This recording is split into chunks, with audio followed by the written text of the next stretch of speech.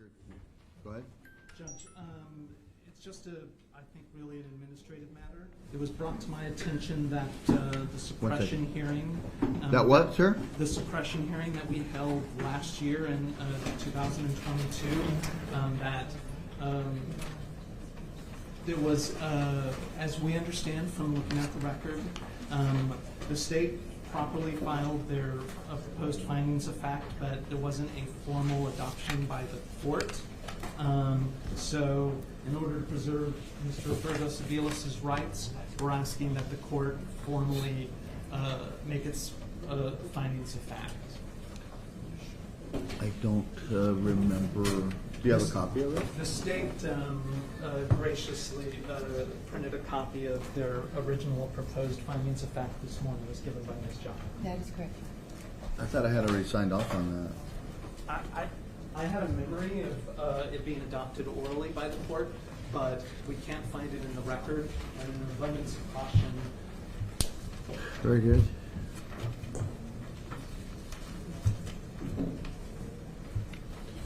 The state couldn't find it in the record either, Judge. Assuming that for a moment that I've signed these already, because I'm going to check my records. But I'm pretty sure I would have signed it without it saying state's proposed. Yes. So can you just have somebody send it to both counsel for the defendant and me, either on a Word format or whatever you use? Is it Word or WordPerfect? Word. Word, yes. So that I can take out state proposed and whatever else I think that needs to be taken out. Okay. Can you do that today? Have somebody do that today for you? You can just send it like that, and then I'll edit it. I'll edit. Just send it in Word. Don't send it in PDF format. Send it in Word, basically. What I'm saying. Okay. Thank you, Your Honor. I'll look for the one that I thought I had signed, and if it's, I'll read it again. I'm pretty sure I had already done that. They're going to send it to me in Word format so that I can edit whatever I need to edit, whatever I don't, because I'm sure that's what I did last time. So we'll take it from there. Thank you, sir. But I'll get it done. Thank you. Good morning. Ready? The red jury's coming. Yes, sir. Please rise, blue jury.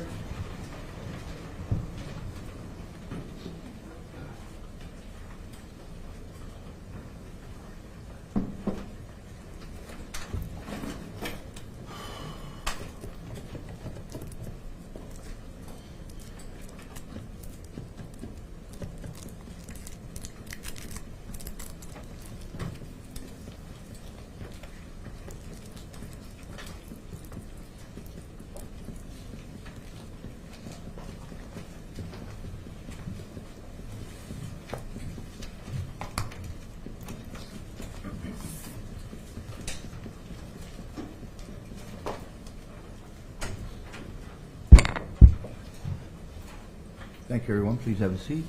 Good morning, members of the jury. We will get started. We left off with Mrs. Camilla on the witness stand, and Mr. Peña, you were about to cross. Do you have any questions? Yes, Your Honor, please. Right. You may begin when ready.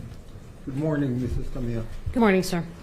Mrs. Camilla, yesterday you testified that Mr. Burgos made a call, a radio call to dispatch at around 11:18 a.m. on the morning of April 9, 2018, and reported that she needed, that there was a woman that was in need of immediate medical assistance, correct?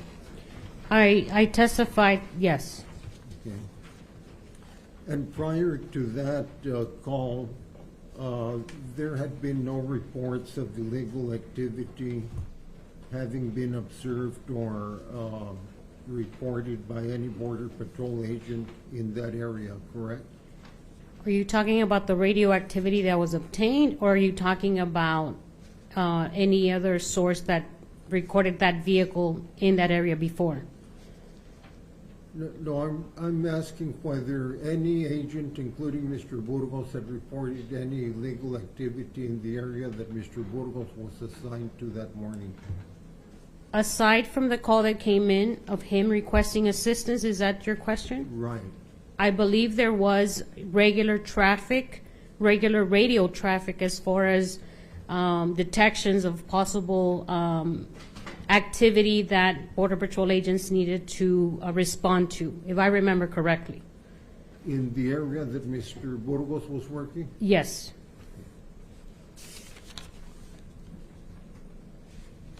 And that morning of April 9, 2018, Mr. Burgos was assigned to an area from the World Trade Bridge to Father Magnabeau Park, correct? So that was one of his areas of responsibility, to include from Fletcher Lane all the way to north of 255, since he was a supervisor for deployments. And the area where Grizelda Hernandez's body was found is included within that area that you described, correct? Yes, that is correct. And as part of your investigation, you searched Mr. Burgos' desk at the Border Patrol North Station, and you were looking for evidence, correct, of the crime? So there was two searches conducted in Mr. Burgos' shared workspace. Like I've mentioned, one of them was done the day of, April the 9th in the evening, and that was done by Laredo Police Department accompanied by one of our agents from my office. I was at the headquarters station. The second search was actually done by admin, the Laredo North managers, that they were trying to clear that office because, again, it's a shared office. And when they were doing so, that's when they came across the documents that I testified to yesterday. The child support documents? That is correct. And other than the child support documents, there was no evidence recovered from Mr. Burgos' office, correct? Not that I recall, no. Right. Now, at Border Patrol here in Laredo, Mr. Burgos was simply known as Ronald Burgos, correct? I am not sure, to be honest, how he was known by his fellow agents or supervisors.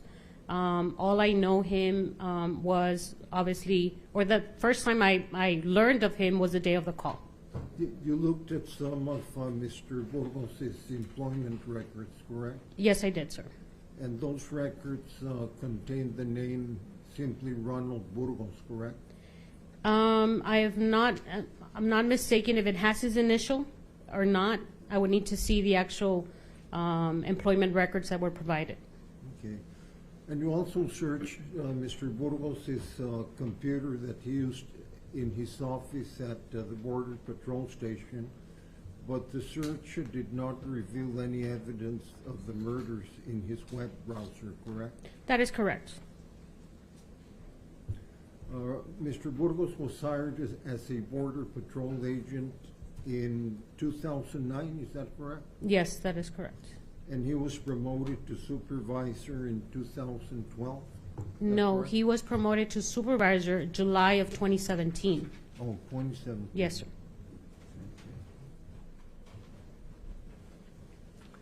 Now, you learned as part of your investigation that Border Patrol agent Francisco Lara placed a bloody glove in the bed of the kilo unit that was assigned to Ronald Burgos, correct?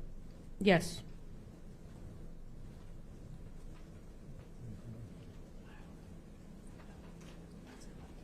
I'll pass the word, Mr. Ronald. Just a few questions, Sean. As I was coming out yesterday when we were discussing State's Exhibit. Turn the mic over to you, the big mic. Just turn. On State's Exhibit 514.5, which was the radioactivity for the handheld radio. Yes. Are you able to see document 514.5 exhibit? Yes, I can. And when asked, how is it that we knew that this handheld radio belong to Mr. Burgos? So this report, again, was requested for any activity that came from his handheld. And aside from the subscriber ID, the 5154867, the report also documented his star number, which is the N68. The subscriber alias was recorded that was the radio assigned to Mr. Burgos at the time. I'm now showing you states 472, and if you can find the star number or the alias name for Mr. Ronald Burgos. Yes, so the star number is noted on the report next to his name. Thank you. And then will you also please read out the name as it is listed here in States Exhibit 472? If you can just zoom in, it's a little bit blurry. I don't know if it's the light. Okay, it's Ronald, or Burgos, last name, and then first name Ronald. Okay. Is there next to the parentheses, is there, outside the parentheses, is there a letter or anything? Yes, there's an A initial. Thank you. No further questions, Your Honor. Any reply? No further questions, Your Honor. Thank you. Am I excused? You are excused to go about your business. Thank you, sir. Yes.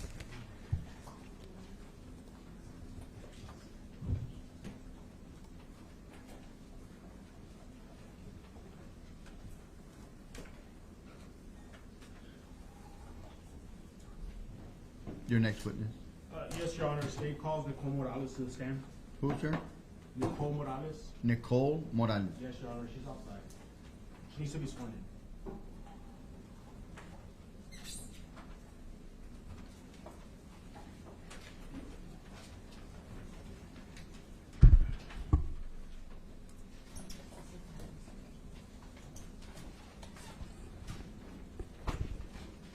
Ms. Morales, good morning. Please come forward. Good morning. Could you state your full name? Nicole Morales. Ms. Morales, please raise your right hand and be sworn. Do you swear to tell the truth, the whole truth, and nothing but the truth, so help you God? I do. Thank you. Please have a seat right over here.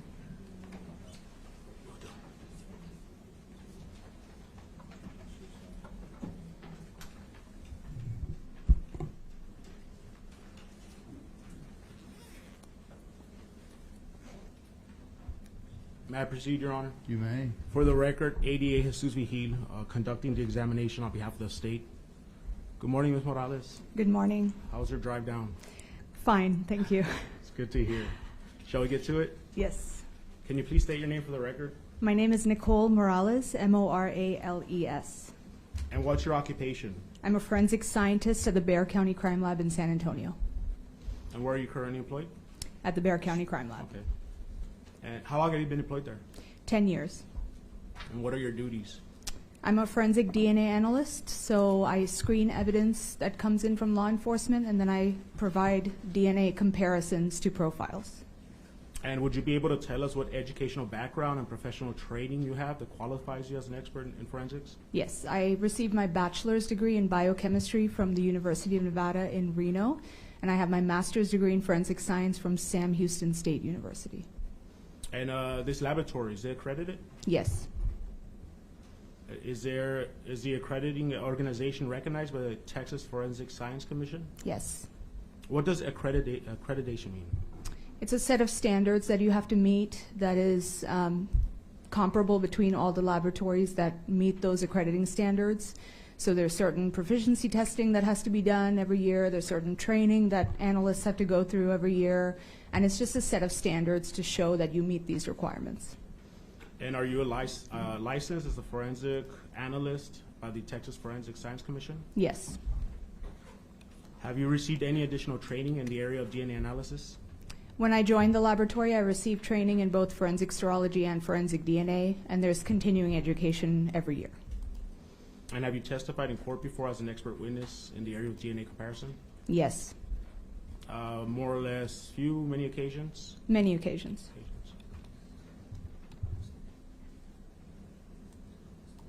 throughout the state of Texas? Typically Laredo, Killeen one time, and then mostly Bexar County. Pretty sure the jury knows, but would you tell the jury what DNA is? Sure. So DNA, I describe it as the genetic blueprint of what makes you unique. So if you think about a blueprint of a house, you have a set, walls, doors, rooms, how they're set up. So DNA is the genetic blueprint of what makes you unique. You get half your DNA from your mom and half your DNA from your dad, and each person has a unique genetic profile unless you have an identical twin.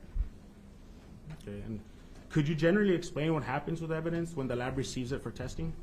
Sure. So law enforcement will bring in the evidence. It gets stored in our evidence receiving section. It's a vault that's accessible to analysts and evidence receiving staff. At that point, someone will pull that evidence for analysis, and then we pick it up from evidence receiving. We perform any necessary testing. We keep any items stored in our section for DNA testing, and then the bulk evidence goes back to evidence receiving, and then subsequently goes back to the law enforcement agency. Okay, and now in this case, were you provided with evidence to conduct a forensic analysis? Yes. How did you receive that evidence? I picked it up from evidence receiving, and it was submitted by Laredo Police Department. And once you finished conducting your analysis, what happened to the evidence? The evidence, once I retained whatever cuttings, swab tips, etc., from the evidence that I wanted to keep, the bulk evidence was submitted back to evidence receiving, which submitted it back to Laredo PD, and then I had just samples of the bulk evidence in my custody. Okay. And did you prepare a report? Yes. Several reports? 6 reports, yes. And, Your Honor, may I approach the witness? You may.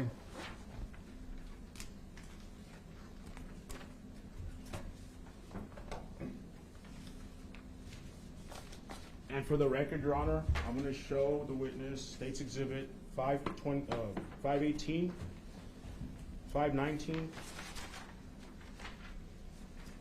520, 521, 522, 523, and 524.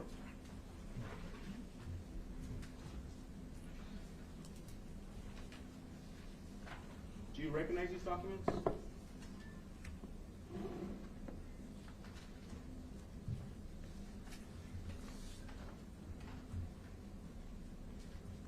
Yes.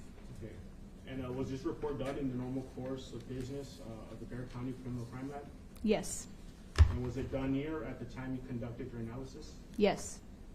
Thank you. Your Honor, I'm going to show the defense for any objections, and I move to admit into evidence State's Exhibit 518 through 524, and I request to publish State's Exhibit 518.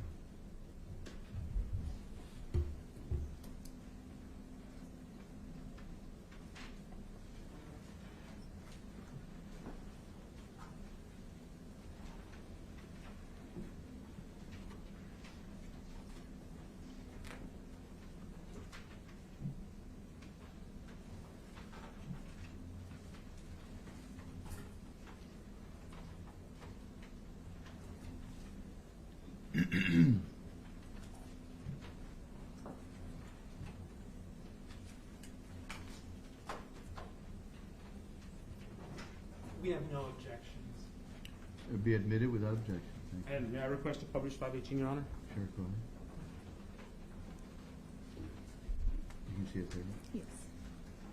Thank you.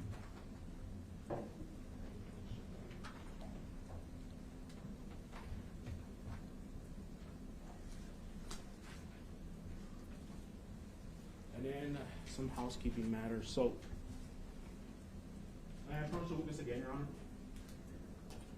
Excuse me? May I approach the witness Yes, again? of course. Approach liberally, please. So, I'm going to show you what's been marked as, and I guess I'll leave them somewhere you can look at them. State's Exhibit 47.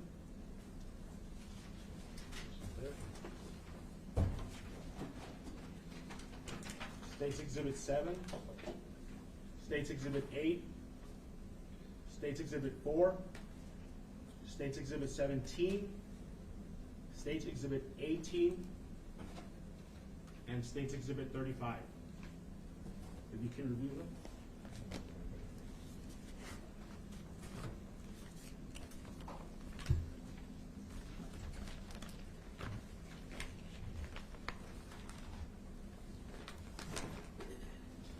Okay, Do you recognize them? yes. How do you recognize them? Each of these packages has the unique CIL, which is the Criminal Investigation Laboratory case number on it, as well as my initials and the date, and the exhibit number that each item is. What date do they have on them? So some of them have 1/29/19, one of them has 1/30/19, one of them has 7/24 of 2018, 7/25 of 2018, and 7/18 2018. Okay. And are these the items that you received and analyzed? Yes. Your Honor, at this time, we move to admit these respective exhibits into evidence. I'll tender the defense for any objections.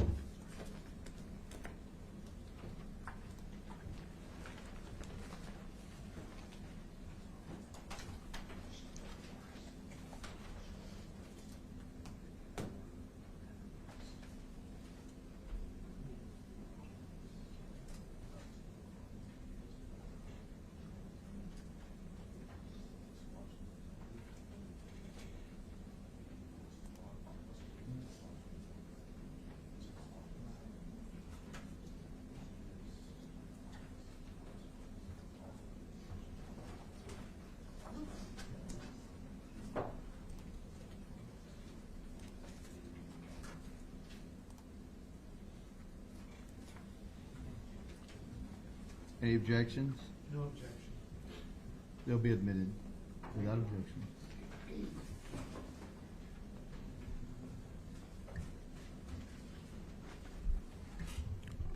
Are you familiar with the case at hand? Yes. Now, I know you said you were given some samples to analyze. You actually did an analysis on these samples? Yes. What analysis did you utilize? So typically in homicide cases, the typical analysis is looking for blood evidence or touch DNA. So if it's blood evidence, I would do a screening test, which is basically a presumptive chemical test for the possible presence of blood. That's basically a color reaction test. So if it tests positive, it would turn the sample pink, and then I would retain it for possible DNA analysis. So that's typically the presumptive test that I would do on homicide cases, unless there was something else specifically asked for. Let's say there was an indication of a sexual assault or something like that, then there would be additional testing. Other items that might just be retained without any sort of presumptive testing might be something that was handled, like let's say a firearm or a steering wheel cover or something like that. So there's no presumptive test for that. It's just kept and DNA is performed on them. Okay. Well, would that cover the methodology? Yes. Okay, let's move on then. So I guess after you did your analysis, what did you do after doing the analysis on the samples? What did you then do? So anything that tested positive for the presumptive presence of blood, either a cutting or a tip, if they were swabs, I would keep just the tips of the swabs. Those would be retained in the laboratory. Any items that were sort of positive for touch DNA, like I said, no presumptive testing was done, but samples would be kept from those items. And then they would be retained within the laboratory, and the bulk evidence would have been sent back to Laredo. Okay. So you looked at State's Exhibit 47, right? May I approach, Your Honor, just to place it? You may. Just to refer to it. Thank you. So can you tell us State's Exhibit 34, did I say? This is 47. 47, I'm sorry. Where does that exhibit corresponds to where on your lab report? It's Exhibit 1, so it's the first brown paper bag listed. So would it be these items right here? Correct. Would you mind, I don't know if you can see or want to refer to the exhibit, what the items consist of? So the description might be different between what's listed by law enforcement and what I described it as. So it depends on which one you want me to use. Do you have a copy of your report? Yes. Would you like to refer to your report? Sure. It's been entered into evidence. Okay, so in this container, which is Exhibit 1, the brown paper bag, there were 5 different sub-items in there. The first was a stroller handle foam. The second was a stroller canopy fabric. The third was another brown paper bag like this inside of this bag, and it had 5 items within it. So 1-3-1. So stroller headrest fabric, stroller seat belt buckle, dry grass, then another tape sealed manila envelope which had 4 items in it, swabs 8, 9, 10, 11, and then apparent hairs, and then stroller seat fabric and tire prints were all in Exhibit 1. And so you conducted an analysis of these items, right? Yes. Would you mind telling us what your findings concluded as to these items?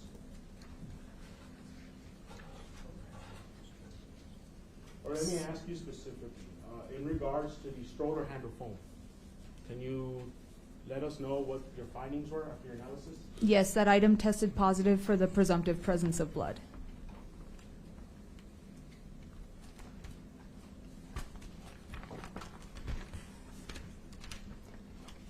And can that be attributed to anybody? Until DNA analysis, that would be when the comparison is made between that Okay. item. So that's on a separate report We'll later. get to that then. Perfect. And so how about in regards to the shoulder canopy fabric? That also tested positive for the presumptive presence of blood. How about in regards to the stroller headrest fabric? That also tested positive for the presumptive presence of blood. And in regards to the stroller seat belt buckle? That also tested positive for the presumptive presence of blood. In regards to the rock? The rock was, swab 9? I believe yes. It's Swab 9. That 1342. yes, that also tested positive for the presumptive presence of blood. Now, if I can have permission from the court to publish State's Exhibit 519. It's already admitted. So can you tell One us second, what sir. forensic One exhibit- second. Yes, it's been I'm confirming whether it's been admitted or not. Now you can publish it. Can you inform us what the difference is between the first report that we looked at, State's Exhibit 518, to State's Exhibit 519? So the first report was the serology report. That's where I was screening the items of evidence to keep what was probative or what tested positive for any presumptive bodily fluids. The second report is the DNA report. So at that point, I'm taking those items that I retained, developing genetic profiles from them, and then comparing them to any known profiles I have from individuals. And so your findings will be on the following pages, correct? Correct. So can you tell us now the items that I mentioned? Can you tell us then, you mentioned that you found human DNA on these items, correct? So those items tested positive for the presumptive presence of blood. It's only a presumptive test, so I would develop a genetic profile and then compare it to any known profiles. Okay, and then I guess let me show you then, now that you mentioned that.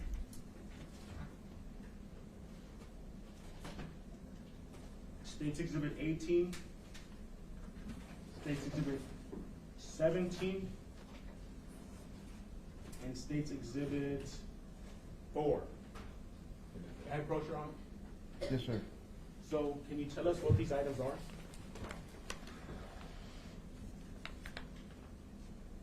So State's Exhibit 17 is my Exhibit 8-1. It's a known sample from Dominic Hernandez, and it would have been a bloodstain card from the medical examiner's office.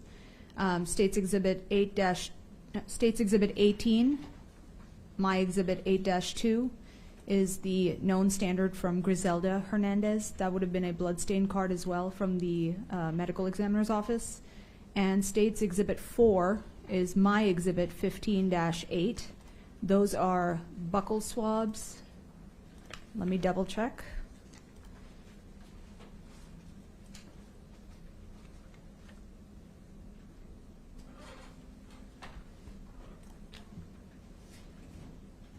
I don't think this is the one, 15-8.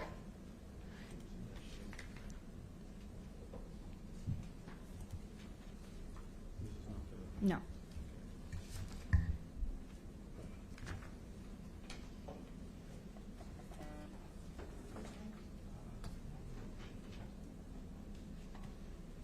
Okay, so let's proceed with these two for now, Okay. while I work on the other one. Okay. So, you mentioned that there were Grizelda and Dominic's bloodstain cards. Can you explain what the significance of that is in regards to your analysis? Yes, they're used as known samples. So everything that is collected from the crime scene and submitted are all considered unknown samples. We don't know the source of the DNA on those items. When you take a known standard, you know who you're collecting it from. So if, for example, I came up to one of you and swabbed the inside of your cheek and then looked at your driver's license and said, this is a known standard from Joe Smith.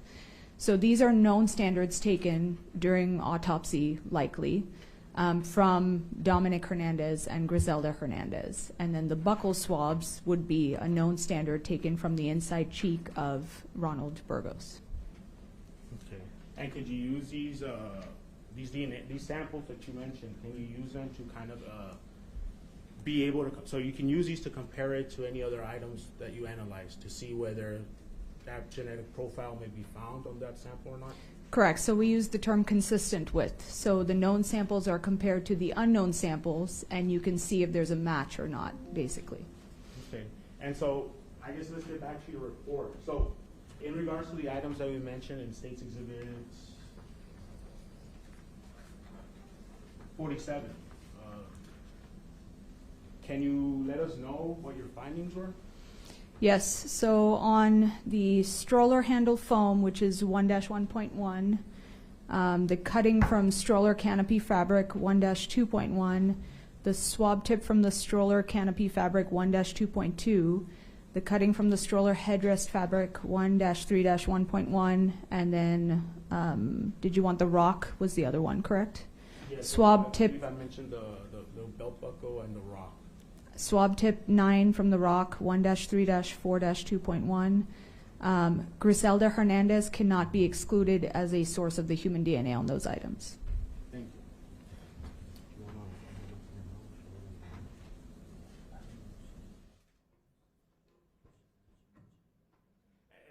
So, I think, how about in regards to the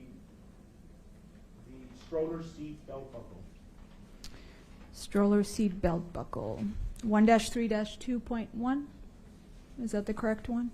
I have 1-3-2.1, correct. Yes, Grizelda Hernandez cannot be excluded as a source of the human DNA on those items.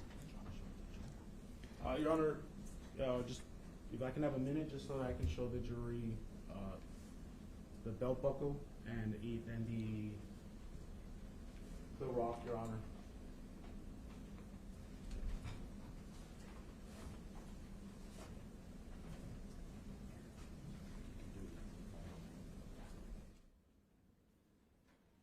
And then I guess we can label it as 47.1 and 47.2. They're not in yet, what you're saying? Yeah, okay. Is that correct? Yes, that's correct. Or are they in already? No, they've been admitted, Your Honor. 47. Has the rock and the buckle been admitted? No, Your Honor. I That's guess all we'll that. cross that bridge when we get there. So maybe you could show it to them then. Yes.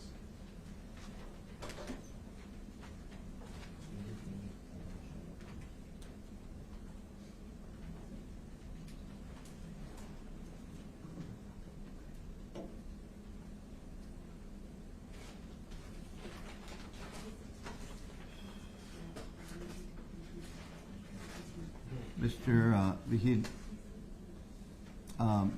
is that something that you're going to present to council? Yes, Your Honor. I'm Okay. present. Maybe you can do that over here instead of over there, Of course, Your Honor. like right here at that table there, or whatever you want to do.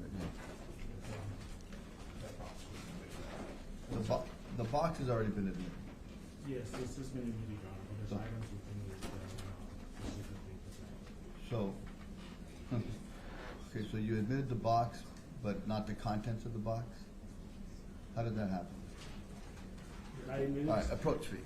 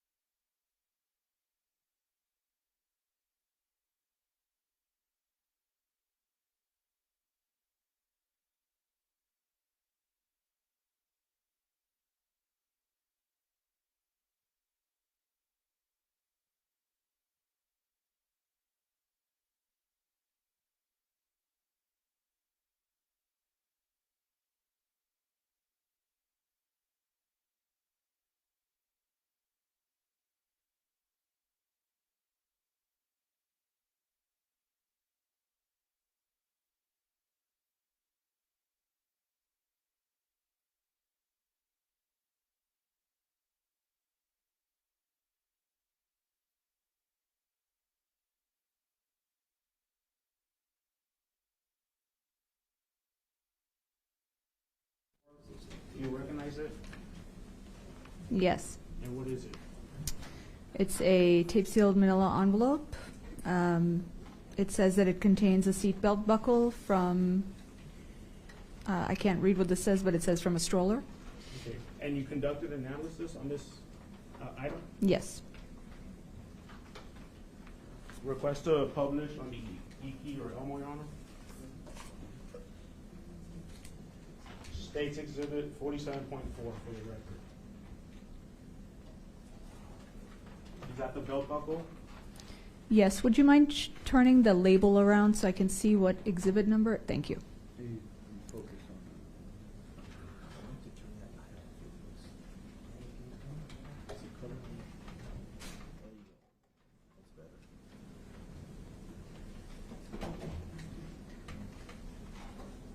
Yes. Yes. And you said again that, what were your findings in regards to this item? So on that item, I took a swab from that item, and Grizelda Hernandez was not excluded as a source of the human DNA on that item. Thank you.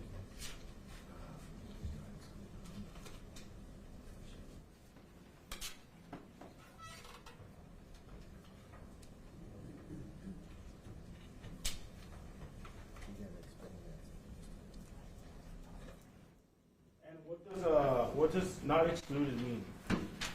Not excluded means that when I made the comparison between the unknown profile and the known profiles of the three individuals, that there was a match between the profile of Grizelda Hernandez and that item.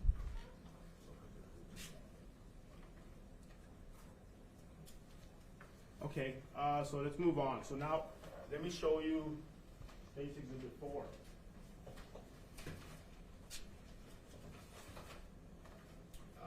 Can I approach, Ron? So can you tell us what this pertains to in your report?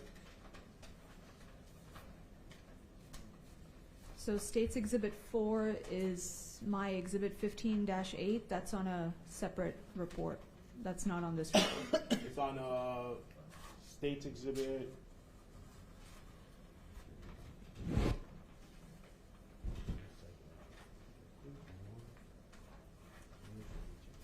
So would that be on State's Exhibit 520? Is this the serology report from February? February 5th? Yes. Mistress.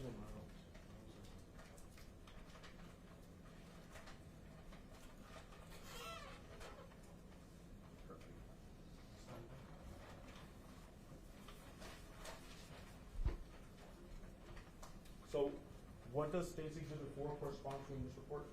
So they're labeled as 2 DNA swabs, and I labeled them as, there's 2 items in here, and so they were subbed out as 15-8-1 and 15-8-2, and I labeled them as swab from R. Burgos-Aviles.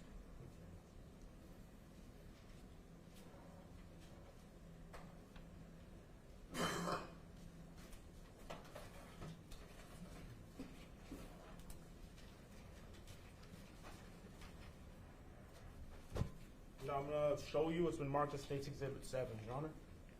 Approach liberally, please. Thank you. Thank you, Your Honor. Can you tell us where that corresponds to and which of your reports would be the February? Yes, this would be the February 5th serology report as well. This is my item 15-7. There's 4 items in this envelope, which I subbed out. They're all 4 swabs. The 2 first ones, number 1 and number 2, are from a Cricket cell phone, back and front. And then items 3 and 4 are from a Samsung cell phone, front and back. And what did your, I guess I'll go ahead and I'll show you State's Exhibit 21. Can you tell us what your findings concluded in regards to these items? I guess we can take it first with Grizelda. 21, was that one of the ones that was originally admitted? Yes, Your Honor. Because we don't have it as admitted. I Do you have it, Cindy? Can you check your list? 21? 521. Yeah, it's 521. I had asked. Oh, 521. It was about We 6 heard you say reports. 21. No, 521, Your Honor. I'm sorry. Thank you. So again, can you tell us what the findings were in regards to the items that you just stated are in State's 521. Exhibit 7? 7? So just to clarify, for serology purposes, for the screening of the items, the 4 items in States Exhibit 7, which were my 15-7-1, 2, 3, and 4, they all were positive for the presumptive presence of blood. Do you want me to cover 15-8 as well, the previous? Yes. So 15-8, they were just retained because they were just swabs taken from an individual. They didn't have any biological soiling on them. So they were one of those touch DNA swabs that I described, so I just retained them without any presumptive testing. And then do you want me to Yes, look at the DNA results? Yes, and what were the results, your findings?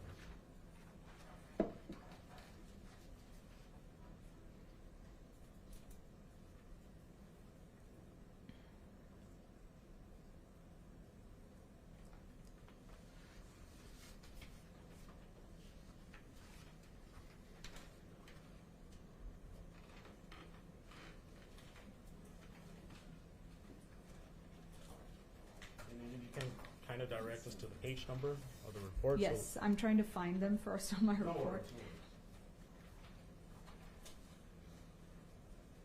worries. Okay, so we're looking at 15-7, 1, 2, 3, and 4.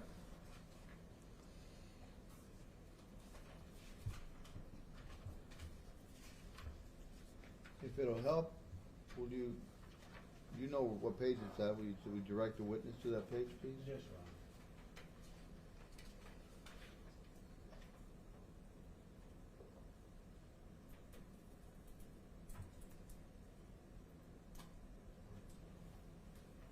Because you already had it then. Yeah. So I if have- you go to page 3 Okay, of your forensic DNA report. yes. All right. Proceed. Yes, Mr. so I Producer. have, Proceed. I have 15-7-4 here. So there's human DNA consistent with 2 contributors on that item. Dominic Hernandez is not excluded, and Grizelda Hernandez and Ronald Burgos-Aviles are excluded as a source of the major contributor of human DNA on that item. There was additional human DNA not attributed to Dominic Hernandez, but was of an insufficient quantity and quality for me to do anything with that additional DNA. So what does that mean? So that means that there's a major profile that I can attribute to someone or make a comparison with someone, and then there's very low-level amounts of DNA that I don't feel comfortable using. It's just not it's not enough to use it to make any sort of comparison. So I don't make a comparison to anybody. I just say that there's an insufficient amount to do anything with it. Okay, so would it be safe to say you would need more DNA matter? Correct. I would need a more robust profile. Okay. So- I'm sorry. I was just going to say there was a major contributor, and that's who I made the comparisons to. So from the major component of that item, Dominic Hernandez is not excluded, and the other 2 individuals are excluded. And again, when you mean not excluded, what does that mean? That there's a match between the known profile and the unknown profile.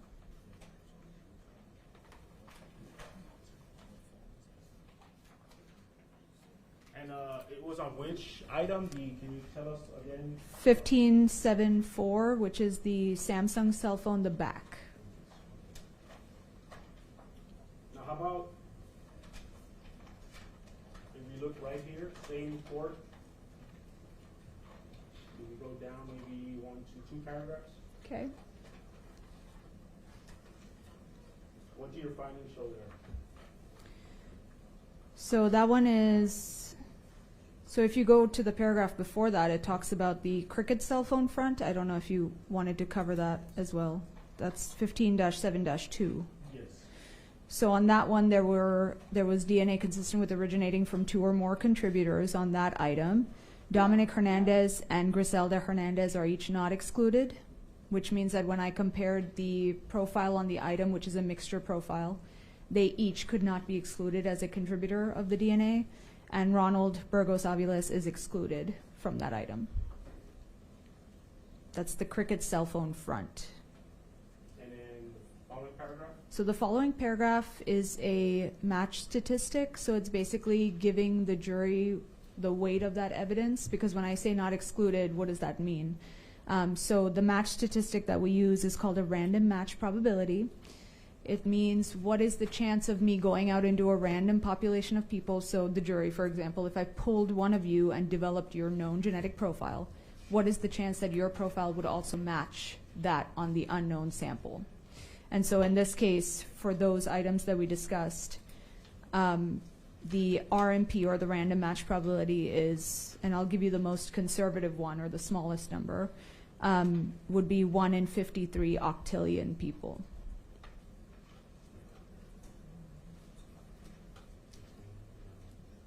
Can you explain that number in layman's terms for us? So people like to think of it as like, what's the population of the world? That's typically what I get asked, which it has nothing to do with. It's a statistic. But there's 7 billion people on the planet, and this would be like many, many sets of decimals over from that. It's octillion. So I would say that this profile is very rare in a population. So it would be very hard to find another individual that had the same profile. And then I'm approaching you to show you what's been marked as State's Exhibit 8. Can you tell me what that is? So this is my Exhibit 16-3. It's labeled as 2 swabs from the tailgate of a truck with a license, or a driver's license plate number K66119. Kilo number, what was that? K number what? Kilo 66119. Okay. Now, Your Honor, I'm going to request to publish what's been already as pre-admitted State's Exhibit 305 and 217. Okay. So there's a number that's written on that envelope, I believe, bottom left side. Can you read that number? Is it the state's exhibit number you're talking No, about? there's Or? a little hashtag. Oh, item number 1.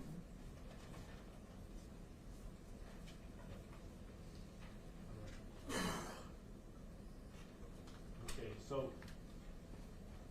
this is State's Exhibit 217, which is the back of the tailgate with some blood.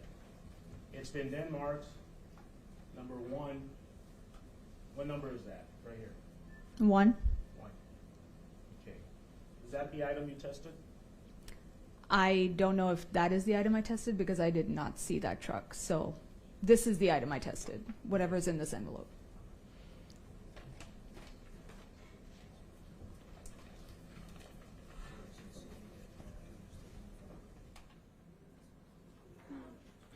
Okay, so where did the swabs come from?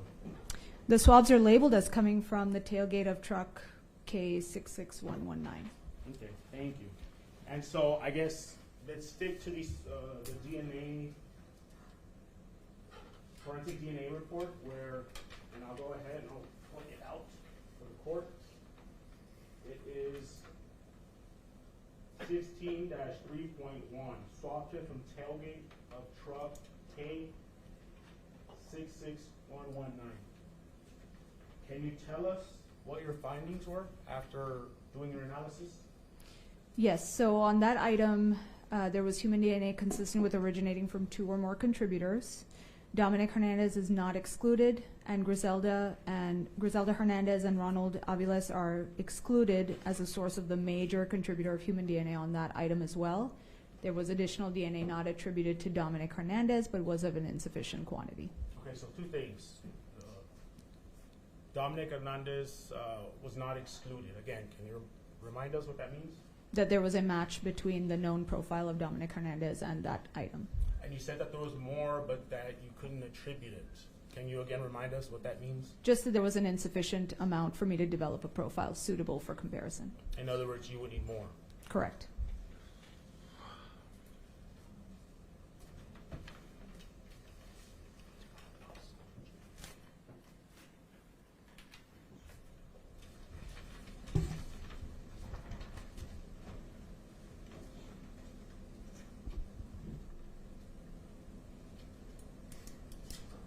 Okay, so you testified that you had the genetic profiles kind of as a control where you can you have the DNA profile, and then you use it as a control when you analyze the items, and then you can use that control to determine whose biological sample was on which item, correct?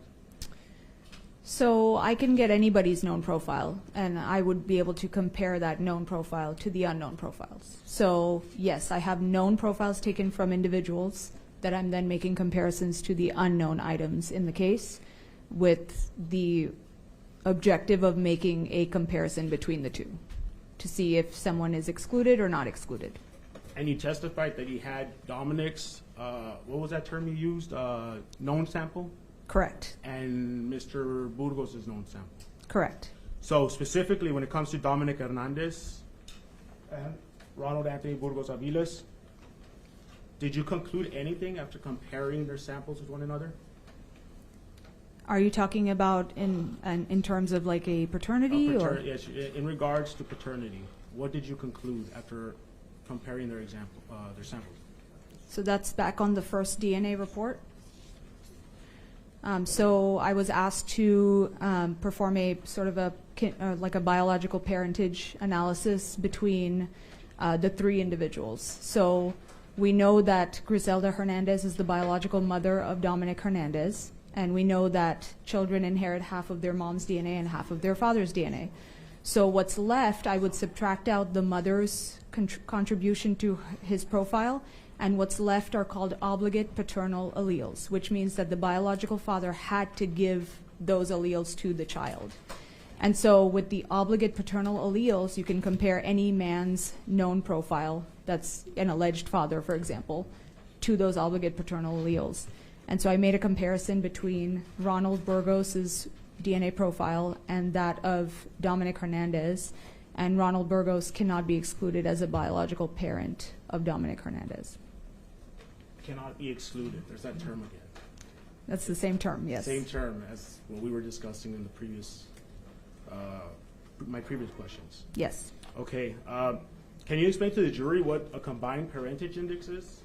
Yes, it's basically the same thing. It's like a likelihood ratio or statistic for the jury to understand what that means, that he's not excluded as a biological parent.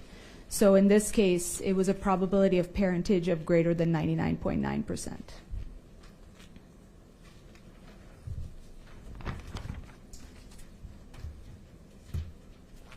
Okay. I'm going to approach you real quick. Just put on my gloves. So, I'm going to approach and show you as the mark as State's Exhibit 46.3. Do you recognize this item? You don't have to say what it is, just you recognize it. Yes. Okay. And how do you recognize it? I have my CIL on it, as well as my initials, the date, and the exhibit number. Okay. I'm tendering to defense State's Exhibit 46.3 for any objection.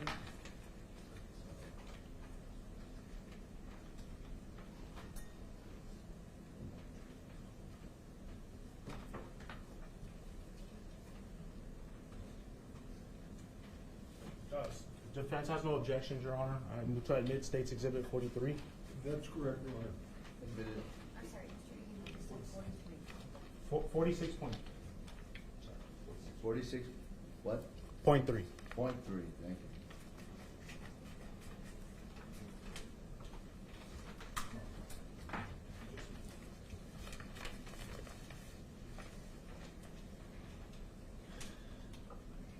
And can you tell us what that is? So this is a swab box that would contain swabs inside of it.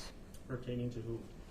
These are labeled as buccal swab samples collected from the inner mouth of Ronald Anthony Burgos. Thank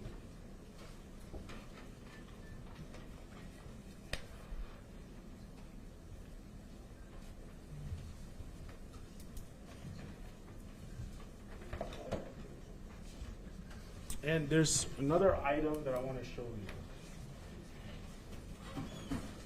State's Exhibit, it's been marked as State's Exhibit 35. Can you tell us what that is? So this is labeled as a black in color belt keeper found on the driver's side floorboard of a Ford F-150 truck of Border Patrol Unit K66119.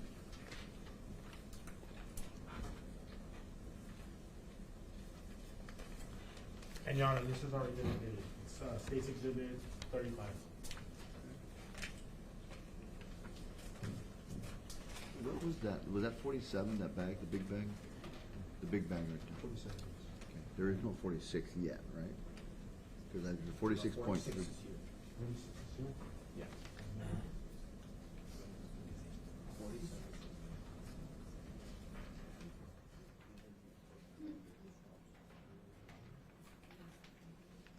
Just wanted you to know, we have 46.3, but there is no 46 yet.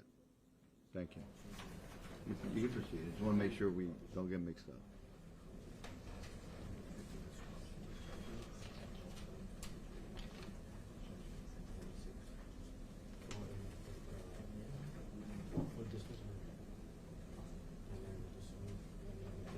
Well, Your Honor, real quick, I'm showing you what's been marked as State's Exhibit 46. Do you recognize it? Yes. How do you recognize it? It has the CIL, my initial is the date, and the exhibit number on it. Thank you. I'm tendering to defense for any objections with what's been marked as State's Exhibit 46, Your Honor.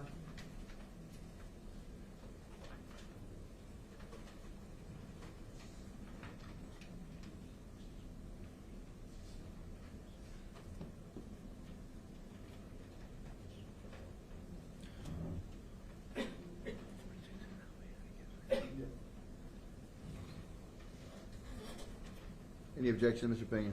No objection. 46, State 46 is in. And before I get into your findings and all that, let me just show you the item. And this is going to be which item, Mr. Vahid? This is State's Exhibit 35, Your Honor. That's it.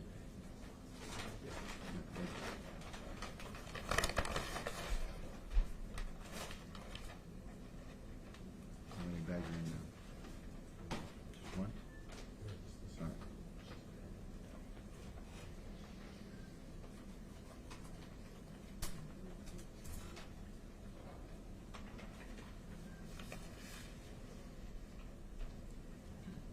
Do you recognize this item? Yes.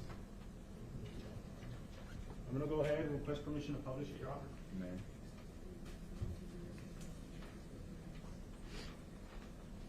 Is that the item you analyzed? Yes. Okay, and so I believe this one was an item in your first report. Yes. Let me just find it.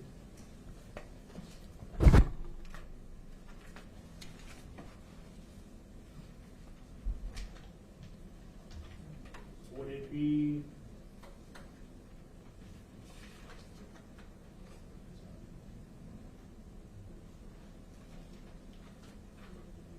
It's 11-8. I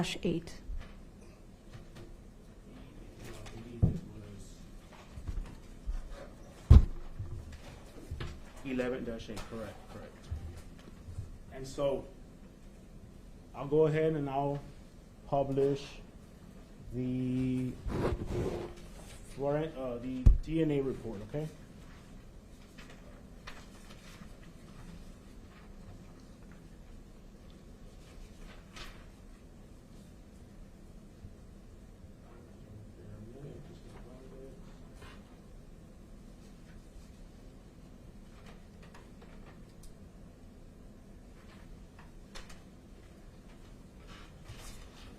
So, after conducting an analysis of this bellkeeper, what were your findings?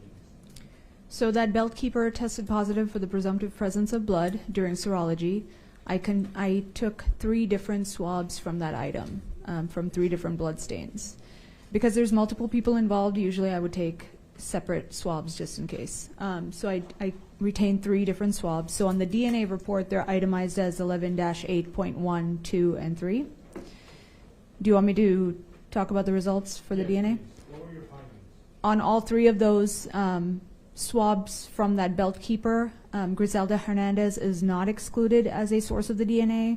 and Dominic Hernandez and Ronald Burgos-Aviles are excluded. And again, there's that term again. Is it the same, when you mean by not excluded, it means the same as we were discussing before? Yes.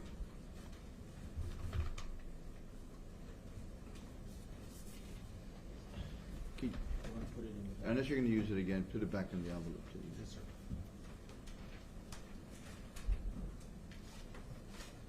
Thank you. Thank you.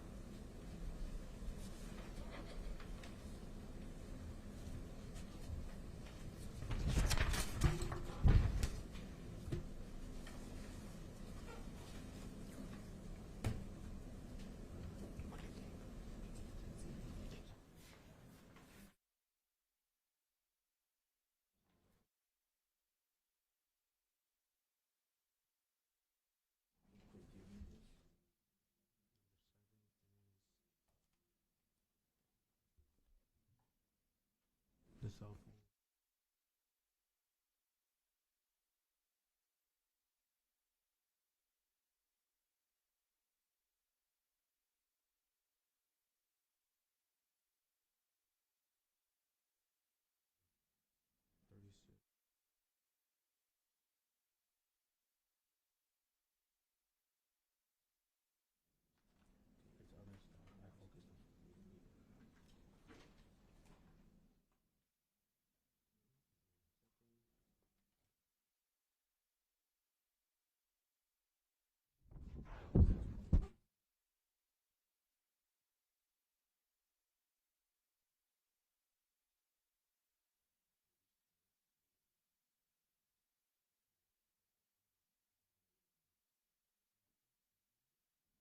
That's a witness, Your Honor.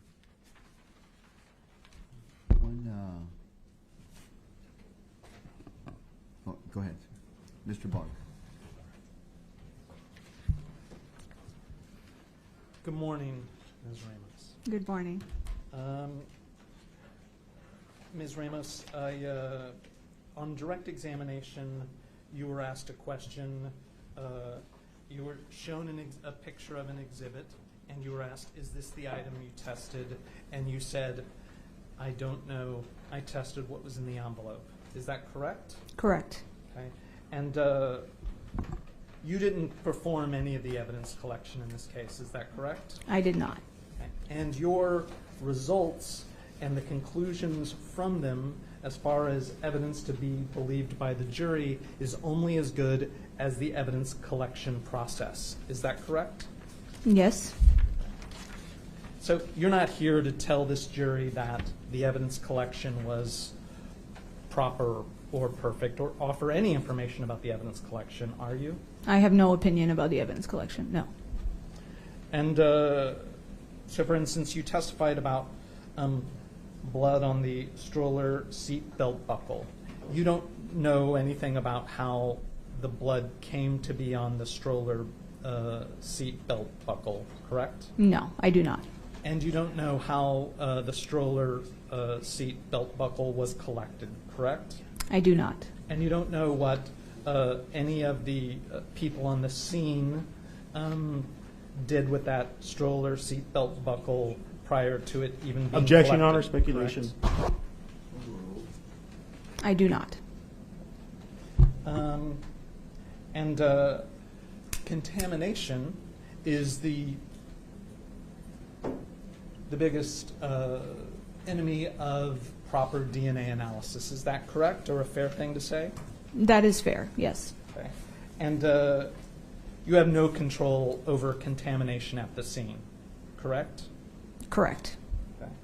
And for instance, DNA transfer at the scene may cause your results to be meaningless. Is that correct? My results to me are my results. I don't know what meaningless means to anybody else, but I'm speaking for the evidence that's submitted. So you testified about a belt keeper possible match to Mr. Burgos-Aviles. Is that correct? No, I believe he was excluded from the belt keeper. Okay. He was excluded from the belt keeper. Correct. He was a match to the blood that was purportedly collected from the back of the truck. Is that correct? No, that is also not correct. I apologize. Could you, what was the result of the testing regarding what is purported to be the blood from the back of the truck regarding Mr. Burgos-Aviles? So he was excluded as a donor of the DNA on the belt keeper. Let me go back to the truck.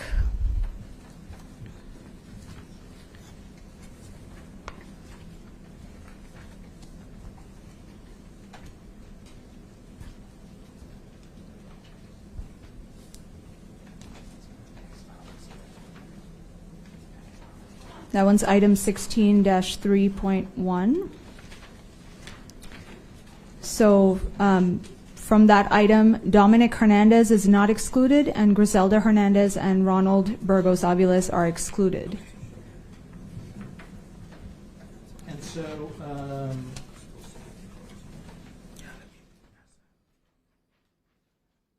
if I could just have one moment, I apologize.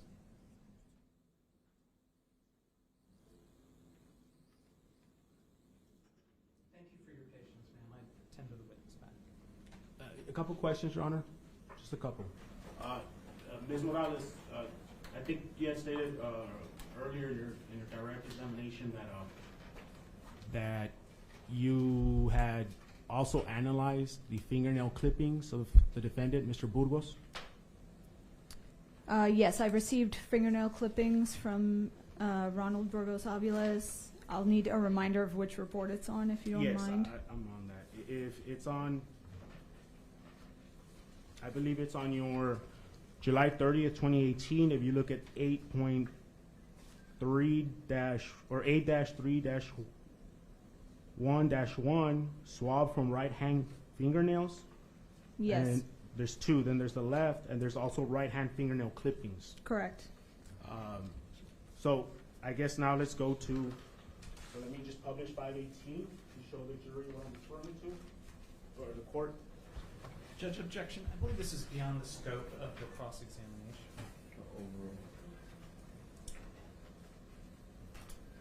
So, again, here it is in the July 30, 2018 forensic serology report. You just testified that yes, you did have some fingernails, swabs, and clippings of the defendant. Correct.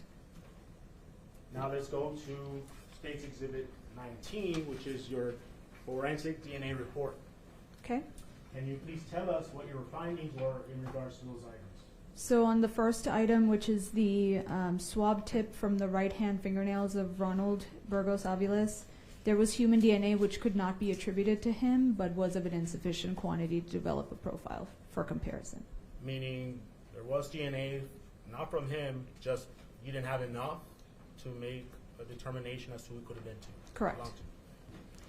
And the other two items in question, the left-hand fingernails of Ronald Burgos-Aviles and the right-hand fingernail clippings, there was no human DNA foreign to Ronald Burgos-Aviles on those items. Okay. What hand was that again? The no human DNA foreign to Yes. was the left-hand fingernails and the right-hand fingernail clippings. No further questions, Your Honor. No reprops. Thank you, Ron. If you are excused, you may go about your business. Thank you, Judge. Appreciate it. If you can wait, I'm going to excuse the jury for a second. If you can wait there while they walk out. Members of the jury, I'm going to give you a real quick break, and then we'll be right back. Congratulations.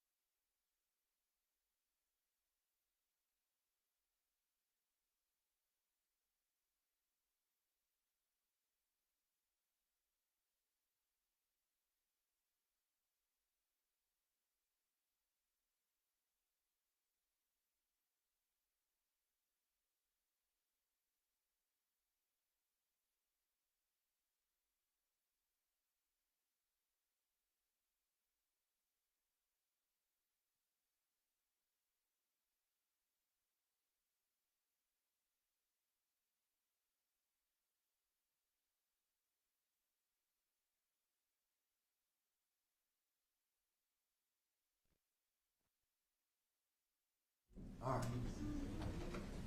Bring the jury in, Mr. Rubio.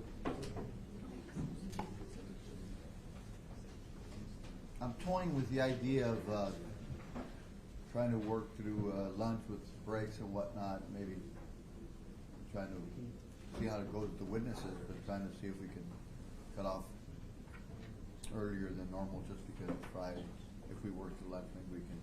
Okay, that being said, can we approach? Well, we can speak right off the record. Yeah. So we have.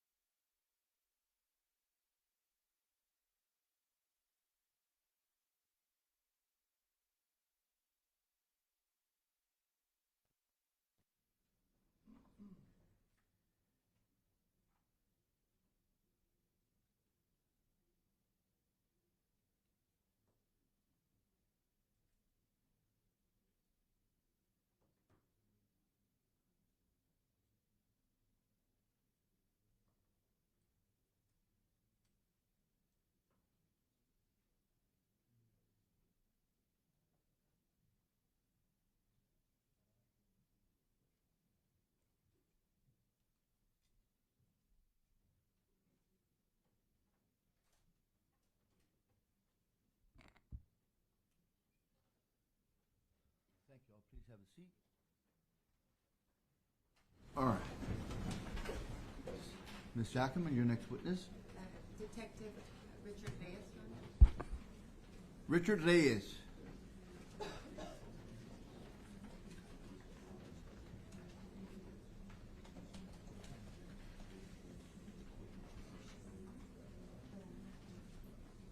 He's coming the other way. Officer Reyes, Detective Reyes, you've been sworn in, sir? Yes, I have. Please, sir, have a seat right up here.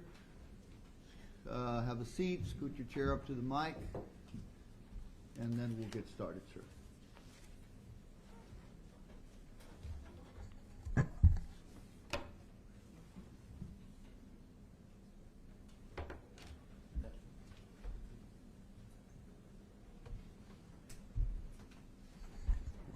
They will be. Can I proceed, Your Honor? You may proceed. Good morning. Good morning. Detective Reyes, will you please state your full name for the record? Richard Reyes, Jr. And how is it that you're employed? I'm a Laredo Police Department. I'm a detective. How many years have you been a detective? This September will be 33 years. And you know why, do you know why we are here today? Yes, ma'am. And you were called out to the scene, Father McAvoy? Yes, I was. I'd like to direct your attention to the Father McAvoy parking lot area. Okay. And that's where I'd like to begin the discussion. Yes, ma'am. Did you have an occasion to see Mr. Ronald Anthony Burgos-Aviles? Okay. Yes, I did. Do you recognize him here in the courtroom? Yes, ma'am. Will you please state an article of clothing that he was wearing? It's got a gray coat, looks like, sitting on the defense table. May the record reflect that Detective Reyes has identified the defendant, Mr. Burgos. Now, we've heard, how long did you see Agent Burgos in this parking lot area? Yes, I noticed that he was there. And how long were you there? Did you have any exchange with Mr. Burgos? A short, brief interaction with him, yes. And this was before radio transmissions that the jury has already heard regarding the driver of the vehicle. Correct. How long were you there before that radio transmission was heard on the radio? No longer than 20 minutes. And what was that exchange between you and Agent Burgos? So when I initially arrived, I arrived to the what I would call crime scene number 1, where the decedents were found. I didn't spend more than 20, 25 minutes there. It's when I first observed the defendant. So I was tasked to go and look for maybe or possibly the victim's vehicle that might be parked in Father McNabo's. So when I drove there, I looked, I saw the Mercedes. I realized that Detective Gilbert Benavides had already found the location of the registered owner. So I was standing by, kind of just securing the Mercedes, is when I noticed and observed the defendant walking towards me near the car in the parking lot.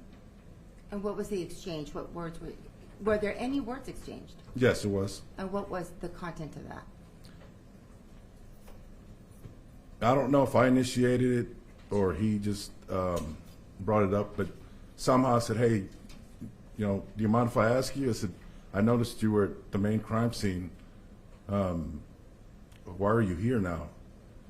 And his response to me was like, I am a supervisor, but I also have to report to my superiors. I said, okay, so you're just kind of filling them in on the latest. And he's like, yes. And at this point, he was the reporting party, correct? Yes, from the information I had at that time, yes. And thereafter, the radio transmission was on, came on. Is that correct? Shortly after, yes. By Gilbert Benavides? Yes. And was what were, if you could just list, because we've heard the transmission, could you list the facts that were mentioned as to who they believe the driver of this Mercedes was? So my understanding over or via the radio transmission was that the car had been taken by Grizelda Hernandez, and she had her infant child by the name of Dominic. They had gone to the Father McNabo Park to meet up with a Border Patrol agent by the name of Anthony Burgos. And so, did what was said over the radio transmission, did this match information that was at the scene? Absolutely. Okay. It was a female? Yes, ma'am. And you said it was a little boy? An infant, male infant. And it was at Father McNabo? Yes, ma'am. And were there Border Patrol agents present? Yes, there was. Now, the name Anthony Burgos, so you at this point knew that it was an Anthony Burgos over the transmission, is that correct? Correct. Now, was this transmission, was Agent Burgos within earshot of this radio transmission? Absolutely, there was. Yes? Yes, he was. Okay.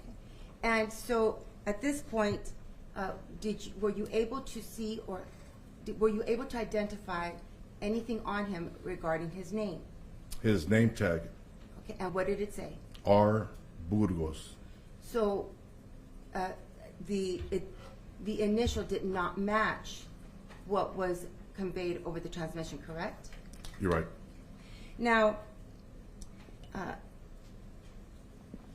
at this point, what is it that you do with any conversation or communication with Agent Burgos?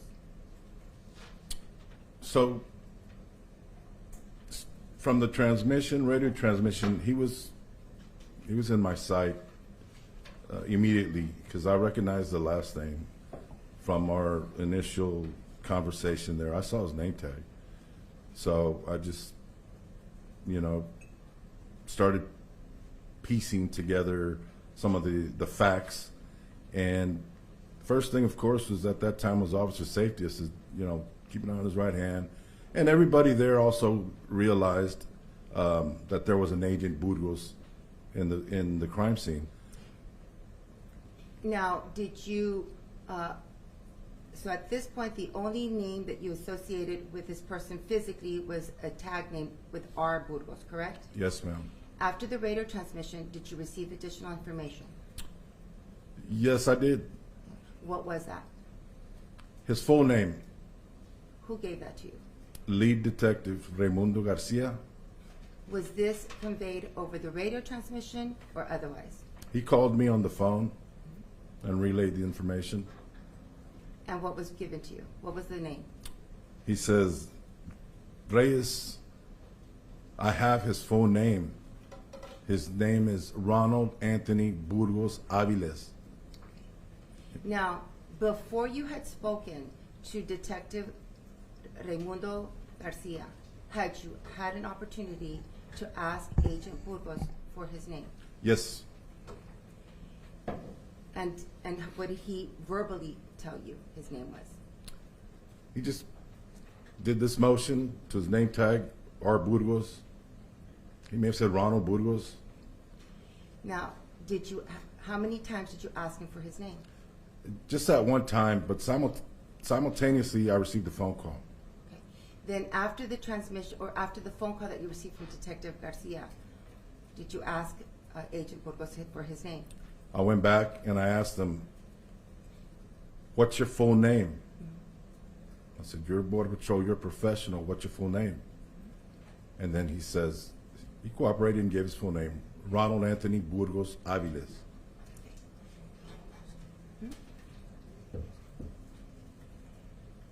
Is that how you asked him? Is that how he answered you? Well, I asked him, hey, give me your full name. What's your full name? I said, it's not the time to be playing games. What's your full name? And this is what he said. He said, it's Ronald Anthony Burgos-Aviles. And thereafter, was he, where was he placed, or what happened after this? So at that point, of course, we all were in high alert. He's an agent. He's armed. And so the concern was, number one, he's armed, so let's get a handle of the weapon. So I asked him to walk towards me. He did. Officer Greg De La Cruz was right behind me. And I grabbed his right arm, I think, and kind of just held it on the hood. I said, just don't move. I said, this is protocol. And he was, he's like, what are y'all doing? It's a big mistake. I said, I'll explain everything in a second. Just let's handle one thing at a time. So at that time, it's when he was disarmed. And I told the officers there to go ahead and detain him and place him behind the unit. And where was he transported? He was later transported to the Laredo Police Department, to the Capers Division, or interview rooms, room number 2. And who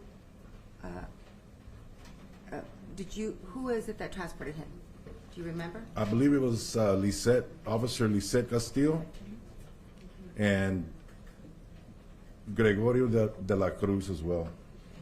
Now, they were in interview room 2? Number 2, yes. At this time, can you explain to the jury what the sense was at LPD interview rooms? How many interview rooms do we have? At that time, we had about 8. Okay. Were they being utilized? They were all full. What was happening in these rooms? Interviews. With what kind of people? Who was We- in there? We were talking to family members. We were talking to friends, relatives, anybody who, the spouse or the ex-spouse of the defendant, employees, co-workers. So anybody who knew the defendant or the victim. And were there several officers involved in these interviews, or did you conduct all the interviews? No, we had detectives. We had mainly detectives conducting all of the interviews. And while these interviews were being conducted, was evidence being collected or taken to the LPD department? Yes, it was. And did you participate in the interview for Ronald Anthony Burgos-Aviles? Yes, ma'am. Who else participated? Myself and Detective Ernesto Elizondo. Okay. Now, at this point, would this interview be considered a custodial interrogation? Yes, ma'am. Okay. And in your experience and with your training, what rights must be conveyed to a person who's going to be questioned? His Miranda rights. And at this time in your career, approximately how many interviews had you conducted? More or less. Hundreds. May I approach? You may. I'm showing you State's Exhibit 525 and ask you if you recognize this.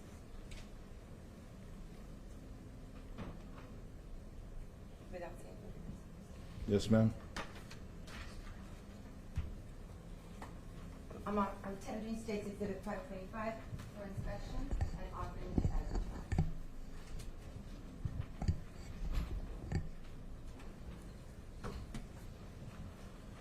Don't judge, Your Honor. Admitted? Permission to publish, Your Honor? May.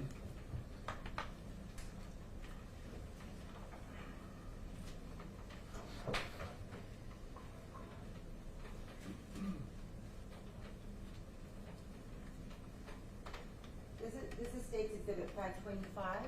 Will you explain to the ladies and gentlemen of the jury what...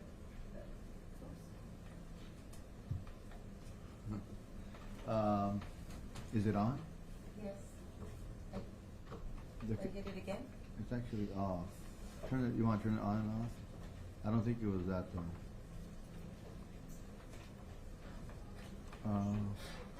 Let's see if we can get that signal again. Give me 1 second. Document imager button is pressed over. The blue light is on. Is it on though? There it Yes, is. there it Yes, is. there it is. Again, for State's Exhibit 525, will you explain to the ladies and gentlemen of the jury what this document is and how it's used by LPD? Yeah, right before our interrogations, each one of his Miranda warnings or Miranda rights are read to the defendant, and usually we'll ask him to initial each and every one just to ensure and to make sure that they acknowledge and understand their constitutional rights. Now, will you read what's number 1? You have the right to remain silent and not make any statement at all, and that any statement you make may be used against you at trial. Number 2? Any statement you make may be used as evidence against you in court. 3? You have the right to have a lawyer present to advise you prior to and during my questioning. 4? If you are unable to employ a lawyer, you have the right to have a lawyer appointed to advise you prior to and during any questioning. And 5? And you have the right to terminate this interview at any time. And the letters that are in bold? You are making this statement knowingly, intelligently, and are voluntarily waiving your rights. And there is a signature line here. Yes. Did you witness the person, Mr. Burgos? Yes, ma'am, I was present. And did he sign this? Yes, he did. So these are his initials. Yes, ma'am. Do you know which hand he used to sign? His right hand, And for the date and time, what does it say? April 9, 2018, time 3:15 p.m. Did you believe that Mr. Or Agent Burgos understood his rights? Yes, I did. Was he in full uniform at this time? He had the BDUs, and I think he had the undershirt, green T-shirt that they wear underneath, and the cap. Now, while you were in his presence, did you believe or did you understand that his law enforcement experience gave him some insight as to the Miranda rights? Yes, ma'am.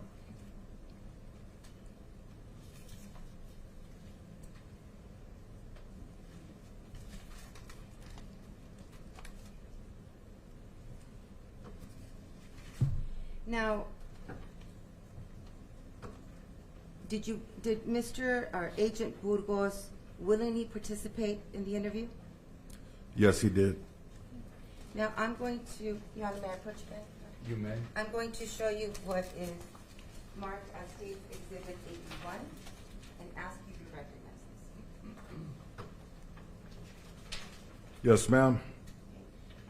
Will you describe what it is? This is the interview that we were just talking about. The pen drive. It's a pen drive containing the interview, the interrogation of Ronald Anthony Burgos-Aviles. And how do you know it's the same pin drive or USB that has this interview? Because I initialed it and I viewed it.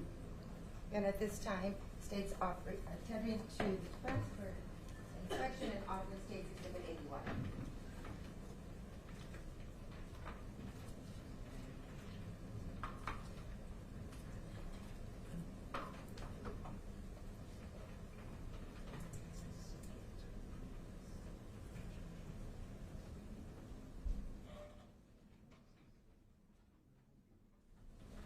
Any objections, Mr. Peña? No objection. Admitted. Now, in this interview number 2, there was an audio recording, correct? Yes, ma'am. I mean, a video recording. Audio, video. And yes. it was capable of recording the events as they were happening. Yes. Has this video been altered in any way? No. Are you able to identify all the participants? Yes, ma'am. Permission to publish, Your Honor? Right. Now, before we publish this, I do want to ask you, during this interview, was there a CSI investigator that entered the room? Yes, there was. We had requested, I'm not exactly sure who, but we had requested for CSIs to come upstairs. And so I'd like to show you State's Exhibit 27. They asked us to change to Oh, computer. then I will wait So till you- after, Your Honor. Well, you can do it either way. We'll go back. I'm just letting you know, it's not, when you flop it over there, the computer screen's gonna be on. We can do it back. Go ahead. Thank you.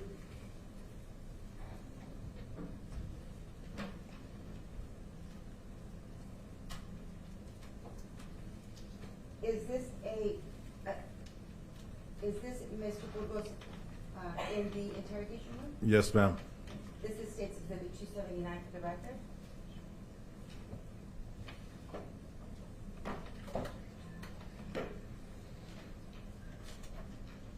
State's Exhibit 280. Yes, ma'am. State's Exhibit 281. Yes. Okay. What was the purpose of documenting this particular image? For the scratches and nicks that he had on his right forearm area, right arm. State's Exhibit 282. Yes. Okay. It's a closer. Just a closer version or view of the injury. State's Exhibit 283. Same thing, just even closer What is with different? the ruler. To measure the size, or just to give you an idea of the size of the scratch or small laceration that he might have. State's Exhibit 284. Yes, just kind of displaying the redness on his knuckles and.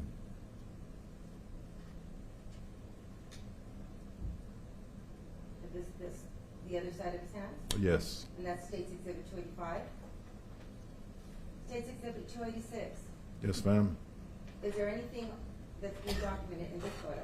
Yes, on the inside of his right thumb, there's like a small scratch or light laceration, maybe. Here's State's Exhibit 287. Is that a close-up? Yeah, it looks like the same thing, just closer. 289. Same image? Same image with the ruler, just to give you an idea of the size. State's Exhibit 290. Same image, just And 291. same image, just I think kind of just showing his fingernails, maybe how short they were. What is it? What is the significance of short fingernails, or the importance of documenting the fingernails? Because usually we try to, or you know, the CSI or FIS section will try to swab for any DNA underneath the fingernail. So his were very short. Now, Your Honor, I'm going to tender to the Defendant States Exhibit 526 for their inspection and offer them to evidence.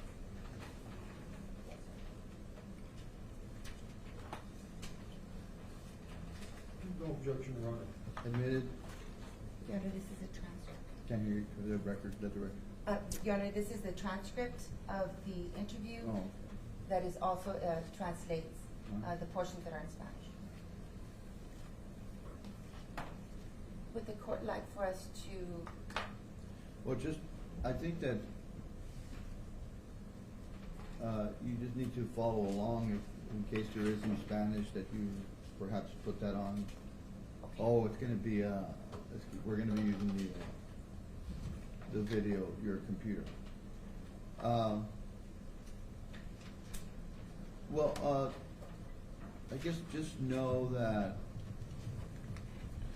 make a note, I guess, for jury and argument that in fact these, whatever's in Spanish in the video will be in fact translated in the transcription exhibit number, and that way, in case somebody wants to see that at some point the translation or interpretation, I guess it would be translation, they could turn to that page. But for now, we're just going to play the video as is. Thank you, Your Honor. Thank you. And Cindy, since there is an exhibit with a translation, we won't have to worry about, doing the interpretation as the video goes. Thank you. May we now publish the? Yes, ma'am. Thank you. And there is only one sub-file, Your Honor. One what? One file in this. All right. Thank you.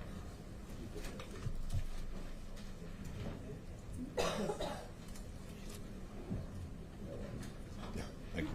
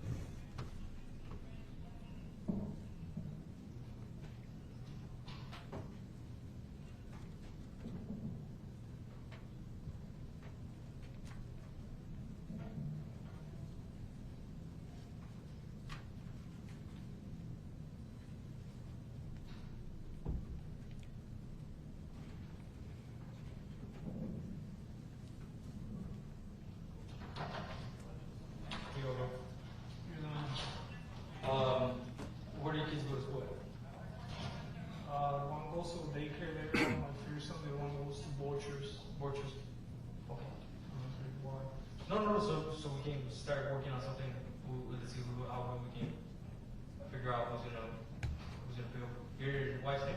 I mean, she can pick them up. It's just a matter of like, you know, within your little. Yeah. Amy, I mean, last name? Burgos, Burgos.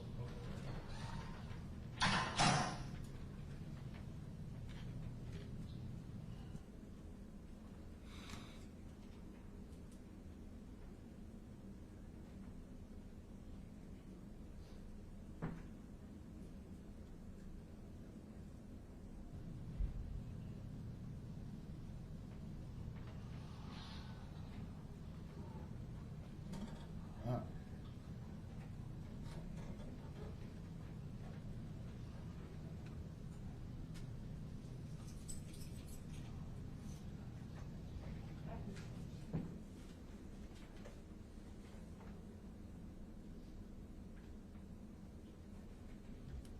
Okay.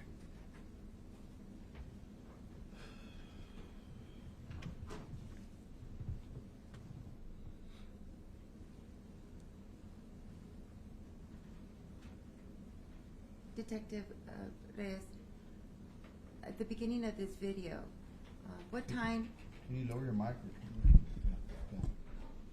before the interview begins, Mhm. was the camera capturing Mr. Burgos or Agent Burgos' behavior Yes, and the communications of any from any LPD officers? yes, During this interviews, was he provided water? yes, he was. Allowed to go to the restroom? I know they asked him. Okay.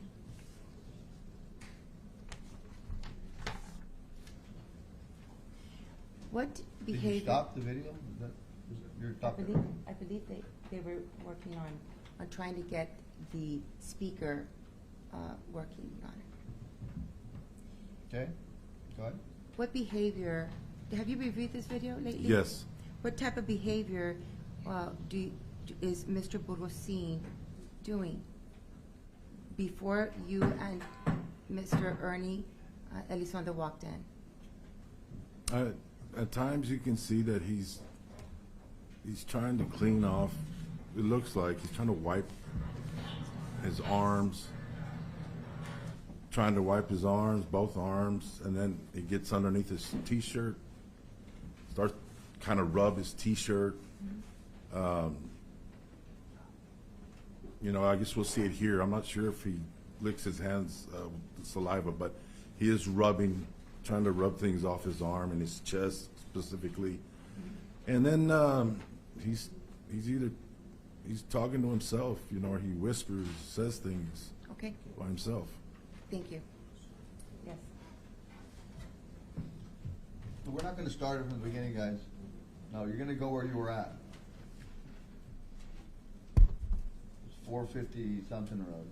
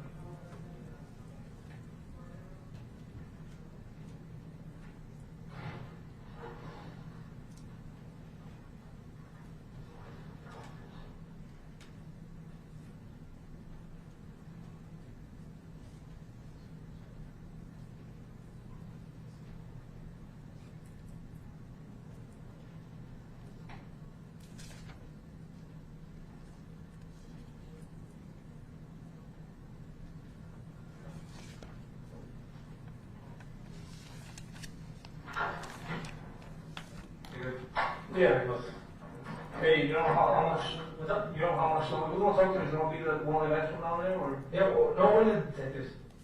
So they don't have to finish. No, there's one here.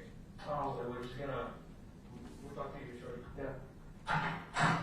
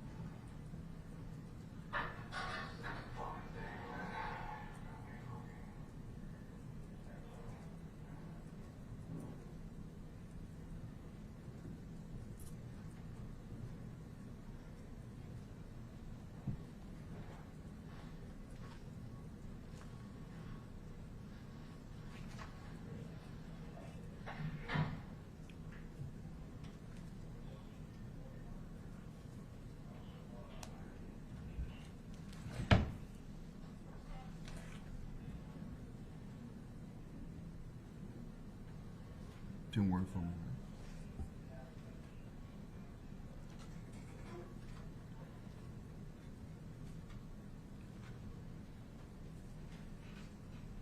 Ms. Jackman, Yes, John.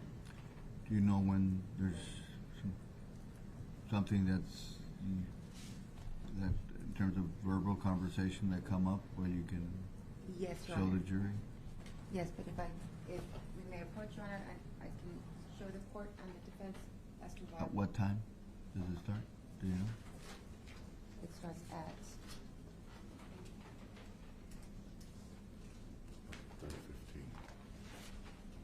3:09. 3? 3:09. No, we already passed that. Uh, 3:09 is the time, and the timestamp, it's the time that's on the back. You're gonna have us here for the next, what is it, 2:42, that's 18 plus 9, 27 minutes of this? My apologies, Your Honor, but that is the entirety of, I don't need to play the entirety of an exhibit just to hear him whisper to himself that nobody can hear or talk, or whatever it is that he may be doing or making noises. if, What is the importance of that? then if the court would allow us to read what the transcript was able to pick up on what was said up until 3:09. Who prepared the transcript? I'm sorry, Your Honor? Approach, please.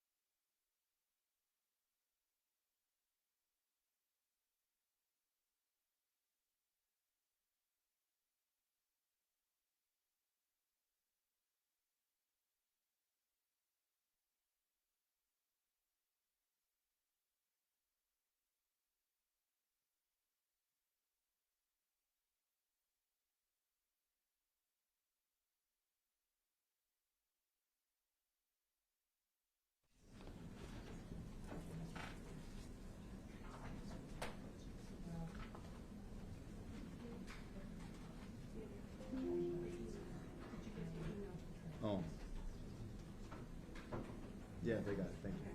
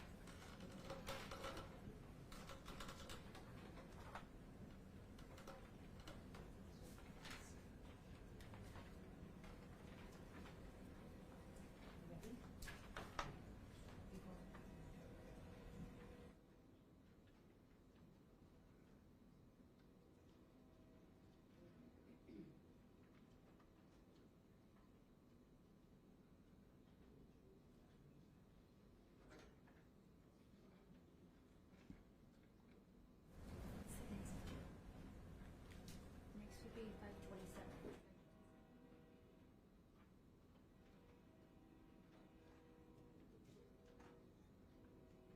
Mayor, before we turn the video back on, may I approach Detective Go ahead. Reyes? I'm showing you what has been marked as State's Exhibit 527 and ask you if you know what this document is.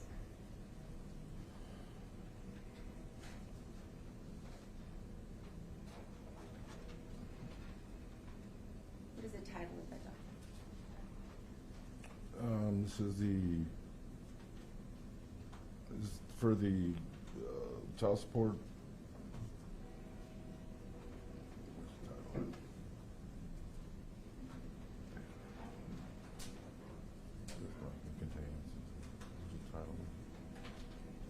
I guess it's child support. They're filing for child support. And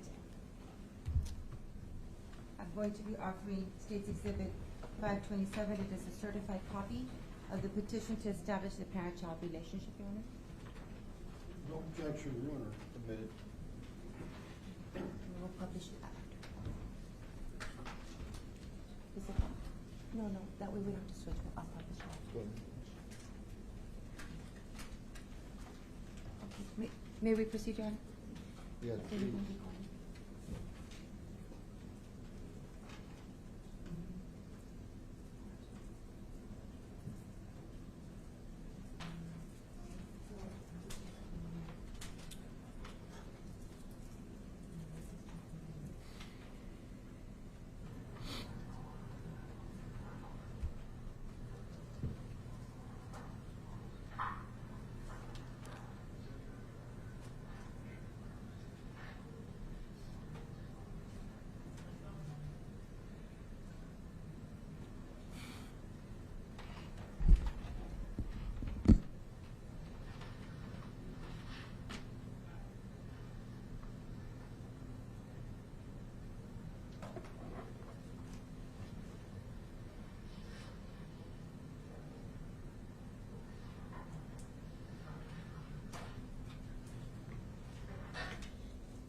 Detective Reyes, what is it that Mr. Burgos is doing at approximately 2:49 and 14 seconds in the video? It looks like he's inspecting his arms and looking for cuts. Starts swiping again if he sees something. Thank you. Objection, Your Honor, may I approach?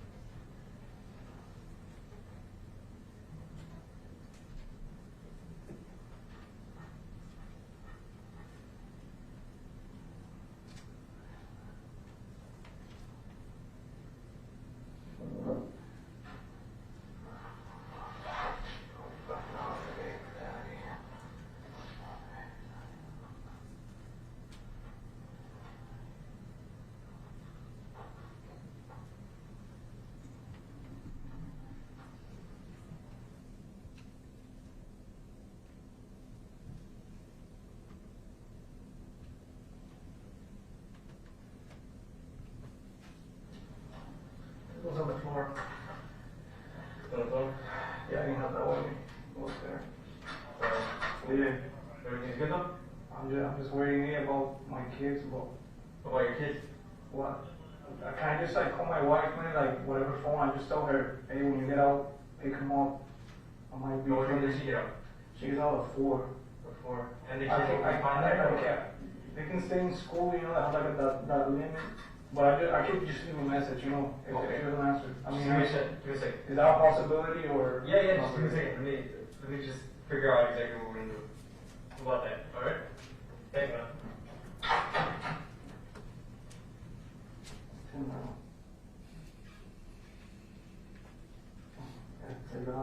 Cool.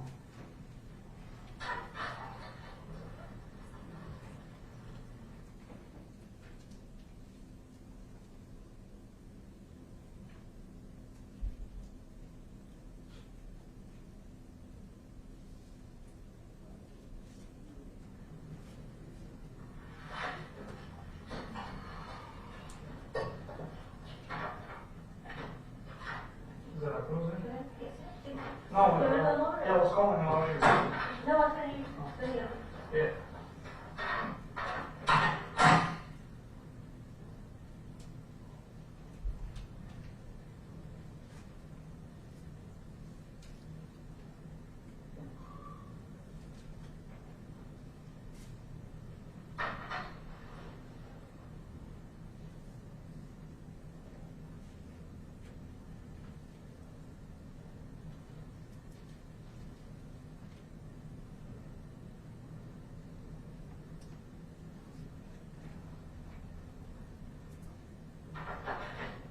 Yes, sir. Do you need something?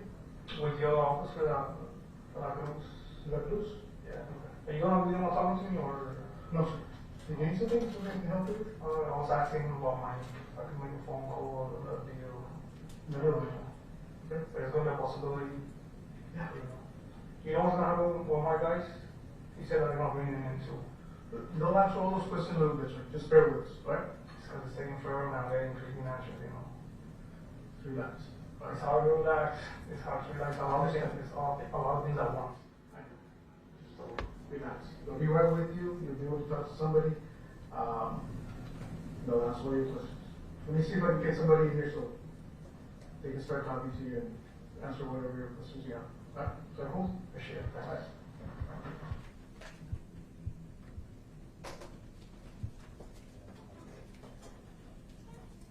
Judge, I'm all for the state skipping to what they believe the relevant parts, but if we could just put it on the record as to where is being advanced. Okay, that's good. It's now being advanced to 309, where Ernie Elizondo and 309 of the actual time of the day, right? 39 minutes, 40 seconds. 39 minutes, 40 seconds. All right, thank you. 39:47. Thank you.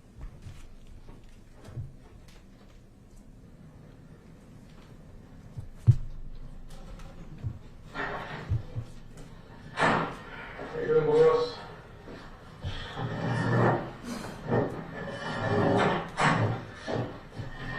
You guys keep giving me the run. Nah, we're good. We're not trying to do that. We're just trying to get it. You know. Oh yeah, you guys really are. Like I told the guy, can I just make arrangements so somebody pick up my kids? Yeah. Okay, we'll. Come on. What time do they get out? Yeah, they were it's wide. I mean, 1,500.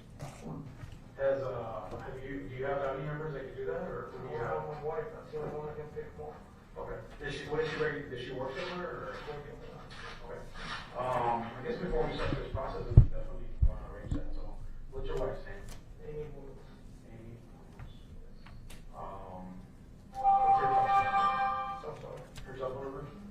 863 863 242 242 9. That's because she's got a new one and it's 9781, I think. 9781? Yeah, it might not be it. It's just barely the only one. But I have it on my phone. Somebody has my phone. You can look it up. Yeah, definitely. But you want me to take your phone for you? Yeah, it's at the singular. Oh. Charity probably has it. Alright, well, we'll communicate that right now. Does she work somewhere? Yes. On it, or? I'm a British. She's customs, or?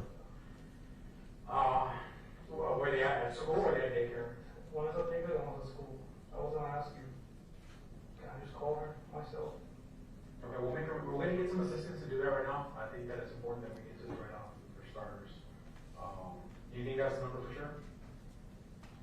What time did she get out? I guess at 4 p.m.? Did she not know to go get the kids, or is it your turn? I know because I get out before her. Well, I mean, we get out at the same time, but, What daycare or I'm closer. what daycare are they at? Little learning center, they're much years. So, I mean, the main concern I have is you want someone to go get her, right? To go get the kids. So, it's okay if I call her to tell her, hey, look, okay, But, you know, furthermore, I mean, if you don't show up, then obviously they're gonna be calling on you or your wife, no? You go, that's not, yeah, if she answers, she'll call her. Yeah. I think that's similar to the rest of us, I know that. Somebody's doing something, I can't answer my wife, so yeah, I'm not. what's your wife's name? Amy, Amy? we know I understand why you're right, if they don't show you, they're gonna call her, so, you know, I Yeah, I'll be the regular, you know. let's just get to it, man, because it's fucking.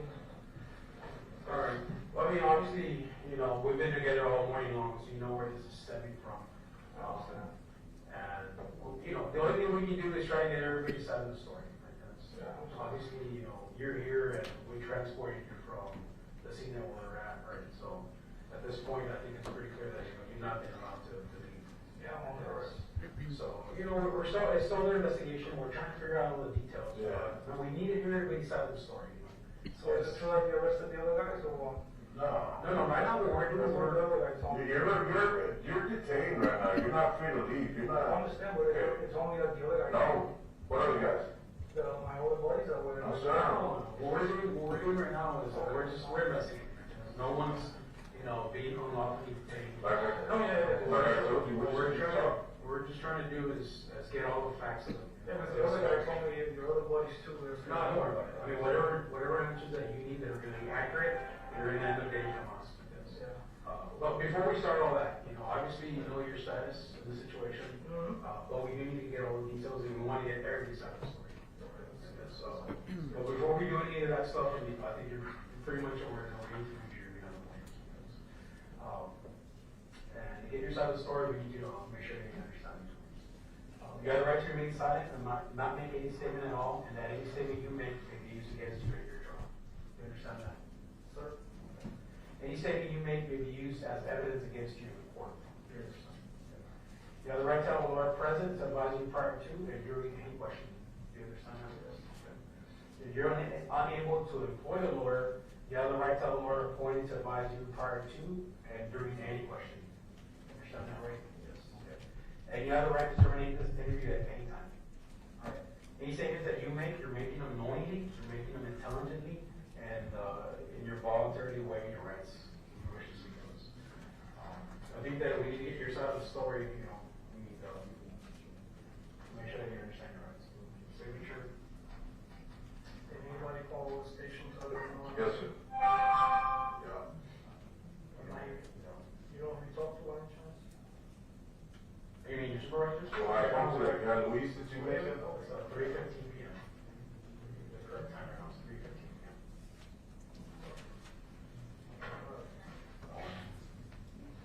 Your correct name for the record is Ronald Anthony Burgos-Aviles. Yes. Date of birth is 4/19/89.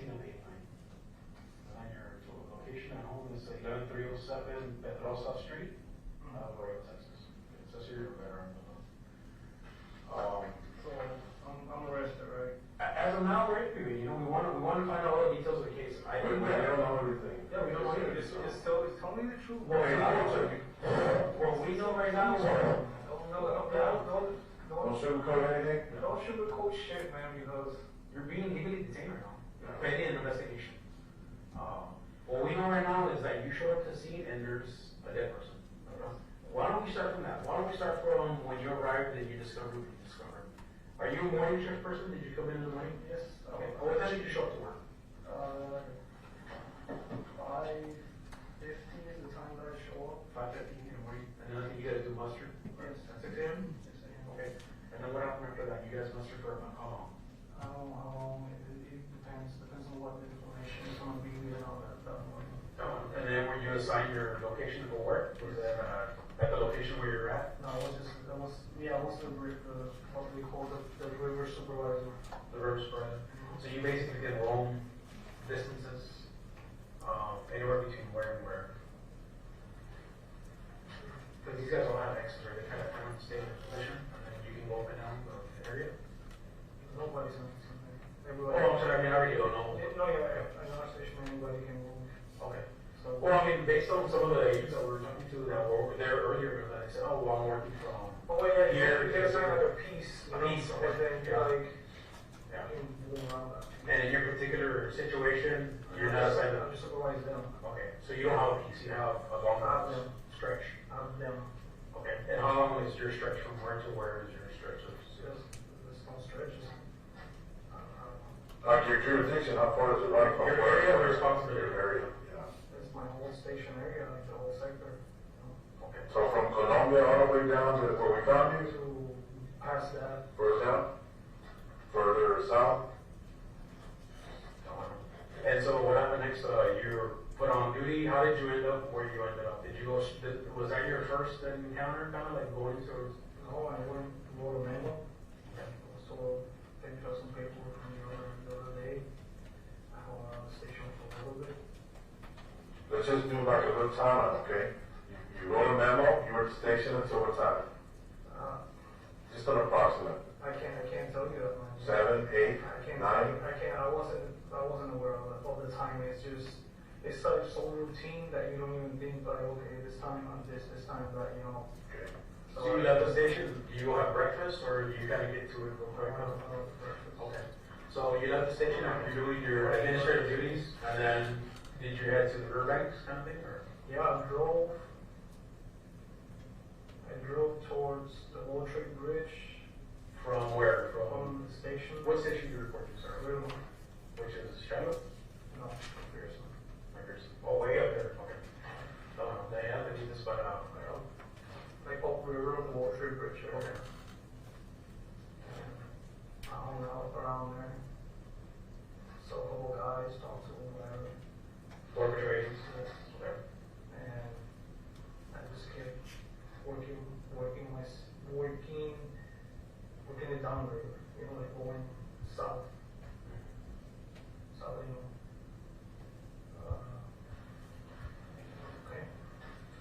Yeah, so I mean, So that's you gotta ask me what you want. Okay, so you started working south, right?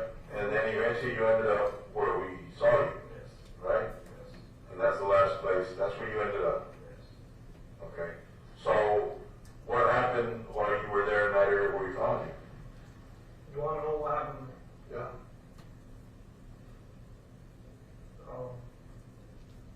I went to the park. When I was going down there, I went to the park. I just did a loop. Made up with Lara. Talked to him for a little bit. And then Another agent? Or is that? Yeah, another agent. And I just talked to him. I told him that I had to go because the station I was calling me to go to the station. And then that's when I drove on that river road, and that's where, you know, So what?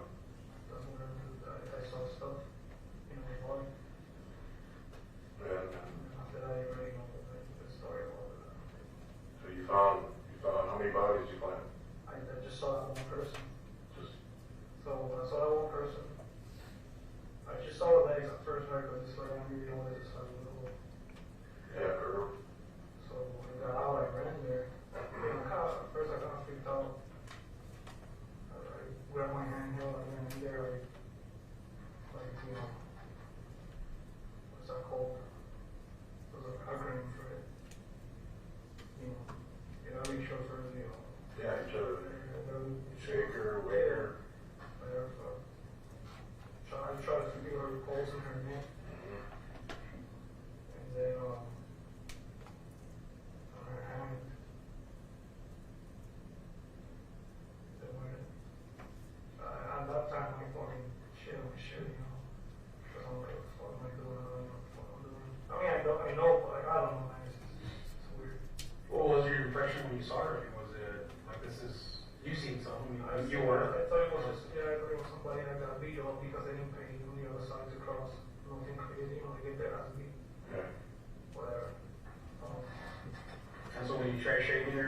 what were you thinking about? Obviously, you could tell it's a female. Yeah. I mean, I could say it was a female, but it was hard to read, so because she was sitting down.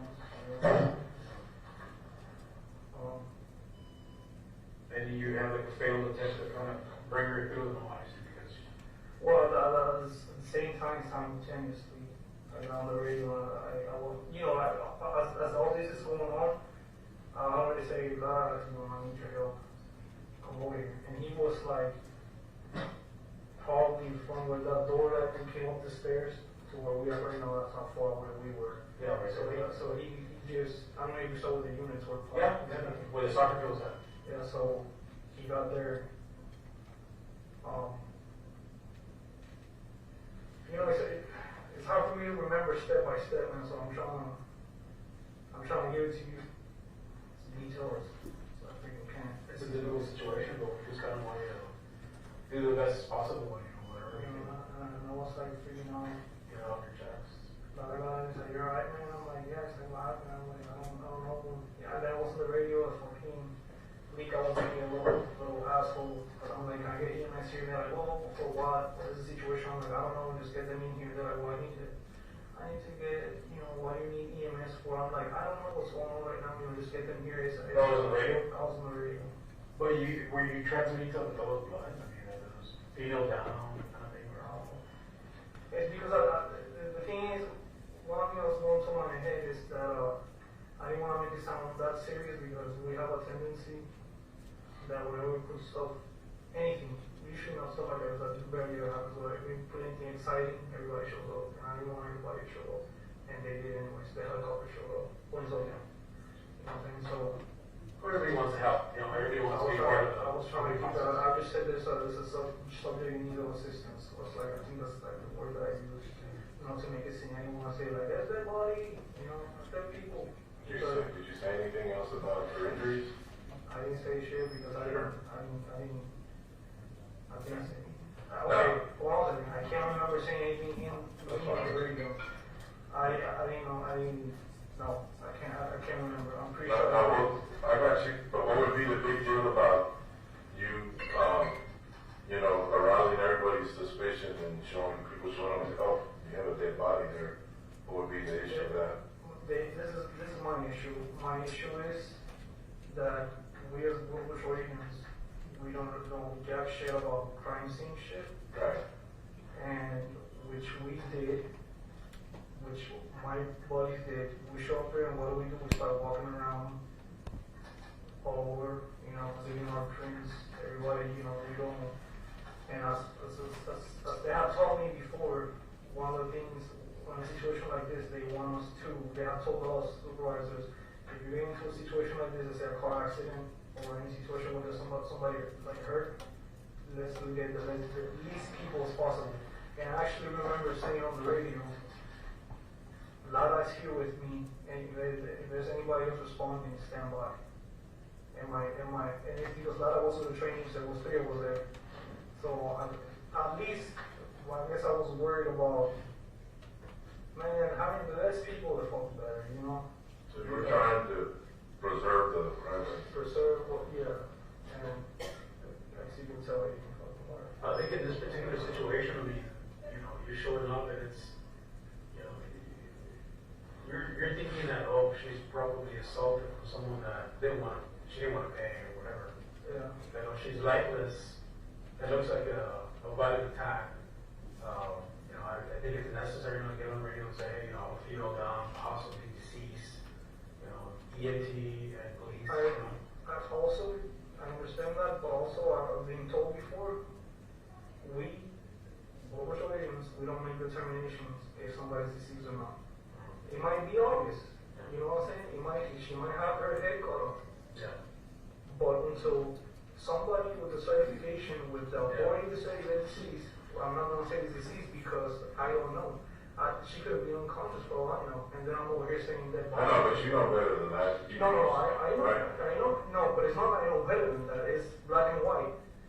Who am I to say so and so is dead or so? I'm just saying. Considering the amount of blood that was around this girl, she was face down. You know that. Common sense does not matter policy or any of that. Ms. Jackman. I know, it's fine, but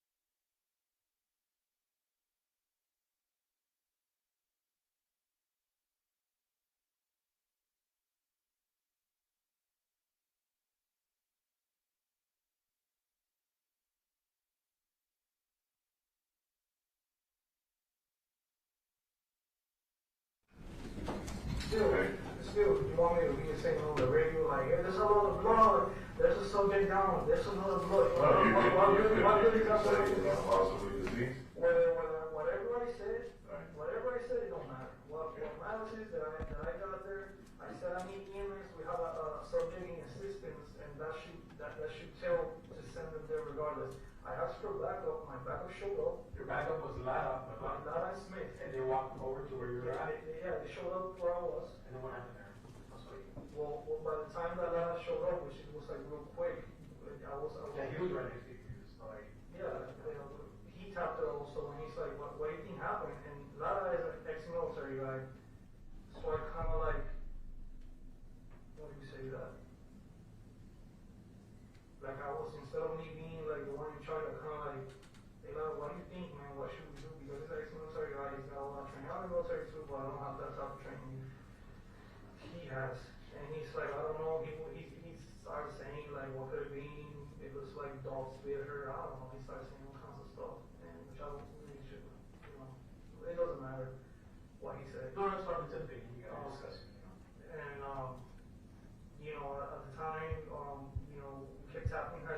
I think I don't know. Don't be freaking saying that I said because I think he felt her pulse also, and I asked him what do you think, and then I'm like, he's like, I don't know. It's really hard for me to tell because of the position it was. So we attempted to move her. But then at that time, I kind of realized, what, man, we're touching this chick with no gloves. Who moved her? Me, both of us.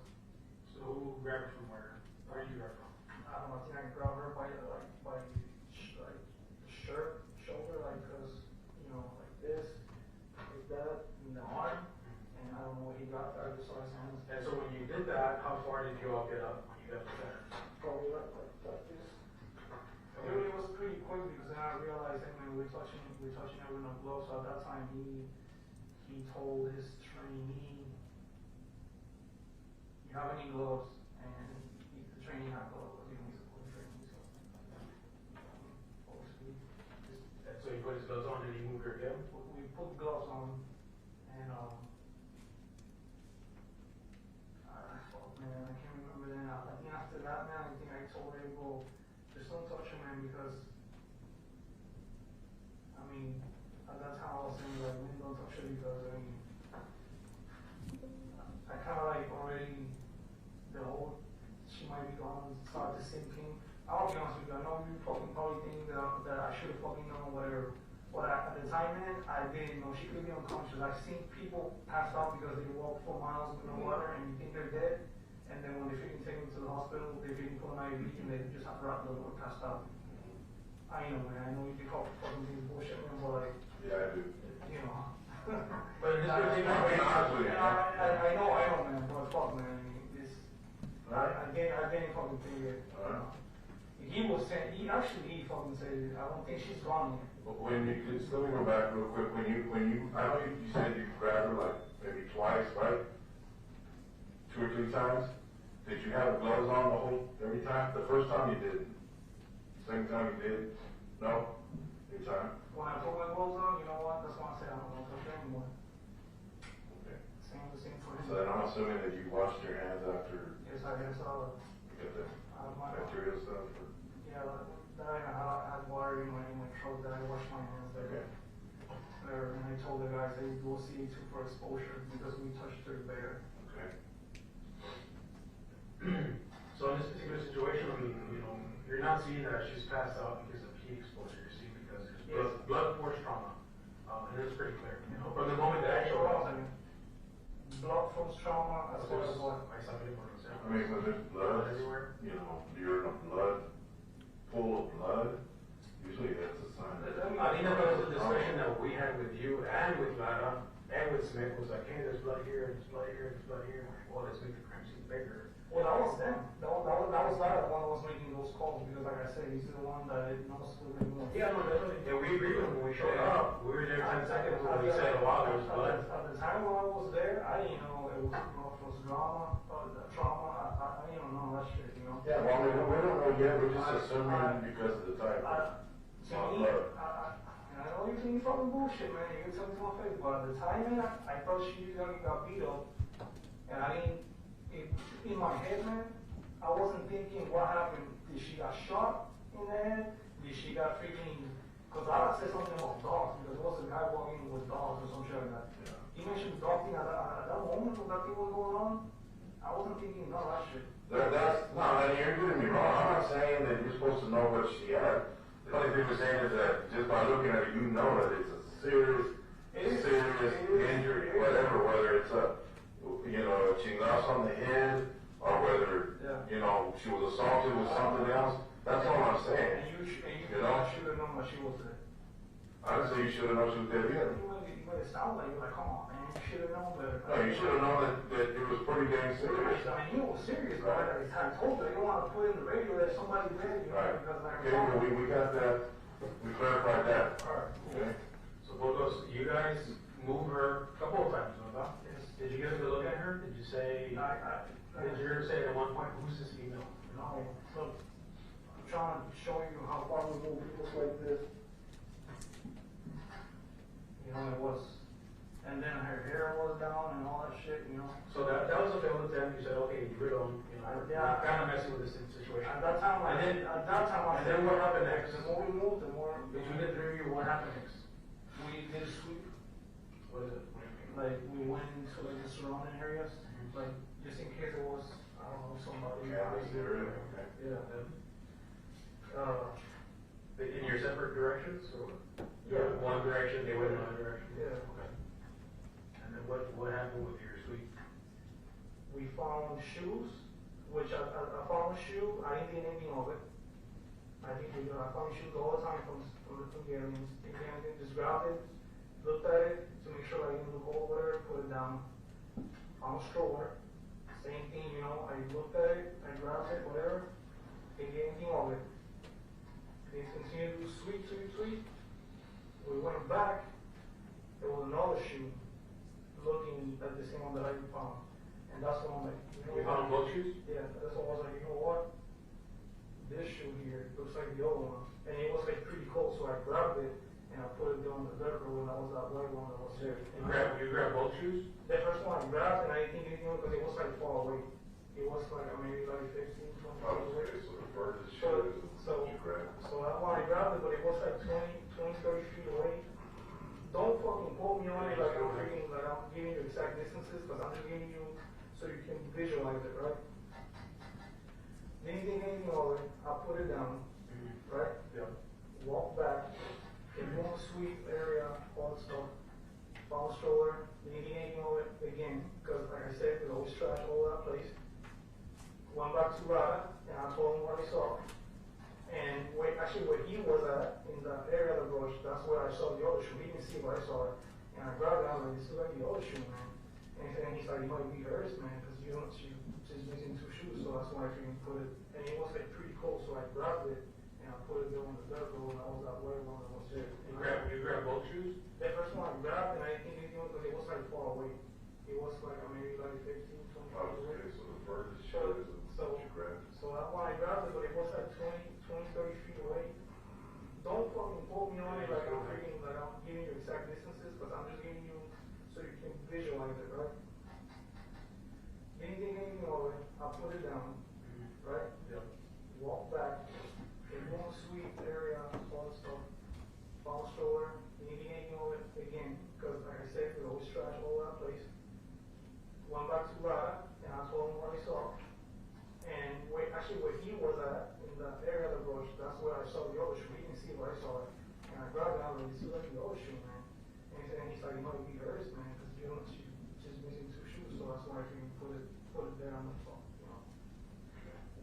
So you put one shoe back to where she's at, and then the other one stays where? The other one, I just stayed away, and my mind totally forgot about that one. And so you discovered her, you discovered both shoes, you discovered the stroller. This is prior to us getting here, at least? I can't remember if the police was there, or to be honest. You know what, when I discovered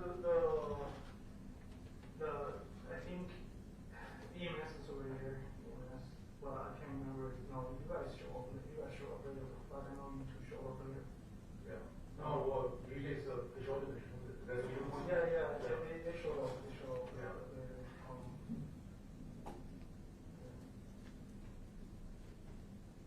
Then I went. What else did you find in your search when you're doing your forever search? So I found, somebody else found the other body. Somebody did. What is this? I didn't see the body, I heard it was a kid that went to the area. How old do you think the kid was? What age did they say? They said below one. Was that an odd situation for you? Female, baby, a stroller? In that particular area, are they on your block? To me, it's business, man. There's a park there, there's a soccer field there. It's hot for regular traffic. You know? But where she was discovered, she was a little bit off the beaten path. They normally stay on the site? They go all over that place. All that is being paid. Yeah, that was she was unpaid. It wasn't paid. but it's still open. It's not. They still walk that trail? I don't know if I told you when we were there talking, we saw a runner. We saw a jogger. Yeah, but in this particular case, there's a woman fairly like our age with a stroller and a 1-year-old, and a difficult place for us even to walk with. I don't know. Us? I don't run in the freaking in the trails and in Montague by the river. You know, I run the street. There's people that run through there. There's people that walk their dogs. Like I see the dogs, and there's people that whatever. So to be honest with you, to me, seeing somebody there, why would I be suspicious about a female with a stroller? You know, fine. There's really zero suspicion in that area. When you all discovered the shoes and the stroller, did you have no record? I can't remember. I know EMS was there, man. I can't remember if he had arrived or they were just getting there. I know the helicopter was flying. Do you think that situation where you discovering body, shoes, stroller, that situation kind of heightened your concern? Like, oh man, this is bad. You know, they didn't call. Like, we need to set up the perimeter. Whatever, there's the bad guys in there. You know, it looks like a very violent situation. I had already told the guys let's set up a perimeter. Or perimeter turning into a perimeter search. Because if there's bad guys hiding, the last thing I want to be is like me, La, and Smith standing like this, all three, making a freaking easy target for somebody when we all freaking move together. When you guys were kind of turning her over and doing what you could for her, we're not was there any attempt to identify her to see who she was? No. That kind of curious to you as like who's To me, man, at the time, I was just like, I didn't want to beat up across them. Alright, so it's in the business is normal for you, right? Because you see this a lot. So let's get past that because I don't think you're gonna say. I mean, that's what your story is. So let's get past. Why did you end up over there where the car was? There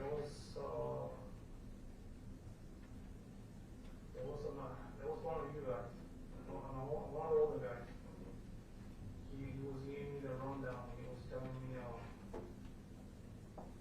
that they were going to take pictures of our units, our drone or whatever, and asked me who's the guy in charge. He said, I am. So I'm like, all right. So I'm gonna stay with him. Because anything that I get from my end, I'll tell him, and anything that he gets from his end, I'll tell him. So you obviously saw the scene and now you saw the car. Putting all that together, what does that mean to you? The car didn't mean anything to you? Any suspicion about who the car is or who could be driving it or who it belonged to? Nothing at the time. Nothing. What about now? Now, my head is. And what's your head telling you? What are you thinking? You're gonna have to ask me. Who is it? I'm not sure. Who do you think it is? I'm not sure. I think you got something good right there, that you want to get off your chest. I'm not sure, to be honest with you. Or if you think that it was somebody that resembles the person, who do you think it would be? It's not that it resembles somebody because I do not see the person's face. Okay, so the car resemble something? The car, the Mercedes, it kind of like rings a bell, but I don't want to say anything because I know for a fact. No, but leave it up to us to verify if it's true or not. All we're asking for is, your opinion. What cars look like? I don't want to give you my opinion on that because I don't know for sure. I don't want to be saying stupid shit. No, nothing we say here is stupid unless you lie to us. No. What I mean, I don't want to be saying, how do I say this? Who do you think the car belongs to, Burgos? Who do you think it belongs to? You've seen it before. Yeah, I saw it today. Whose car is it? I don't know whose car it is. Who do you think it is? I mean, based on your feeling earlier, you think it's someone's car. I don't know whose car it is. See, I mean, he's being a little more patient, man. I'm going to lose my patience here with you real quick, man. Yeah, because I want you to be honest with us. We brought you a chance, gave you a chance to come here and tell us the truth about everything everything that happened today. We really know a lot more than you think we know. We know who came in from the cameras. We know what time the car got there. We know what time you went in. There were like 2 vehicles that were parked that were pulled into that place. Right? The owner of the car, we know who she is. You know who she is. You have a baby with her. So, I mean, we want to know, now you tell me, explain that to me. I'll be with who? Well, you tell me who you have a baby with. You said that. You said you have a baby with her. Right. With her. Right. With her. Well, you tell me. I'm asking you. I don't know. Who's her? You tell me. Who's her? Who's the car? Whose car is it? Whose car is it? Right. I don't know whose car it is. Because we're investigating a deceased person. Well, you're asking me a question, but I don't know the answer. If you want to ask me something. Okay, well, okay, let me ask you this. Are you married? Yes. Okay. Do you have a baby with another girl? I don't know. Well, that's a question. I don't know. I can't. That's a stupid answer. Give me. What do you mean you don't know? You answer no, bud. There's no playing around with this. You know, we're talking adult homicide. Do you have a baby with someone else? Yes or no? Muy simple. You gotta make it easier for someone else. You gotta make it easier for someone. It makes the situation worse. I know where you're going, but the yes or no questions, it's not that simple. It's not like I gotta tell you Well, yes or no. Mira, listen, asking you if you have a baby with someone other than your wife is a yes or no. I'm not gonna judge you. I don't give a damn. I'm just asking you, do you have a child with somebody else? It's because I don't know. Twice already, somebody said that they're pregnant of me. Who are those females that have told you twice already that they said they're pregnant by you? Can someone tell us? One is Lindsay. Who? Lindsay. Lindsay who? I don't know her name. That's her nickname, Lindsay, or? That's it. That's how. That's how Is she I'm Latina? Actually, that's the way I'm check. Yeah, Lindsay. How old is she? Most of 24, 23. And the other girl? And the other one was in Greece. Chris? Chris what? That's all I know too. These are just some freaking females that I met, man. It's not Where does Lindsay live? I don't know. I met, like I said, man, I met them out. Lindsay, where does she work? San Antonio or some department store now. Okay, so she used to know that L, now she was up there. She was like back and forth. Okay, and then, what was that one of them? Grizz? Grizz? How old is she? That's all I know her. How old is she? Most of them. 23, 24. That's when I met him. I don't know about now, but I was like. So where did she live over there? You know, I don't know. When was the last time you saw either one of these girls? Lindsay, I saw a couple months ago. Maybe a couple weeks ago. Like a social setting or just on the street somewhere? Social. We hung out. You hung out?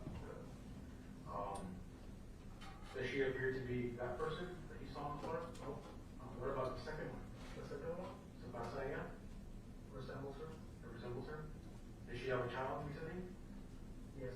How old was the baby? The child? 1 year and a half. About a year and a half? Yeah. What does she normally drive? When I met her, she drove a truck. 2 years ago. 2 years ago? Drove a truck. So you've been seeing her on the side from your wife? That was 2-3 years ago. Me and my wife, we had issues. She had left me. She left me. And then she came back. Yeah, she came back. But over here with Grace.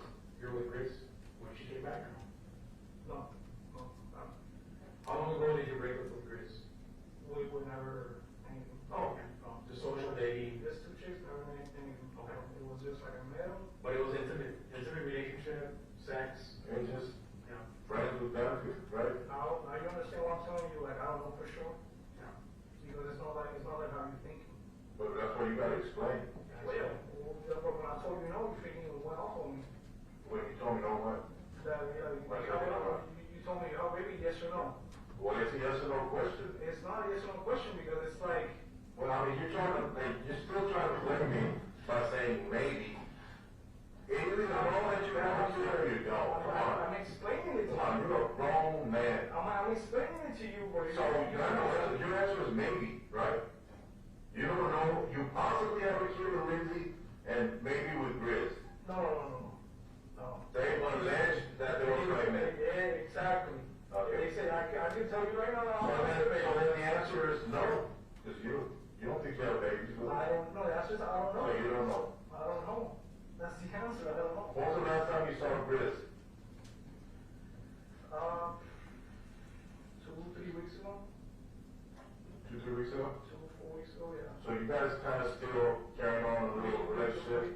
We started to talk again. Yeah. What is, trying to ask you, what's your cell phone number? 863. 63? What's that? Honest. 42. 242? 581. 58? 81. So, your telephone number for Antonio Aviles is known by the mother of the victim. Okay. Okay? So go from there. Where am I? Just get it off your chest, bro. Just get it off your chest. So you gotta ask him. You're the victim's mother, which is grieving beyond anything you can imagine. Okay. Right now, is saying that your name is this and your phone number is this, which is the same thing you provided me. Yeah, that's true. So we know the identity of that person and the child. Okay. Tell us what happened With what? with the incident that you discovered. Are you telling me it's a coincidence that you discovered A person dying. a girl that you know that died, that was murdered? It was a coincidence? Yeah. Yes. Yeah. Wow, that's pretty. Is there any chance that this child could be yours? What, like I was telling you, you wouldn't let me finish my story. Sorry. Alright, so by going back to Lindsay and Grizz, I know them. That's how they know me, right? I'm not denying that I don't know Lindsay and Grizz. Now, do I possibly know for sure I was Grizz over there or Lindsay? I don't know because I didn't take I it. just told you. I'm talking like at the moment, Okay. you know, because that's what you guys are wondering, like how come was you already the person or whatever, this and that. Right. You know, I didn't have a freaking, I didn't have a clue Okay. who the person was. It was me and Dada when we showed up there, and like I was like, So y'all were together, y'all discovered the body together? yes. Okay, so. Well, I saw it first. Right, and then you radio for that, right? So you were by yourself over there. Yeah, and it was like about 10 seconds, 15 seconds, maybe even less than that when he showed So up. you think we should be looking at louder for this or what? Why? Because What are you not looking for? because he discovered it? No, did you hear what I said? You guys need to stop playing like the little runaround, like little tricks. No, but we're asking you. No, you're the one playing that tricks. You're playing tricks. I'm not playing tricks. You're the one that's not telling us the truth. What do you think? You think that all of this stuff is coincidence? You're the one is found there. You're the one that finds her, and then the little 1-year-old, 1.5-year-old is found right across from her, right? We were told that you were supposed to meet Grizz in the park. I wasn't supposed to be shit, no one. The So last time everyone there was lying about the that. last time I talked to her was about maybe like a week ago. Check her phones, man. Oh, man. Oh, we're gonna check you. Actually, don't worry about it. Anything we need, we're gonna check too. Stop thinking about the movie. Stop thinking about any potential moves. It's not. You need to stop fucking thinking of this little game. If you fucking think I'm fucking guilty, then why are you fucking talking to me then? Because you want, we're gonna give you an opportunity to talk. Well, don't give me fucking shit then, because you guys We're gonna give you fucking shit. We're interviewing you. That's what we're doing. This is our fucking job. You guys are fucking pissing me off. Oh, you think we're giving damn? There's 2 dead bodies over there. And you're mad? And you think we'll give a shit? Okay, then. Man up. Roll some nuts, man. Tell us what happened. I already told you what happened. You didn't tell us the damn thing. I told you what coincidences. You walk by and you see 2 dead bodies there, and it just happens to be one of the girls that you have a relationship with? Years ago? You just saw her 2 or 3 weeks ago. And so what? And so what? You still talk to her. Yes, I talked to her. Right. Just like I talked to my Right. So what you're saying is that because of that, you're Oh, saying and then some, and then some. I believe you did. I believe you did. all right. Burgos. I mean, let's not think about us. Let's not think about you. You know, the victims are gone. They're gone. The worst possible way. Right now, I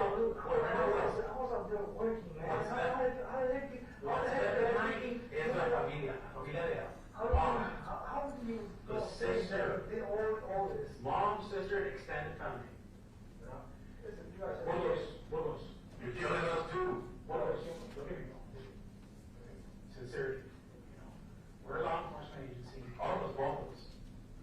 Border Patrol, PD, out of scene, and this. It's gonna come out that you're the suspect in this case. That's fine. This is bigger than me and you. This is bigger than both departments. And you're looking at a family that's grieving now and will grieve forever. And all because we're sitting here trying to be who's tougher than who. No, it's not that. The faster that you can put it in front of you and get in front of it, and then you get in front of it.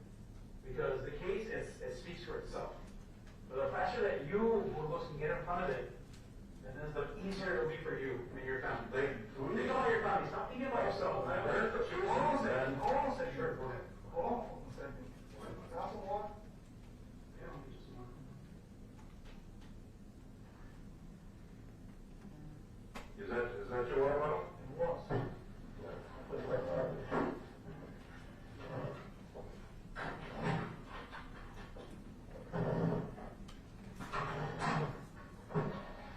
¿Piénsalo bien, dude?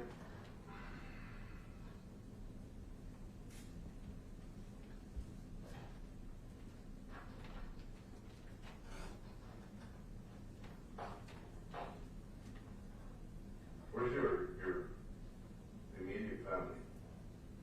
You got immediate family here or back in Puerto Rico? Or how long have you been here in Laredo? About 8?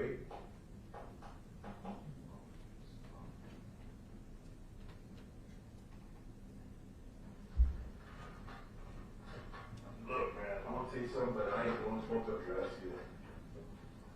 Everybody has issues, man. That's the issue with everybody. Something's happened. Something set you off. Something. People just don't want to see that you did it just because you fucking hated her or just because you were. No, something happened, man. I don't hate her. Okay. Every time I talk to her, it's fine. We joke around. You know, we fuck around all the time. We fucking joke around, whatever. She was a fucking cool chick, man. Right? I didn't know her. You know, she did tell me that she thought she had a baby on mine. No one telling you. I mean, whenever the heck, you know, a year and a half ago, whatever, and it stayed like that, you know? It's thinking like I think. So she never confirmed or denied it. She never confirmed or denied it. She always used to say, yeah, it's yours, whatever. But it was never like proven for real, you know, like we never went to that, like, you know, we never did. That's why I'm telling you that I can't answer you yes or no, because I'm telling you yes. You're saying that I know. Well, do I really know? No, just because she says so, she says, well, is your baby. Have you ever bothered to go and look at the child?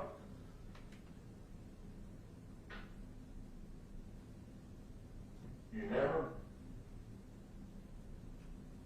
Why? Just because you were afraid that it might be?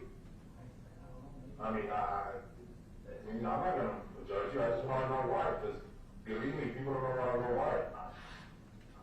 I mean, if someone tells me, hey, you know what, I'm going to have your baby, and even if I don't really care about that person, I'm gonna man up and take care of my kid. But yeah, I'm gonna need that if you ask for DNA, or I'm gonna go visit to see.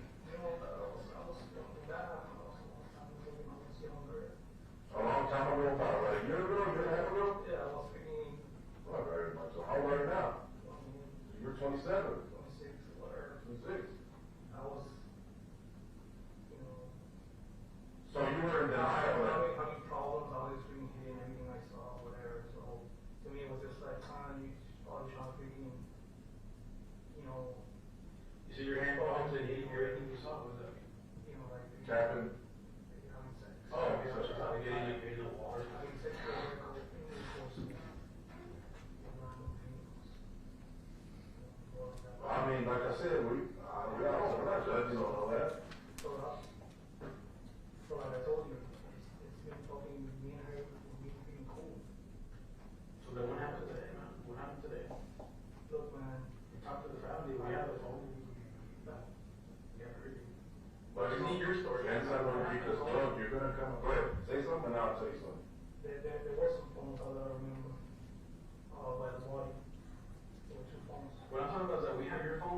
microphone. Oh, That's gonna just be put together. Okay. That's fine. Her family's saying that she went to go meet you, man. They know that you went to go meet her. They know. Ella les dijo a ellos, Mom, I'm gonna go meet, Okay. you know? So, what I know on my side, I don't know what she says over there. I really don't know. But I know that I wasn't the only one, alright? That she was seeing me and all that. No, don't lose your focus. The focus is that she told her mother, I'm leaving with the intention of meeting Burgos. She turns up dead, and we find Burgos with the dead person. I mean, that you can't twist it. You can't twist that. I mean, just put your, hey, I know you can't put yourself in our shoes right now. I can't. But, you know, just Yeah. imagine how that looks. Imagine how you kind of explaining this to not be you. Tell me, please, that's very hard to do. So the fucking dirty, I know, but also. But at this point, they're gone. But you got family that's behind. What about that family, bro? Do you have any feelings for them at all? Yes, man. They're at home now in hell. They're in hell. Okay, what do you think? Enzo, what do you think? I think that it's a sad fucking thing, man, but I think that you guys can fucking be blaming me because I didn't fucking do it, man. I just stumbled into this, you know? It wasn't like I fucking did this shit, you know, and like, then fucking, like, 15 seconds later, you know, it's not like, you know, the guys were trying to cover anything. Well, I think the faster, bro, that two things. The faster that you can come to terms with it and accept it, is the faster it's getting easier for you. But it's also going to be easier for the legal system, you know, to see how you're thinking of this. If you're have all this evidence, bro, and that you're not remorseful. I am remorseful. I feel bad for what happened, you know, because I know her, you know. Yeah, her, not the family, whatever. Yeah. Her, you know. Oh, you feel bad for what happened. You're not I remorseful. feel bad for the thing. The thing is, man. I'm fucking pissed, man, because how everything just went down. The fact that I'm here, the fact that somebody, just because I know her and I freaking hit it a couple years ago, now all of a sudden I'm fucking guilty. No, you forgot the fact that you found the body. I fucking found the body. Nobody was fucking trying to fucking hide shit. This was put out on the fucking radio. There was fucking backup immediately there. I wasn't. That doesn't explain it. That's not gonna help. So I wasn't freaking trying to hide shit. I was just driving on my assigned area, right? So because of this shit, because I fucking hit it 2 years ago, I'm fucking guilty of it? Oh, no, you're not going to court. You know how it works. You're not guilty. You're innocent until proven guilty. No, you come on, man, don't give me this shit. You guys are talking to me like if I'm fucking guilty with that. You don't feel remorseful or So we believe you do it, and I believe you did it. Alright. That's where we're at now. It doesn't matter what I believe. It's what the jury's going to believe. I know that. Okay? I know You that. don't want to look like you're not remorseful. You don't want to make it look. I am remorseful. You want to make it seem like. I'm gonna make it seem like I'm telling you. It ain't fucking fair. Yeah, I fucking hit it. Okay, now let's go back because you had a fallout with your wife. She left. You hooked up with this girl. She told you you had a kid. You're in denial that it's yours. I wasn't in denial. Your wife's come back, and now this girl's not letting go of the fact that you're the dad to this kid. That's not true. That's not true at all. That's not true. How's that not true? I mean, she's telling you that's your kid, no? She told me a while back, and after that, it's like almost, Well, you're trying to patch up things with your wife. No? She went back to where? Where are you all from? She went back to her hometown. Where's her hometown? Florida, Chicago, whatever.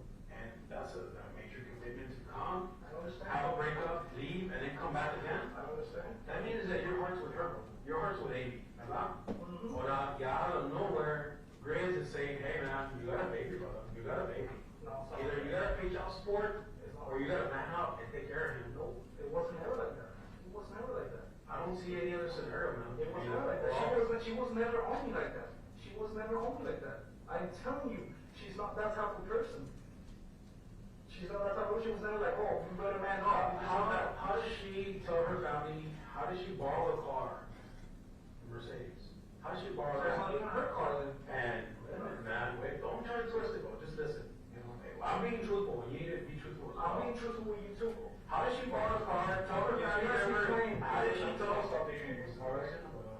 tell you what I'm learning, because you want to know.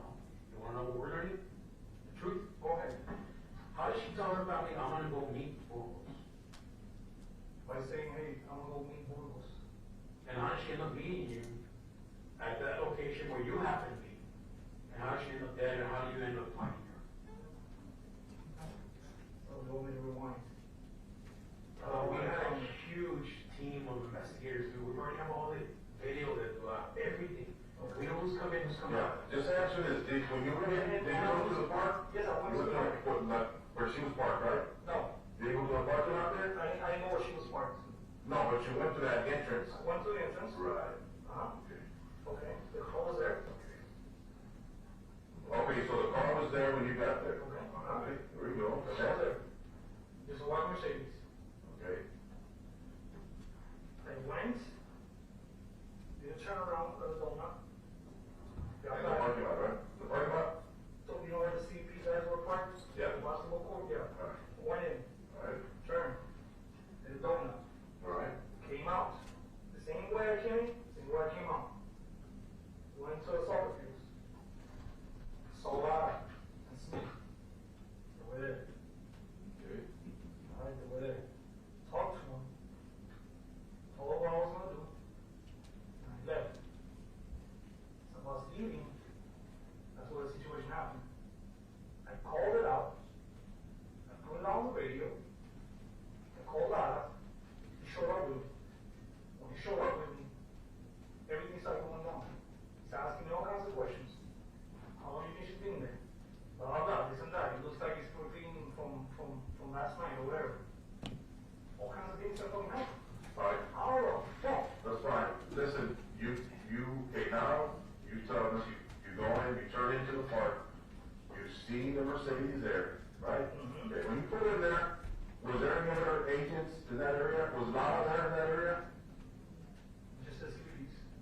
The CBPs? Just the CVPs, yeah. Okay, but they were in the Monte area? No, we're parked in the parking lot. They were part, the CBP was part of it? No, CVPs. Over That's there. the- They were in the park. No, the park. Yeah. At the same time that the Mercedes was there? When I went in, Mercedes, CVPs. So she was probably off the Mercedes at the time, right? You didn't see anybody inside? I didn't go that way, man. It's just a Mercedes. You can't just say, because it's a borrowed car, I was supposed to know that it was somebody that I knew 2 fucking years ago. No, I'm not asking you that. Listen to what I'm saying before you start jumping.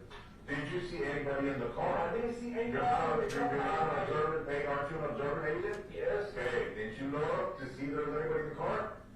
See or no? If you did, I'm not gonna think any less of you. I just wanna know. No, you know why? Why? Because if you were driving down that road as many times as I do, the place where that car was parked, Right. even if there was somebody in the car, you couldn't see because that's how far away it was. And at the time again, I'm scanning car, Mercedes, park, CVPs, all that way. But you did notice that that was the only car on the lot. Aside from CDP, right? I don't know, there was other cars. There was other cars. But the only thing you saw was CDP in that car. That's what I'm getting at. There may or may have not been other cars, but what you remember is that car and a Mercedes and CDP, right? And CVPs. Right. Right. And because that car was kind of like a loan. You know, the same way you guys found it. Yeah. You've never seen that car before? I've seen there plenty of white Mercedes before. I was Do you know her family members? Do you know them? I don't know. I don't know. Really, I never met him. I'm not a great warrior. Okay. Well, this kind of, do you have a protective order against you from anybody? From who? I don't know, anybody, any of your, What's that mean? a protective order, like a restraining order? Like, has your wife ever filed a protective order against you? No. For domestic violence? No. And any of these girls? No. No? But I know of, no. So if, I'm just saying, so we run your name out, you're gonna come out clear. Is that a reasonable question? Also? Well, because if you do have a protective order, you should know. Because they serve you, you go to court, they tell you, hey, you can't be within 1,000 feet from this girl, you can't communicate with this girl. So that's never happened to you. No. No.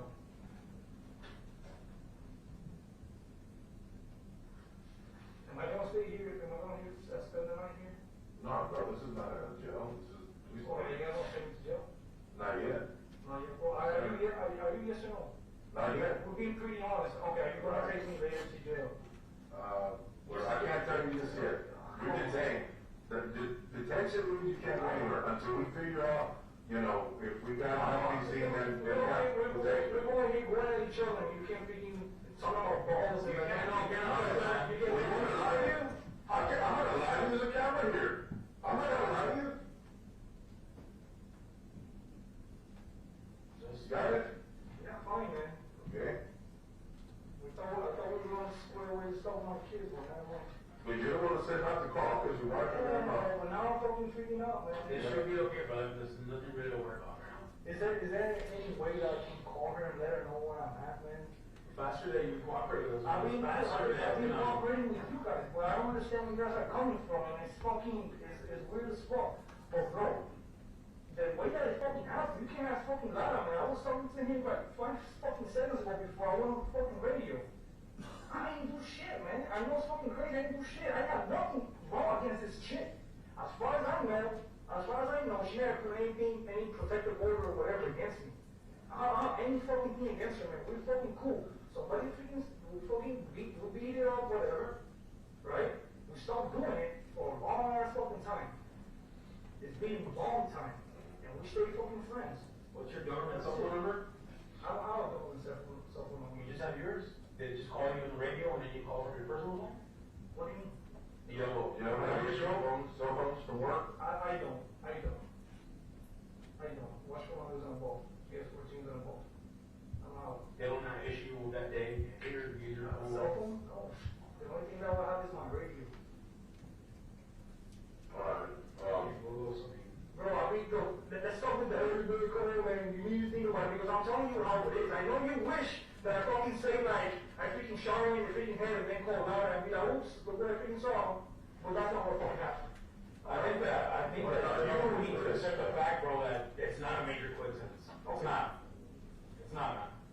You know, you're looking at a dead woman. It is a fucking major and coincidence. a dead child. It's not whether I want to accept it, it's the fact that it's a major fucking coincidence. And yeah, it fucking hit me once everything, when they fucking started hitting me once, you know.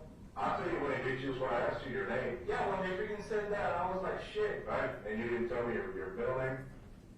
But then again, yeah, and that's what started hitting me. But then again, I wasn't still sure because like I told you, I cannot possibly ID who I'm not asking you to tell you. We're not asking you to say, we're telling you that that's her. Alright. So that we come across, of course, being the detectives that we are, we look into her background, right? Who she was dating, who she was talking to, and all your name comes up. And guess what? You're right there at the scene with us. So come on, buddy. We're just sitting on our shoes. What do you think? I'm not here. It doesn't matter. The scene where you guys show the name. What? There was a vaccine around by his name? Well, I asked him, on the radio, they kept saying that his name was,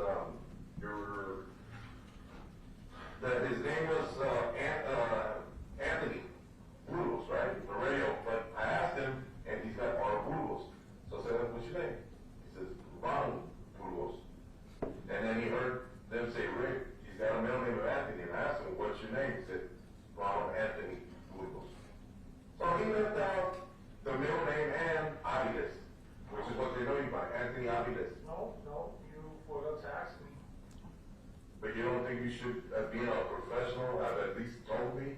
If they ask me my full name, I ain't gonna chop it up and leave out 2 names, 2 last names. Your demeanor right now compared to your partner's demeanors right now, all of them, because we have all of them here, is nothing but 100% cooperation. Yeah, I'm cooperating. But you guys are not fucking doing what you guys are doing. Hey man, somebody's fucking dead right now. And they want to laugh, there's somebody dead. I don't want to fucking laugh. But you guys are fucking like almost coercing me. Into fucking saying something. Because you believe that it's a coincidence. It's not. It's a fucking coincidence. Because I didn't fucking do it. Hey, you're down. Your gun is not gonna do any good for you, but I'm going down. Burgos, we have to disarm everybody in your unit to bring them here. Yeah, I know, and you think I know it was coming, because I'm not fucking stupid. I know it was fucking coming since you fucking guys were playing around over there. Tell me, oh, we're gonna go to the company. How are we playing around? That's explaining your mentality right there. Because my mentality is on the double homicide. That's what you're gonna say. You know me. I know that was fucking gonna happen. You want me to be upset about it? One of them is possibly your son. Okay, that was murder. That's possibly your son, your blood. Tu sangre. Burgos. That's possibly your son that's dead. Burgos. Your son is dead. A 1-year-old. Let that sink in, man. 2 agencies, a city, a gruesome murder. You have a family, you have another family, a wife, and you have kids with them? 2 kids that you're worried about? You have to come to terms with it, man. You gotta start getting in front of this thing. And stop playing around. You still have 2 living children. You have 2 more, you said, with 80? Yeah. You gotta get in front of it, man. This cannot be a mystery for you and your family. You can't drive them crazy like that. One family's already ruined. Don't mess with your wife, Amy. It's all a mystery. It's all a mystery. What's your name? Elizondo. Ernesto. It's always all a mystery. What is it then? It's all a mystery. And what happened? I gave you detailed step by step of what happened. You asked me if I know the person, these things, and I told you that I do. I'm not fucking hiding anything, man. Ask me, instead of trying to accuse me and tell me to think, just ask me what you want to know, and I'm telling you. Burgos, I'm 25 years old, and if I saw an ex-girlfriend when I was in high school dead on the ground, I'd recognize her. I'd be like, oh shit. Bro, it doesn't work like that. Yes, it does, bro. It doesn't work like that. We are laying down, man, with freaking hair. Yeah, that's cool. That's not what you're talking about. The thing is, like, you're trying to extract everything from you. Ask me. In my mind, You didn't tell me from the beginning, listen. You didn't tell me from the beginning that when you pulled in that parking lot, you saw a white Mercedes. It took us 45 minutes for you to tell me that. Why? Did you ask me? You see, there we go. We asked you of a detailed account of what happened. You're leaving things out. You're intentionally leaving things out. I'm not leaving things out. I'm fucking nervous, and I'm telling you to the best of my ability, but as we keep talking about this, pieces are coming in, and I'm telling you. It was a gruesome crime scene, and you're grabbing shoes, and you're grabbing strollers, and you're not being appropriate about your communications with 940. 940 needs to call us, brother. That's not your jurisdiction. That's a murder investigation. The city's not gonna want to hear that Border Patrol's fucking around with crime scenes. I agree with fucking What is that gonna do to your organization nationwide? All Border Patrol doesn't give a fuck. Hey, bro, come on. They just follow. Hey, something. I did not do that, man. I was not being improper in the radio. Well, the moment I showed up, I saw a gruesome crime scene. You were there a long time before we showed up. Which means that You were not mentioned. You don't understand when it went down. It wasn't like I went over there and I saw, oh shit, let me call this in. As soon as I stopped and I saw a body laying on the floor, I got on my handheld and I called it in as I went there. Alright? That's how I did it. How was I supposed to know it was a gruesome death with whatever, when I was like walking on my way there? I mean, At that time, my heart was freaking beating. you're being a minute specific, but you know, generally speaking, you know what we're talking about. You know what's going on. I mean, Stop doing what's up. No, you guys. you're picking up the little tennis shoes. What are you doing with all that? You're not a detective. What are you doing with that? Murder, brother. I mean, this is Yeah, murder. and you intentionally leave your name out. You don't fully identify yourself to me. I pulled out the identified my. No, you didn't. Paramedic showed us that this just happened, man. That is a body. Ray Garcia, whatever his name is. Ray Garcia, I fully identified myself with him with my driver's license. That's not a problem. That's not a problem. I wasn't trying to hide names or anything. Well, you can't stop. You guys need to stop fucking saying shit. And you know what? I've been cooperating, but the way you guys are treating me, which I don't understand. I really don't understand. How are we treating you? Like I'm fucking making things up. Like saying that I was Well, some things that that was wrong on the radio. Some things don't make sense, so we gotta get clear. We gotta clarify it. This is not, again, this is not some misdemeanor, this is a serious, Okay, then let's serious allegation. Let's clarify things up. All right? I'll tell you what. You want a little bit of water? You want some water? We'll take a little 2-minute break, come back, and we'll get you some water. You restroom or something, or? I do need to use the restroom, but I'm not gonna. You're not gonna do what? You gonna hold it? Yeah, I'm gonna hold it. Okay, hold it. You want some water or not? Are you leaving or? Oh, we're gonna come on back. Why? Because we're gonna sit down and talk, put together some other things that we got. Be about 2 minutes. How long you guys gonna keep me detained here? If not, go take me to jail, I can freaking call. You're legal to man. I understand. And we have enough evidence and probable cause to have you here. I've already explained to you the severity of the situation. See? Yeah, man, I was. You understand how this works. You're detained, I'm trying to tell you, you're being detained. You can't do any work. We're gonna do something here, confer about some statements, and then we'll come back and talk to you. Let me go to the bathroom, I guess. Hey, no, seriously. I talked to my chick. Who? Your wife? When we come back, we'll give you the phone. Come on, man. You guys, that's what they be telling me since I got here. No, man, right now, when you got the phone, I'll get your phone when you call here. Before was, Hey, Songo, let me call her, man. Let me freaking call her, man. This is fucking. Come on, man. I want to talk to you. Open up to me, man. Open up to me. It's not gonna get any easier for you. I'm not gonna lie to you, tampoco. I'm not gonna lie to you. You know what I say when I say wait? I mean, that's stupid. Being counter. No, I know, man, but I swear, man, I need to her. I had somebody with me. Yeah, she told you you had a sign button. She told you you had a sign. No, I know, but it was stupid. It was long time. About a year and a half. Yeah, it was a year and a half ago. I didn't believe it, man. I didn't believe it. Was she threatening to use it? She was, No, was she saying leave your wife? wife? Bro, I got proof, man. She never did that to me, man. Never. It was never like that. This was never a what do you call this thing? You want to know it's your son? No, what do you call this thing? Chantaje. ¿Cómo se dice eso? Chantajeando. What is that like? Chantaje, Like fooling around? if I take your pen and I'm like, you don't give me your watch, you don't get it back. That would be. Oh yeah. Or like an extortion? Yes, it wasn't extortion, man. It was never like that. We were fucking cool. We were cool. We were fucking cool. She lives around mine somewhere, and she frequents that fight all the fucking time. Where does she live? She used to live. Is this her house before? I've seen her house. Yes, I haven't been inside her house ever.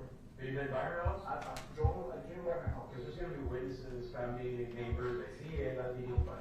Yes, yes, I understand. I've driven by her house. Okay, I've driven by her. Where else we have her? Amy and her kids. What are your kids' names? Don't worry about that. Oh, so no, yeah, well, you need to think about it, man. Well, I'm not trying to play with you. I'm just trying to remind you, that's your family.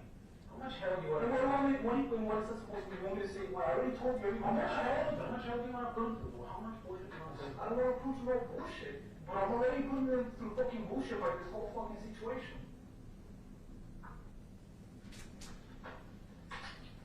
I can freaking easily show you guys that me and her were fucking cool. I never had an issue with her. How are you showing your phone number? Yes. You give me consent to put your phone? No, I'll show you. I'll give you fucking shit. What kind of phone you have? I mean, we have it, but I'm saying what kind of phone you have? Android. I don't know, maybe because I have to look at my phone because they're going to look at everything else that I Oh, yeah, no, we definitely have to. We're going to lie to you. Oh, yeah, I know that. The things important to this case concerning, is there anything that'll prove that you didn't do it? Of course. Well, you might want to use it, no? I mean, what do you mean? Is there anything that'll prove that you didn't do this crime? Of course not.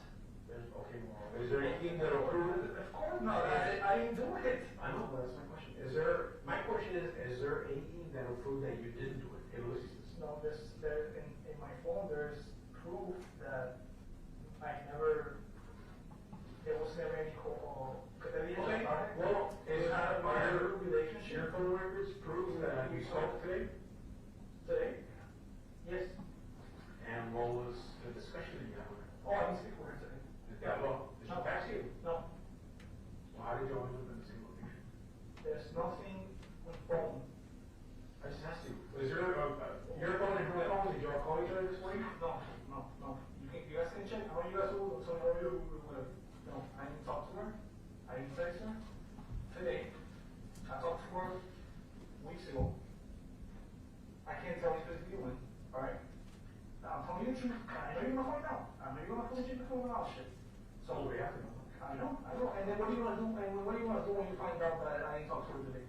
Are you gonna put me out? Fuck, you'll send me the truth. That's just one thing, man. You're probably not gonna apologize for it. That's one thing, man. Why should I apologize? I think there's two different people, brother. No. Yeah, I know. One of them is possibly your son. You know? Okay, so tell me to my face, are you accusing me? Are you saying I did it? We have probable cause to believe you did it, bro. My partner's been telling you that he thinks it's you. He's been telling you, I'm telling you guys, it's not you. It's not. How is all this gonna be lined up? And it's also, she lives by that fucking park. She goes there all the time, man. Look, I don't want to go because this is irrelevant to the stuff, man. It's irrelevant, but she has her own other issues with all the people, man. That's probably your son, man. You know, you're there. A dead boy is there. A dead child is your son. It's gonna be your son. She's telling you get to hear some equal. She's got one son. She told me one time, and this is stupid, but I'm just telling you so you don't think that I'm like the bad guy here. Do you think it's yours or no? No sé, bro. No sé. Okay. Do you think there's a chance? Puede ser, pues sí. Okay. Do you want to know if you raised some fear or not? Es tu son, man. No, es tu son. Although you didn't know the child, it could be that's your son. You know? You want to know if it's yours or not? Huh? We're eventually going to get to that, man. So, you know, we want to run a DNA test, check it out, see si estoy open. It's all going to come to that. I'm just saying that's the one child that you didn't know, but that's still your child. You know, based on what she's telling you, and based on the family saying, well, she's went to talk to you know. So, I mean, based on this common sense probability, I think at the end of this thing, some gaming and your kids, man, you need to be thinking about that. You need to be thinking about that. How can you make the situation easier on them? Come on. How can you do it easier for them? How is your wife going to say, oh my God, my father or my children are coming home? I don't know, because no matter what, man, from this day on, everybody's gonna look at me like if I did something when I really fucking did. That's what's pissing me off, you know. Because I did it. Did you arrest her? Did you do anything else? Obviously, we need to do it as I think, though. Yeah, sure, he's back.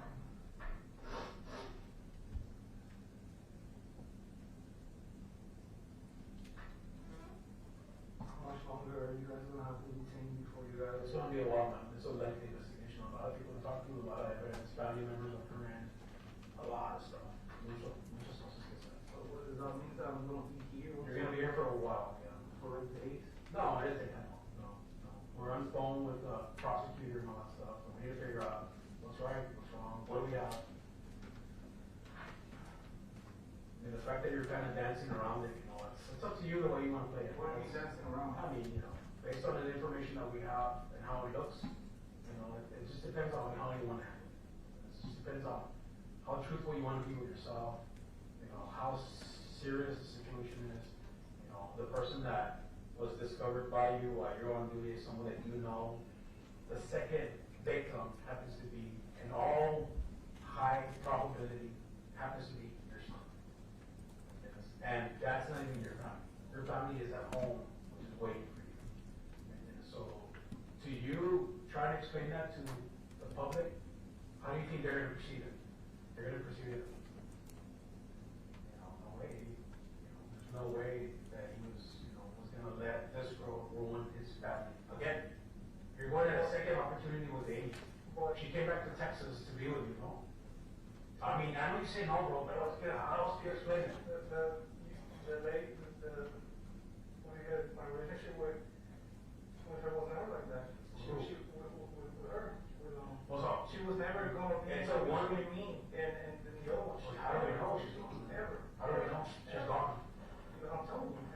Well, that's your side of the story. He was never like that.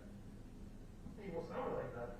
You can ask your fucking sister, her mom, if she ever said like, I'm gonna fuck this guy up. No, it was never like that. At least Well, you know, she yeah, never well, did yeah, that. that's still to be, we're gonna find out from them, how she felt about you. You know, because if it turns out that that's the not gonna look like her, she was just determined to make him be responsible to be a dad.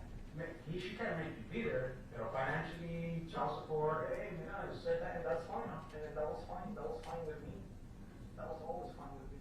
Did she ever say that? Did she ever ask you for money? She said, hey, pay child support, at least give me money to pay the kid. No, she was gonna go through the process to verify if it was mine. She told you were gonna go through the process? No, that's what I was my plan. Well, you just said you guys were gonna go through the process to verify. I'm sorry, I shouldn't say you guys. No, you said, Yeah, I'm sorry, I take it back. You only said that we're gonna go through the process to verify. Yeah, that was what I thought. And Grizelda she knew that you wanted to do that? Yeah, You told her. You said, hey, let's find out. When did that happen? I can't remember, it was a while back. Like I said, me and her would be cool forever. ¿Y por qué se tardó? Why didn't you just do it? You know, hey, find out. Because it's like appointment and things and all kinds of shit. Did you tell your wife, Amy, does she know that you possibly have a son with him? I was waiting until it was a yes or no before I said it. Okay, so she doesn't know. No. So we go ask her, she's gonna say no, no, sir. Yeah, she's not gonna know. Okay. Your children are about the same age as this baby? No. How old are your children? Older. How old are they? 10, 4, 11, 5, 10, 4. That's chiquitos. The 10-year-old kind of knows what's up. The little one doesn't know. 10 is a boy or girl? Both boys. Both boys. How do you want them to handle this, man? Like I told you, no matter what happens, it's Grizelda. Como te digo, it's like you should know your call. Once you got that guy that you flip the unit, you will always be that guy that flip the unit. Oh, we can't compare that to flipping the unit. I hope you get my point, right? Yeah, I definitely get it. So it doesn't matter. Once you guys freaking realize that I didn't do shit, it doesn't matter, man. I don't think we're at the point where people are gonna fucking look down on me. But I don't think we're at the point where they're gonna suspect. I think they're at the point where it's like you can't be remorseful enough, you know, to be honest with the community, Border Patrol, PD, City of Laredo, with her family, bro. Que ahorita están en they're in hell, man. Does that even concern you a little bit? Que están sufriendo? Sí, me afecta, bro. I'm not a bad person. Pero, You're not a bad person, man. Pero solamente porque because of the circumstances and the fact that I know her and the things that were happening doesn't mean that I did it. And that's fine because I'm pretty sure in the course of your guys' investigation you're going to see all the other sides of her that that you guys don't know. You want me to do a DNA swab so we can check to see, give me consent to do that, so we can see? So you're gonna make me do everything forcefully. Get a warrant so we can get your DNA swab, get a warrant so we can go on your phone. I told you I'll show you my phone. Well, I mean, I'm asking for consent. I'll be honest with you. I don't want you to show it to me. I want consent so I can go into it and I can study it and research it. That's what I want to do. And look at all the freaking everything, brother. Everything. guys send me No te voy a mentir. No te voy a mentir. It's 2 dead people. I need to see everything. I'm not gonna lie to you. You know. You'll be seeing what I text with my wife and the pictures and all Is that. that even important, man? Yes, it is. Brother, we have 2.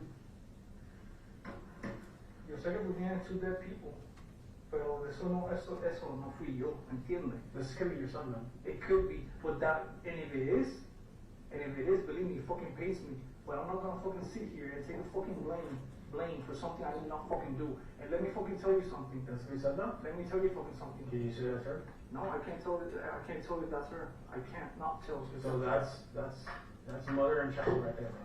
Yes. They're gone. And he's likely your son. And you just thinking about yourself kind of thing or what? No, I'm not. I can't imagine being in your position, boss. I didn't do it wrong. I can't imagine, man. I'm just trying to, I don't know, for you to kind of help yourself, man. You know? I mean, what happened to her, man? What happened to her? You tell me, man. You tell me. No, what happened to her? cannot go this way. It's gotta come this way. I think both of us have been there all day. Me and you have been there all day, man. We've seen the same thing. We know what exists. We know what we've learned. You've been present, you know. Yeah, although when I show up to the scene, I didn't know what happened to her. That's why I'm asking you. You guys already know the investigation. What happened to her? Just tell me what happened to her. I mean, it's a violent crime, man. Maybe her ass or what? Come on, man, beat her ass. Come on. It's a human being, man. How can you say beat her ass, you know?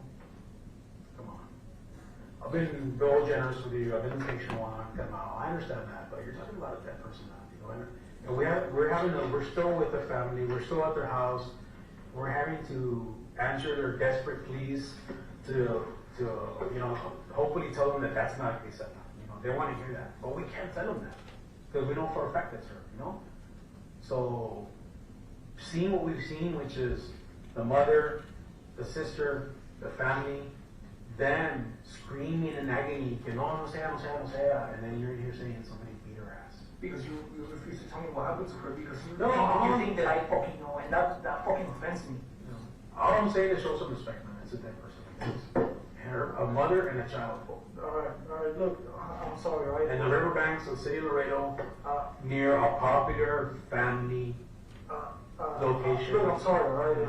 It's just too much, man. It is a lot, man. The way that you guys are freaking just, you know. We're just asking questions. I know, no, but come on. Que no quiera que fuera sido Amy and your kids, you would be all over us. Hurry up, get some answers, catch them, what's going on? Así es la cosa. Yo sé, pero you guys are not asking any questions. You guys me están como que. What do you want me to ask? What do you want me to ask? Everything you have asked me, I told you to the best of my knowledge. Yes, I forgot a detail about the vehicle, whatever. Me vino y te lo dije, ¿me entiendes? Yo te lo dije. No, so you want the City of Laredo Police Department and United States Border Patrol to start looking for a suspect?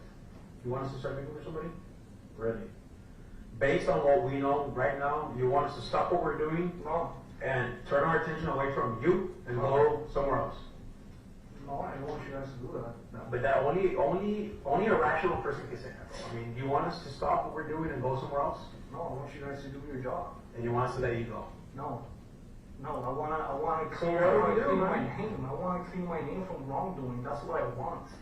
That's what I want to be someone free, yo. Okay, well, I was with someone else. ¿Me entiendes? This person, you can't even ask Lara, man. He has freaking experience, man. This wasn't like I did it. ¿Me entiendes? And then I freaking went and like, hey, come over here. Come on, bro. What you doing? Anyway, why the fuck you make me sit here with you, man? Why? Fuck, dude. Man, What? I have a son that looks like that, man. I have a son that looks like that, bro. You know, and this could be your son. You know, I'm trying to be patient, bro, but when I see something like that, and we see a lot of shit, you've seen it too, man. You're a veteran, and you've seen a lot of dead people in you know, Hawaii. Te quebra el pinche corazón, bro, because we're you know, we're human beings, man. You know, we're fucking human beings. And sometimes people make fun of cops, hey, you guys are laughing at the crime scene. We're not laughing at dead people, man. We're laughing because this shit, we gotta take it home with us. You know? And I'm here at the scene, bro, and I'm having to look at this little boy. My son owns shoes like that, bro. Mira los zapatitos, bro. Míralos. I literally bought my son some shoes like that. Es el mismo tamaño. Every time I see this picture, I'm picturing my son. You know? But it happens to be your son, bro. Why are you fucking with me, bro? Something.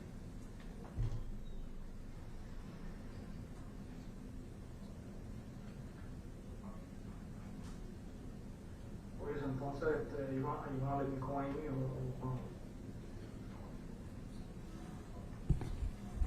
you guys are still pissed? You know, no, we can't be pissed, man. Why am I going to be pissed at you? I don't even, we already know each other. Why can't I take it personally? Your partner is saying that he's like, I know you did it. I think it, whatever he said, right? He straight up accused me. That's his personal opinion, so I know for a fact that he don't like me. You're being very patient with me. You don't believe me neither, so I know you don't like me neither. That's not about lying, bro. I mean, I know you guys think I'm fucking guilty, and in a way I understand. Believe me, in a way I understand. But in another way, you gotta understand, like, I feel cornered, man. I feel cornered because Jack, I'm going to stop the video right here and give a short break to the jury, and we'll be right back. Congratulations.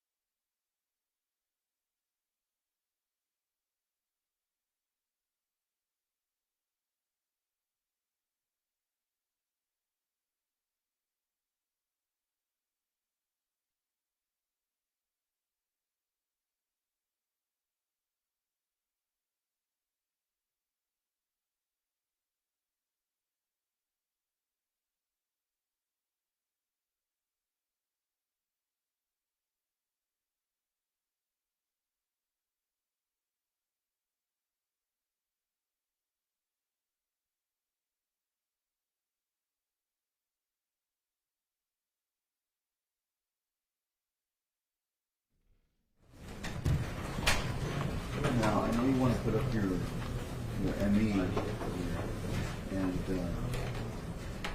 but my intention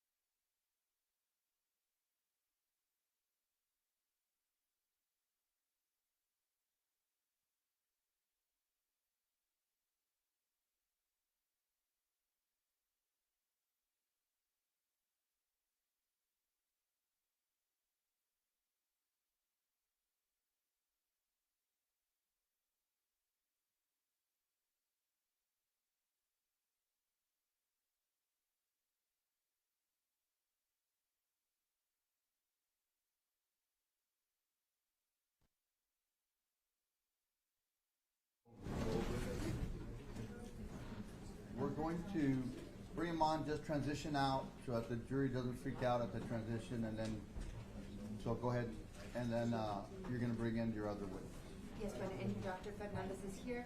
And then I guess it doesn't have to be before the jury, but we just wanted to document the timestamp of 2.0812. The timestamp on State's Exhibit number what? State's Exhibit number 81. 81. 81 has been stopped right now at direct examination at 2.208 with 12 seconds. 2:08 with 12.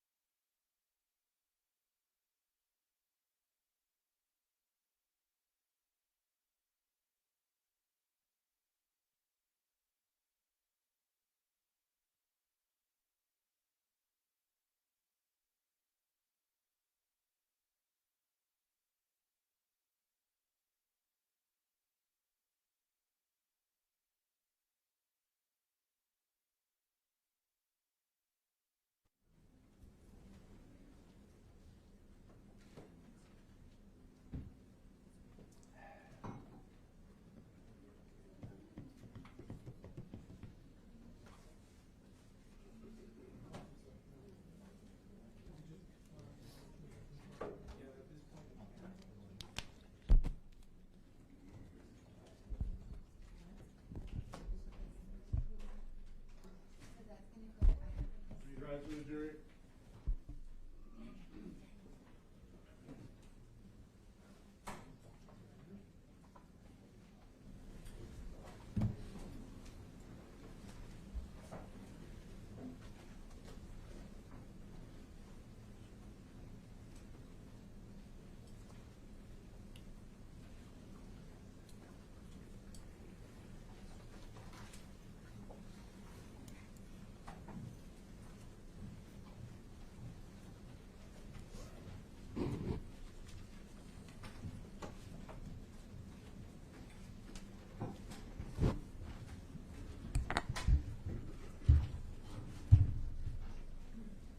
Thank you, everyone. Please have a seat. Members of the jury, we are, because of what we wanted to accomplish today and leave today a little bit earlier, and also a conflict in schedule with one of the witnesses, we've cut short for a moment, or for time being, the witness Richard Reyes' testimony. He will be back on Wednesday morning. We've jotted down where the exhibit number 81 was at, and it'll be started at that time then. So, having said that, your next witness. Yes, Your Honor. The state calls Dr. Ray Fernandez to the stand. And by the way, and to that, there was no objections from any of the parties with regard to that transition. Is that correct, Mr. Payne? That is correct, Your Honor. All right, very good. No objection, Your Honor. Thank you, Mr. And for the record, ADAB Heel doing the direct examination for the state, Your Honor. Good afternoon, sir. Your full name? I'm Dr. Ray Fernandez. All right, thank you, sir. Yes, sir. You swear to tell the truth, the whole truth, and nothing but the truth, so help you God? I do. Thank you. Please go around the court reporter up to the couple of steps there and take a seat, pull it up, and be ready when you are.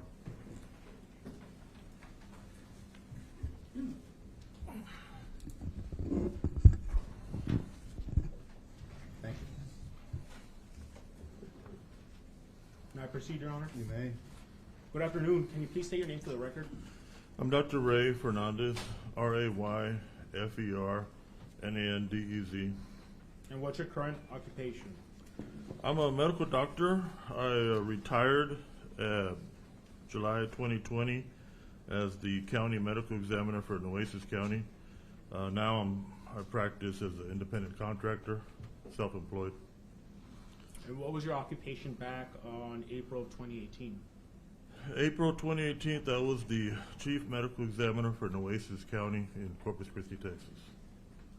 And would you tell us what educational background and professional training you have that qualifies you as a medical pathologist? I graduated from Del Mar College and University of Texas in Austin. I completed medical school, University of Texas Health Science Center in 1989, San Antonio, Texas. 1990, I completed a hospital internship in Philadelphia, Frankfurt Hospital. It was working 6 months with patients with medical problems, 6 months with patients with surgical problems. It was a rotating internship. 90 to 94, I completed a hospital pathology residency. That was at University of California, Irvine. I was working in the hospital lab with other doctors there that are pathologists, examining samples that come to the lab and doing autopsies on patients that die at the hospital. 94 to 95, I completed what's called a fellowship, forensic pathology fellowship. That was at the medical examiner office in Miami, Florida. 95 to 2002, I was employed as a medical examiner in Miami, Florida. 2002, became employed as a medical examiner in Dallas. And then in 2003, moved back to my hometown, Corpus Christi, and became the county medical examiner at that time. And I guess, can you explain to the court what is an autopsy? An autopsy is a laboratory procedure. It involves looking at the outside of the body for changes and injuries on the outside of the body. And then it involves making a incision on the top of the head area, exposing the cranial cavity. It involves making a Y incision on the chest and the abdomen, exposing the chest cavity and the abdominal cavity. And then the organs in the cranial cavity and the chest cavity, abdominal cavity are all examined. They're removed, they're weighed, they're looked at for disease or for trauma. And then samples can be collected for drug testing also. And a report is completed, a autopsy report, and it lists the findings and the opinion as far as of those findings, interpreting the cause of death and manner of death. And how many autopsies have you performed throughout your career? Probably about 8,000. Your Honor, may I approach the witness real quick? You may. So I'm showing you what's been marked as State's Exhibit 528 and 529. Do you recognize these documents?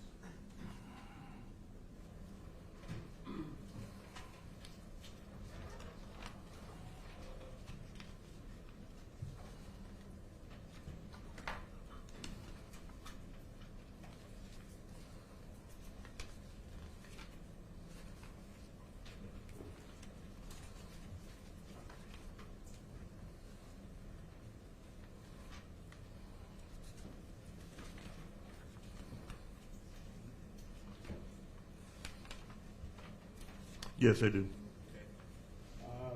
Were these reports done in the normal course of business for the Nueces County Medical Examiner's Office? That's correct. And were they done near or at the time of when you performed the autopsy? That's right. Does State's Exhibit 25 fairly and accurately represent the autopsy you conducted on Grizelda Hernandez on April 10th of 2018? 528 and 529? 528, correct. 528. Yes, this has the findings for that case. That's right. And then does State's Exhibit 529 fairly and accurately represent the autopsy you performed on Dominic Hernandez back on April 10th of 2018? That's correct. Your Honor, at this time, I'm tendering to defense for any objections. And I move to admit into evidence State's Exhibit 528 and 529.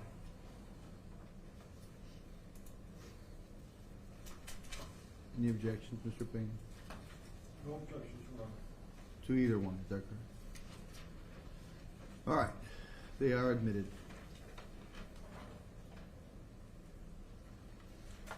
Now, Dr. Fernandez, you mentioned you work in Nueces County. Is there a reason why you were asked to conduct an examination of these two individuals that were from Webb County? Yes, Nueces County, several times, they'll help out some adjacent counties, surrounding counties. And if they've had an agreement in the past where Webb County was short on staff, they would send some of the cases to Nueces County, and they would handle them. They handle that, and they also handle other cases from other counties that don't have an autopsy facility or medical examiner office.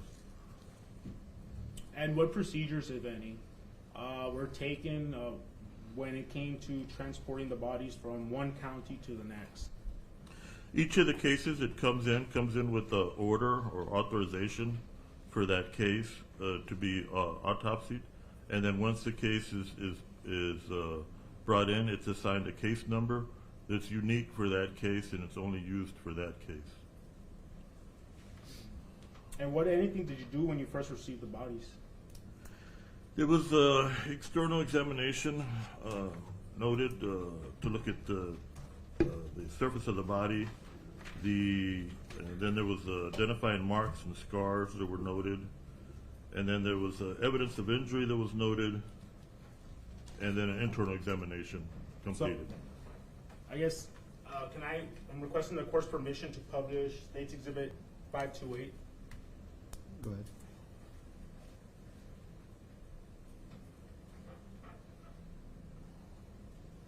Doctor, is that screen on? I see the screen in front of me, Judge. Thank you, sir.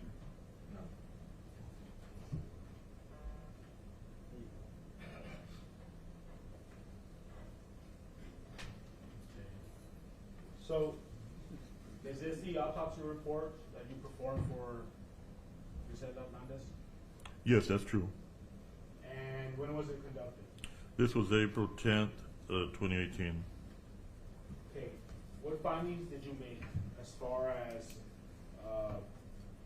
upon first receiving the body? I made a notation that there was multiple sharp force injuries, approximately 27 stab wound type injuries. The stab wound injuries are the ones where the wound depth is generally deeper than what the wound is on the surface. That's what the classification is for the stab wounds. It's a sharp force injury. Were there any other types of injuries other than stab wounds? Yes, there were some injuries that we would call incise wounds, or you might call them a slash type wound, where they're longer along the surface than the depth of the wound is. So let me ask you this. You said she had approximately 27 stab wounds. Can you tell us where and how many stab wounds she had on the specific parts on her body? Yes, I can, with referring back to my autopsy. I had noted 7 stab wounds, a cluster of 7 at the back of the neck. I had noted 3 stab wounds at the back left side of the head, 3 stab wounds at the back of the left shoulder, 3 stab wounds at the back of the left upper arm, and 1 to the left upper back, 1 stab wound to the right collarbone area, and 1 stab wound to the left collarbone area. 3 stab wounds about the front of the neck and including the sides of the neck, the left and right sides. The stab wound at the top of the left shoulder, the stab wound at the left upper arm, the stab wound at the left forearm, an incise wound at the left side of the face, 2 stab wounds at the back of the left hand, an incise wound at the left wrist that also had the underlying left wrist was fractured, a stab wound at the right cheek of the face, a stab wound at the left corner of the mouth, incise wound that went parallel along where the earlobe is. Now, what other findings are there in these wounds? What other findings did you make on Grizelda Hernandez? The other finding noted was the pallor, P-A-L-L-O-R, of the internal organs. The internal organs were pale. And what causes this? That's one of the findings you'll see when there's been blood loss, the organs turn pale. Were there any other findings that you found? Yes, There's sir. something in the body? Yes, and there's the area on the surface of the brain that we call the subarachnoid, subarachnoid. That's on the surface of the brain. And scattered areas on the surface of the brain had hemorrhage, hemorrhage, bleeding on the surface of the brain in different areas. And how could this occur? The bleeding on the brain is from blunt trauma. It's from impact, the head impacting an object or surface, or some object or surface impacting against the head. This contribute to her death? Yes, that would be contributing to the death.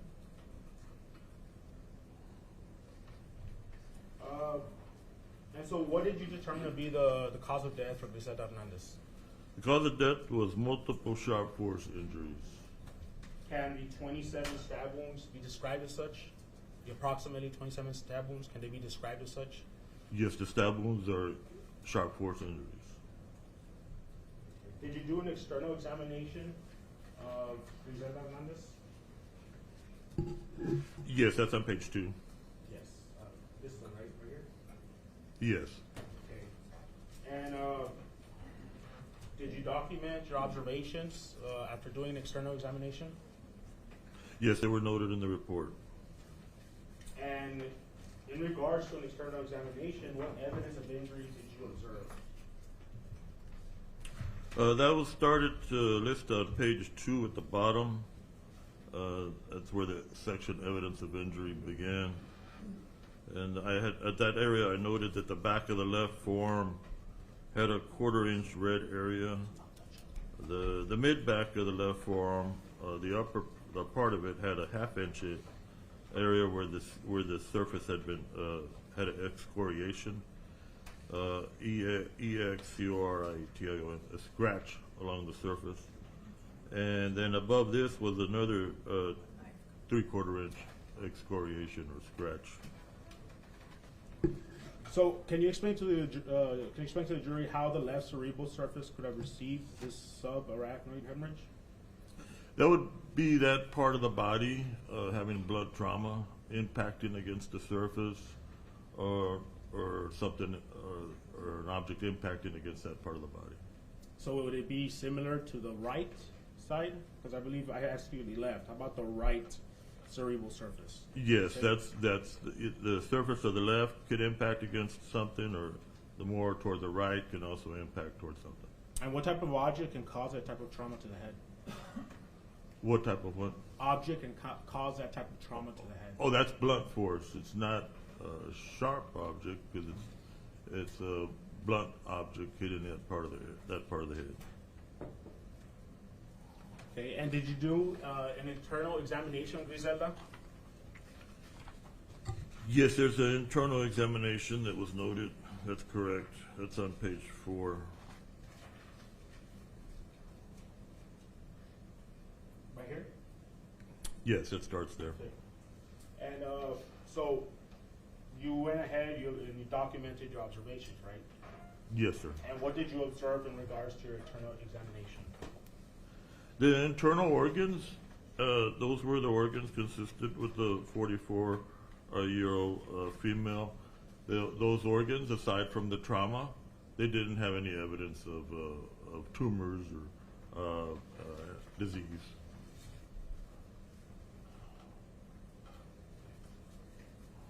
And was a radiographic examination performed of Grizelda?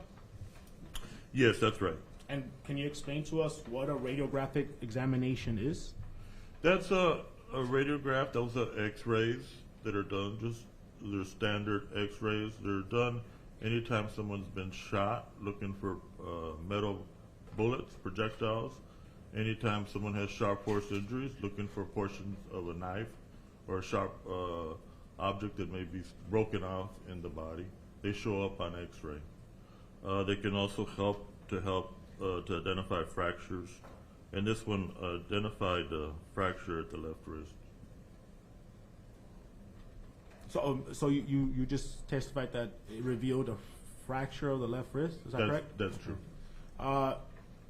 Is her left wrist being fractured consistent with anything? That would be consistent with the defense type of injury. Someone blocking an attack with that part of the body can end up having that area fractured. And as part of your autopsy, was a toxicology test performed? Yes, sir. Did you perform that test? Yeah, it was done by a DPS accredited lab called National Medical Services, and they did testing. Okay. And was this done under your direction? Yes, sir. Okay. And was there anything that would have alarmed you, alerted you? They test for drugs, alcohol and drugs, abuse, and the testing was non-detected. Nothing was detected? That's correct.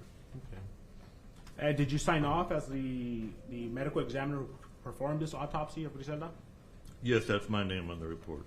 Let me ask you this. What was the fatal blow to Grizelda Hernandez? The injuries that happened at the neck, at the left side of the neck, right side of the neck, those stab wounds, they cut through the skin, the underlying soft tissue, and cut the blood vessels in that area, on the left and right side of the neck. It's a vein in that area and a carotid artery in that area, and both of them were cut, transected on both sides. So every time the heart would beat, there would be blood coming from those wounds. What can you say that term? Transected. What is that? That's where you cut it and it's in two, or essentially two parts. Governor, may I approach the witness? Yeah. So I'm going to show you what's been marked. It's pre-admitted, but I just want to show you. And there's several exhibits for the record. 413 through 415, 419, 421 through 425, 427 through 430, 432, 434 through 438, 440, 441, 443, and 444. Do you recognize it after you've gone through them?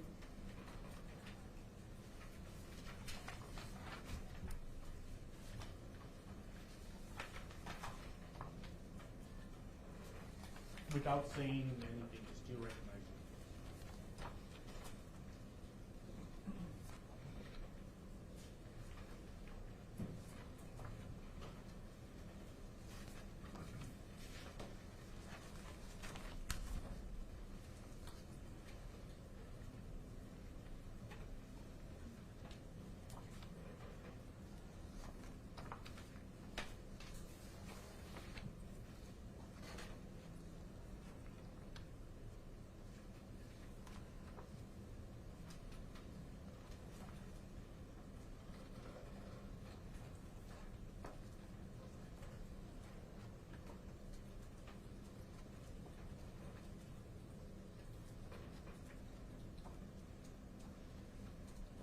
Yes.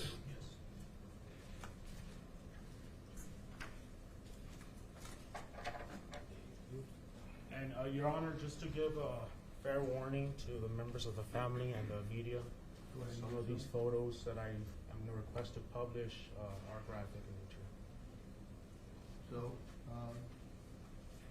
okay, good to go. So I'm publishing what's been marked as State's Exhibit 413. They've been admitted, is that correct? That's correct, Your Honor. They've been pre-admitted.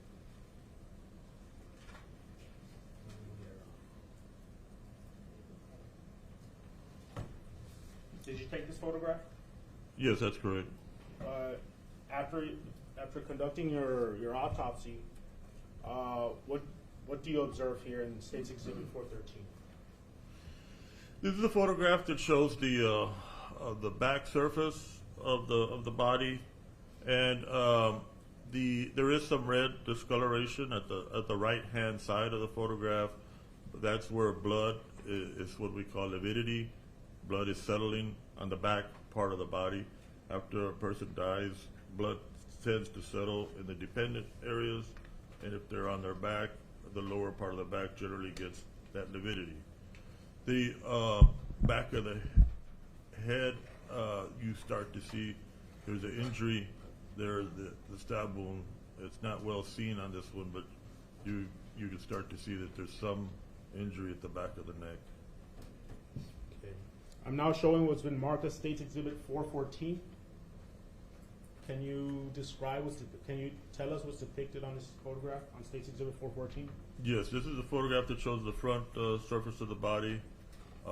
You see some of the face with the injuries, sharp force injuries to the left side of the face, the left corner of the mouth, and also at the left wrist, the left hand, and left upper arm. You start to see some of the injuries.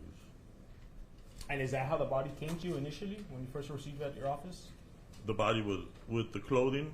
Just exactly like that? And had clothing. Okay. I'm now showing you State's Exhibit 415. Can you tell us, after doing your autopsy, what you observed in this photograph? This is a photograph that shows the front of the left wrist and left hand.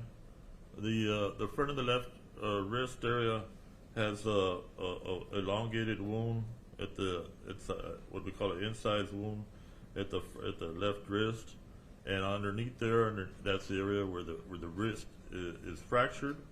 In that area, underneath that incised wound. Right here. Yes, sir. And then the palm of the hand near the thumb area, in that area, there's a stab wound there that is coming out on the palm surface of the hand, but it connects with the stab wound on the back of the hand. In other words, it's a continuous injury from on the back side to the front side. It's perforating through that part of the hand. So what you're trying to say is it went completely through the hand?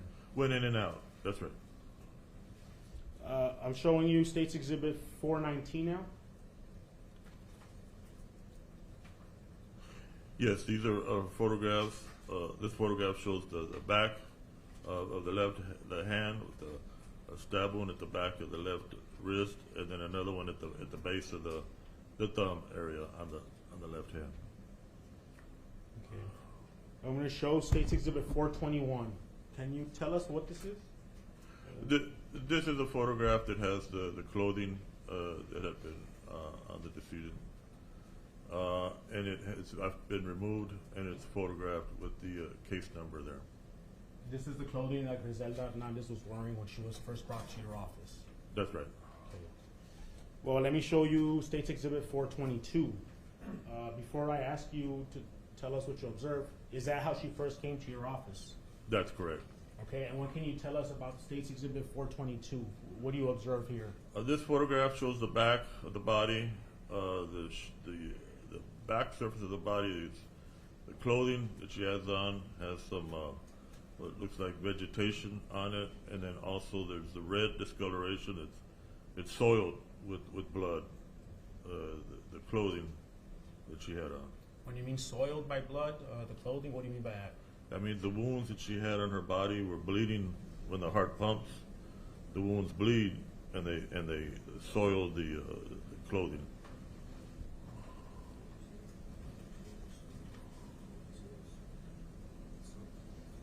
Would you say it was soaked? This clothing, yes, it was. It's a type that has a significant amount of blood on it. Okay. I'm showing you State's Exhibit 423. What you observed here after doing your autopsy? This is the front of the body, showing the lower leg area and the upper leg area, showing that it has some soiling also. By soiling, you mean this area right here and up here? Yes, the discolored areas, that's right. Okay. I'm showing you State's Exhibit 424 now. What can you tell? What do you observe in this photograph? This is a photograph that shows the upper part of the body. That shows the surface of the body.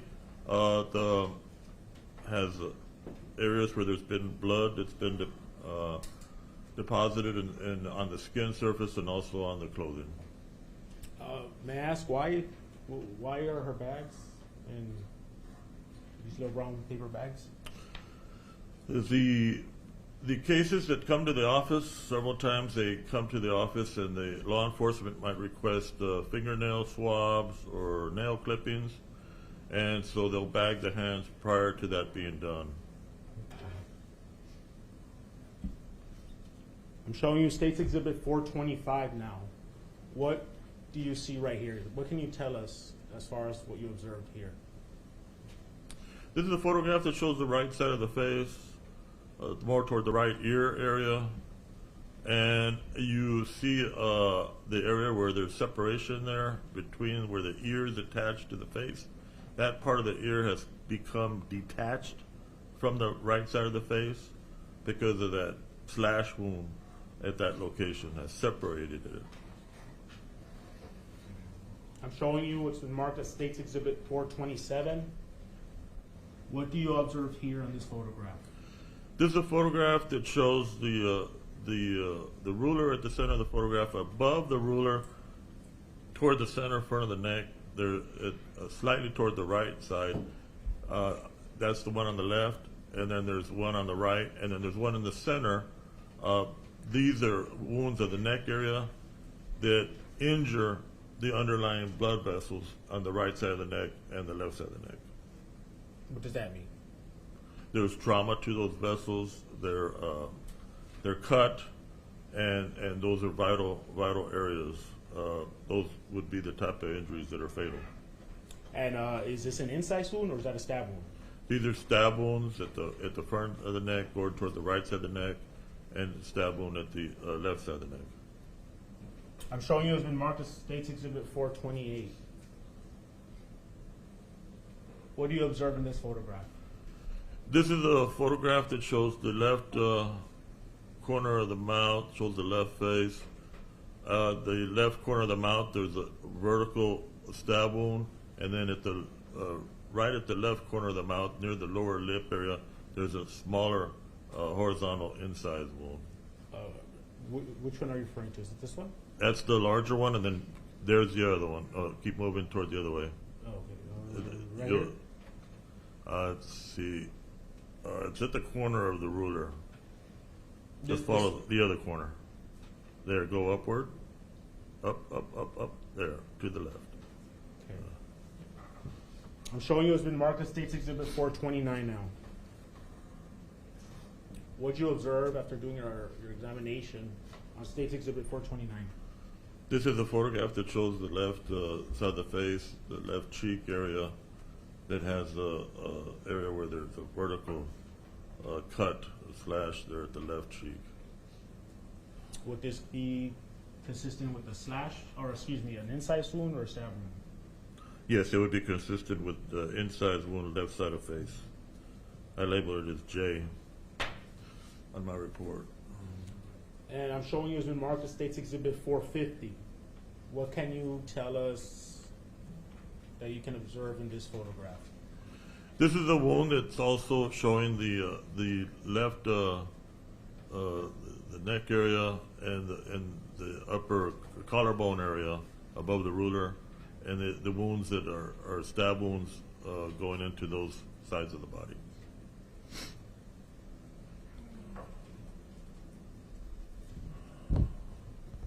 I'm showing you State's Exhibit 432. What can you observe on this photograph? This is a photograph that shows more of the left upper shoulder, and it shows a stab wound above where the ruler is, and then at the top of the shoulder, another stab wound. And on State's Exhibit 434, what do you observe? This is a photograph that shows the upper back, mainly the back of the left shoulder, the back, upper back area, and it shows a cluster of several wounds close together at that area. And what does that signify? Like in your professional experience, you've done this a lot. What do these types of injuries tell you? The injuries with them being clustered close together would be consistent with them happening one right after the other, repeatedly stabbing into that area. Now I'm showing you State's Exhibit 435. What location of her body is on this exhibit? This is a photograph that shows the upper back of the neck, the baseline of the hair. The hair has been shaved off the back, lower back of the head, so the wounds can be seen. And there's a cluster of wounds at the upper back of the neck, stab wounds. And what does that tell you? That those little clusters right there in the back of the neck? That would be consistent with those happening rapidly one after the other into that area. Would these type of injuries contribute to her death? Would have contributed to her death? Yes, these are contributing to the death. And then I'm showing you State's Exhibit 436. What do you see on State's Exhibit 436 that you can tell us? This is the photograph after the hair on the scalp, behind and above the left ear, behind the left ear and the upper back of the neck. The hair's been shaved, and the stab wounds, the cluster of these several stab wounds, can be seen. Can you count how many of these wounds in these little clusters that you can tell us? On the photograph here, you see at least 6. 3 of them above the ruler, and then another 3 behind the ear. Tell me so. That would be 1, 2, and 3, and then 1, 2, 3 here. Total of 6. And how about these right here? That's more toward the back of the neck. Okay, so 6 in this particular area right here in Yes, the back sir. of her head.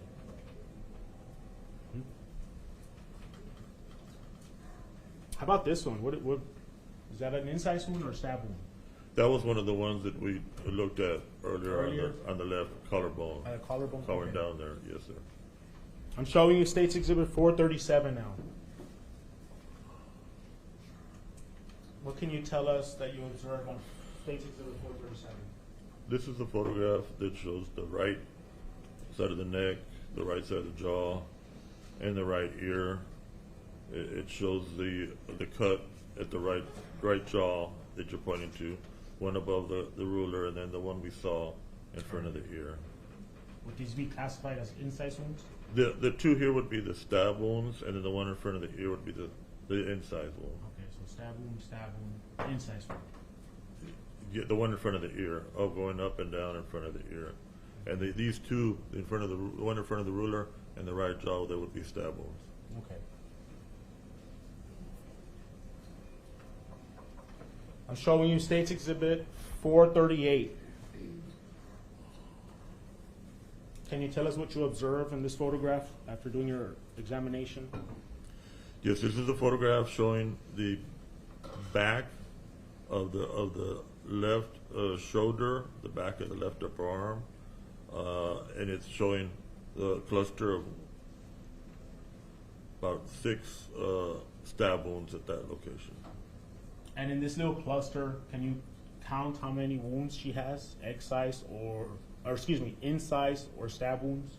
So This is 1, 2, 3. That one is the 4th one, and 5 and 6 right here. And then you have a 7th one over there. There's one actually on front of the shoulder, back the other way, toward the bottom of the photograph. Very, very bottom. Would you have permission just to point it out for us, Your Honor? Would that be fine? Doing that pretty much yourself, so are you locked? Oh, this one. Yes, sir. I'm You found sorry. it. Yeah. You found it. So I need more light, that's fine. So 1, 2, 3, 4, 5, 6. 7. And this may have seen on another photograph. Okay. So just from here to here, we counted. I'd say 7. I'm showing you what's been marked as State's Exhibit 440. Yes, this is a photograph that shows the wound you saw earlier on the right cheek, the one on the right neck, and then now there's one at the right, above the right collarbone, where the ruler is. State's Exhibit 441. This is a closer up photograph of the wounds behind the left ear. showing the ruler, right above the ruler is the stab wound. This one. Yes, sir. It has a flattened edge toward the left and a pointed edge toward where your pen is. That would be the flat edge, and that would be the sharp edge. State's Exhibit 443. This is a stab wound that's through the right arm, and at the front of the right forearm, it continues, and it actually comes out there, pointed in there. Comes in where you're pointing, and then comes out, the tip of it comes out there. So this was in and out wound of the arm. So whatever caused this injury went all the way through? Went all the way through, that's right. It continued through. And finally, State's Exhibit 444, what can you tell us that you observed here? This is a photograph where you can see both the wounds now, the one side and the other side, where it went through and through, in and out. So this is a better angle of the previous exhibit that I showed you, where it goes from one side into the other, out the other? This one shows both of the wounds.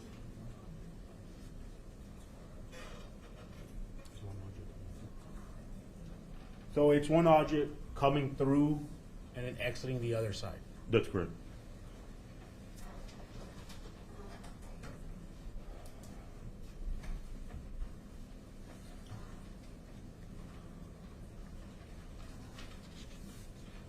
So I'm going to go ahead now and so I'm going to go ahead and show you State's Exhibit 529.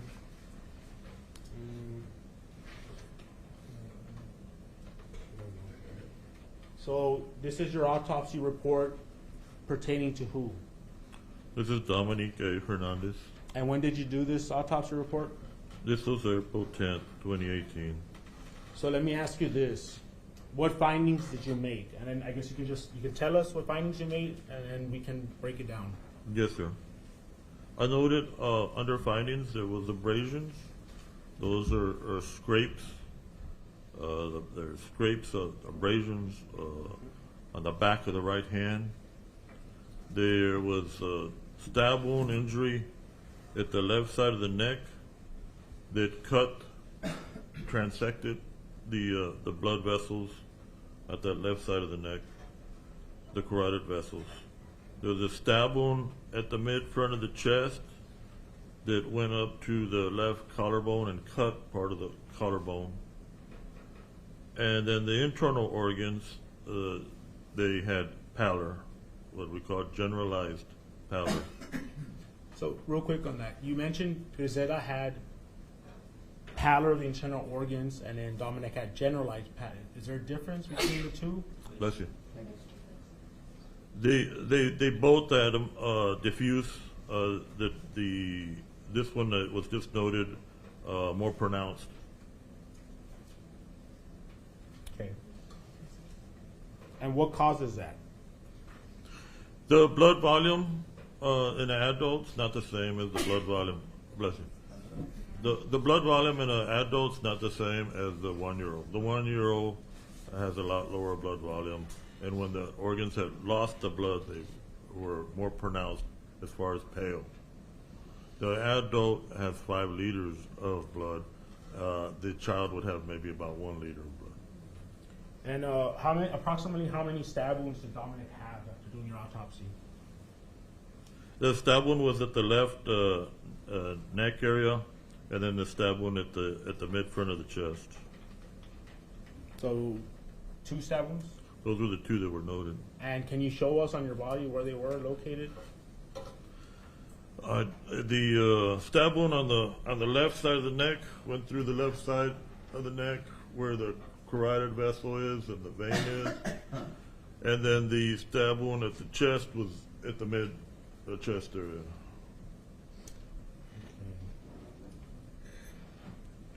And then so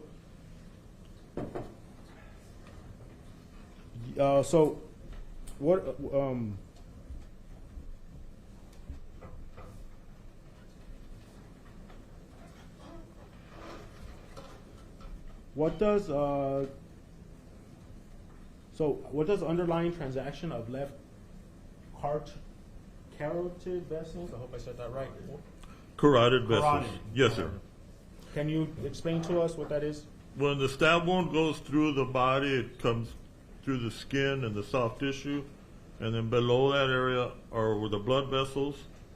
So the underlying blood vessel, with below there, is transected, which cut in two on the left carotid vessels. There's an artery and a vein there, and cut through the artery and vein. Was that the cause of his death? Yes, that's right.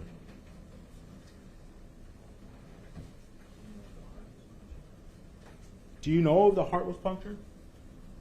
The chest wound did not go into the chest cavity. It went into the soft tissue area and into the collarbone. Did not go to injure the heart. Didn't injure the lung. Didn't go into the cavity. So what you're trying to say is he missed the heart, or this person missed the heart.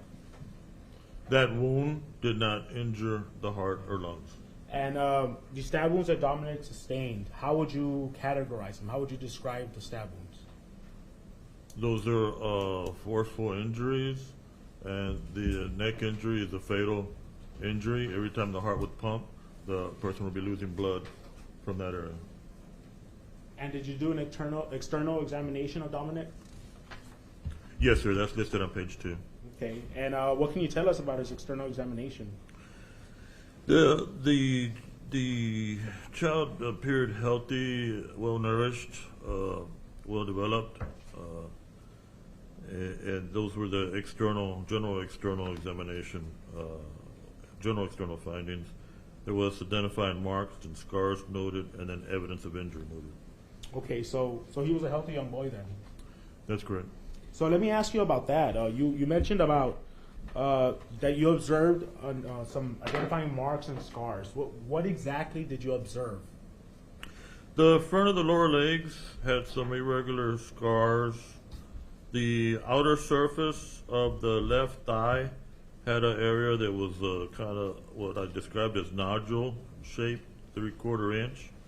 And then when that was examined further, it had some bleeding underneath there that was, it looked like it already had aged and had been there prior to the injuries that happened that were resulting in the death.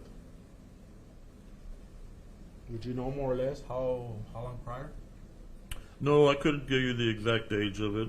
It could be consistent with days, but I couldn't tell you exactly how long.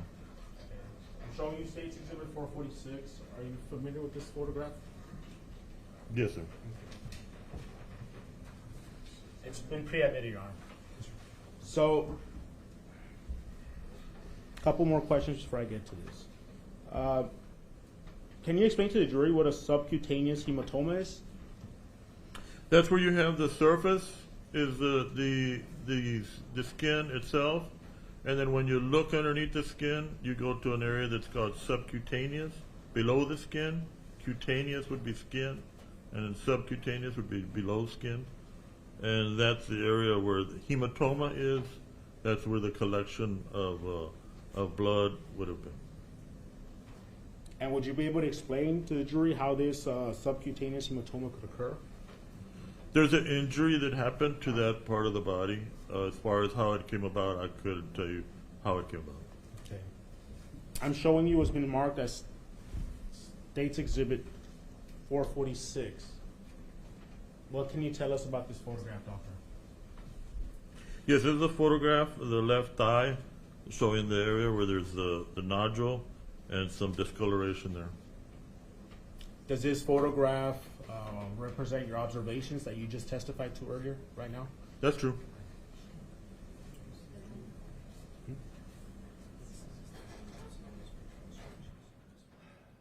Did you receive any special instructions as to further examining this particular area on that's depicted here in this photograph? No.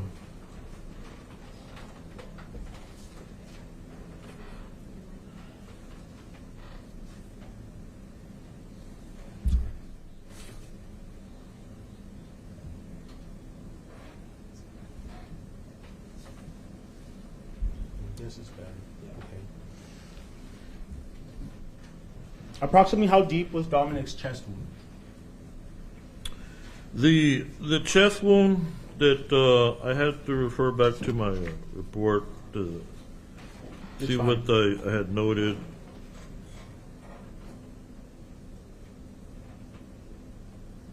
That depth was about an inch. And then how deep was the wound to Dominic's neck? The wound to the neck area,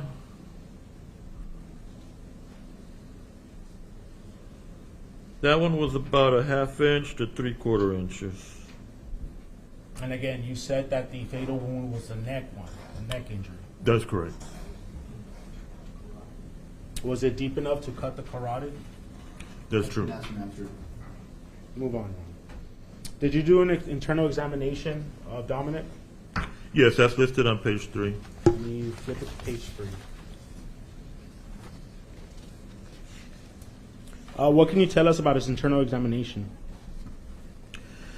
Aside from the injuries that were noted in the pale organs, the organs were healthy and consistent with that for a child that age. So let me ask you this. As part of your autopsy, did you have to cut the stomach of Dominic? Part of the examination is involved looking at the gastrointestinal tract and opening the stomach. That is true. And you did that? Yes, that's right. What did you find within his stomach? The stomach was not empty. It had about 10 cc's, 10 mils of a meal that had been masticated and chewed, and it was tan colored. Could that be consistent with chicken nuggets? It's possible. And how long had he last eaten before? How long had it been since he had last eaten? The stomach may take about an hour to empty solids, so it may have been within an hour or 2 hours that the child had eaten, because there was still solid material there. That's in general. Okay. And was a toxicology test requested? Yes, sir. Did you perform it? This was collected and done by the same lab, National Medical Services. It was done under your direction? That's right. Anything alarming or anything that They caught your attention? They tested for alcohol, other drugs of abuse, and it was non-detected. And did you sign off on this medical report that you performed on Dominic? Yes, that's my signature. Right here? Yes. Okay. Do they test for any foreign substances or poisons when that toxicology exam is requested? The routine testing is what they did. Routine testing include methamphetamine, breakdown products of amphetamine, heroin, breakdown products of heroin, fentanyl, cocaine, alcohol, marijuana, all of those types of drugs. They don't do testing for exotic drugs unless there's a request for it. And there was no request for testing of foreign substance or poison? No, this is routine testing. Okay. And so again, I think when you first get the bodies, what's the first thing you do? Do you photograph the bodies? During the time that the body is, the external examination is done, there's photographs taken. After the incision is made on the body and the organs are examined, if there's other injuries internally, some of those can also be photographed, and then X-rays can also be taken.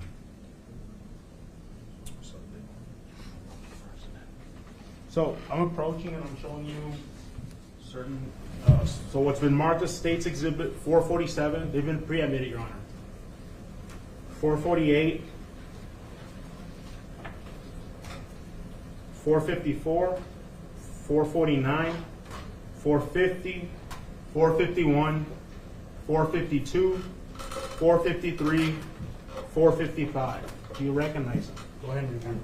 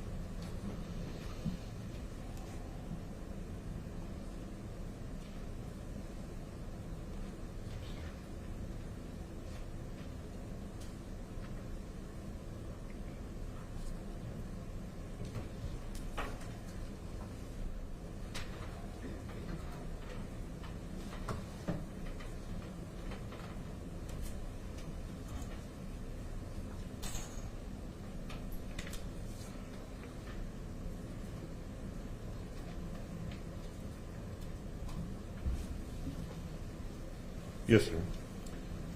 You recognize him? Yes, sir. And Your Honor, once again, just warning, we'll publish some photos that may be graphic for the family and the media.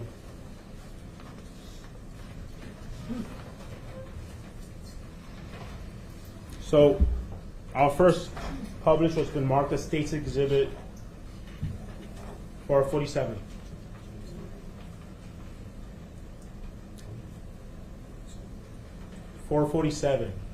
Is that how Dominic first arrived at your office? That's correct. This is the child with the clothing on the body. And how would you describe his clothing? There's different areas of it where it's discolored and has as it's moist and it's soiled with blood at the upper area. Now I'm showing you it's been marked as Exhibit 448. Is that This Dominic flipped over? Yes, this is the surface, the back surface of the showing the body with the clothing and the different areas of the clothing have some discoloration. And do you see blood on this picture? Yes, sir. Where at? There's some that's noted on the top of the back and also on the sheet there. Yes, right. How about his pants? Some of that may be soiling from blood and maybe urine. I can't tell you from the photograph. Okay. And then I'm showing you it's been marked as State's Exhibit 454. Was that the clothing that Dominic was wearing when he came into your office? Yes, sir. That's correct.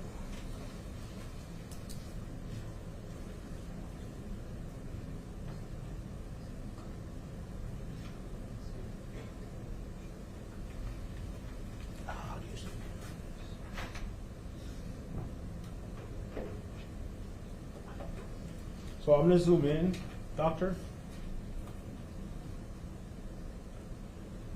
Do you see any incision or any cut or tear on the shirt that Dominic was wearing when he came in? Usually they have an arrow pointing to it. I'm not. It's hard to tell because of the soiling if there's one there. But I don't recall whether there was a defect there or not. When you mean by arrow, that means if you had put an arrow there, there would have been. To highlight it. That's Okay, right. but since there's none on this photograph, what does that mean? That means I probably didn't see one there. Let's move on.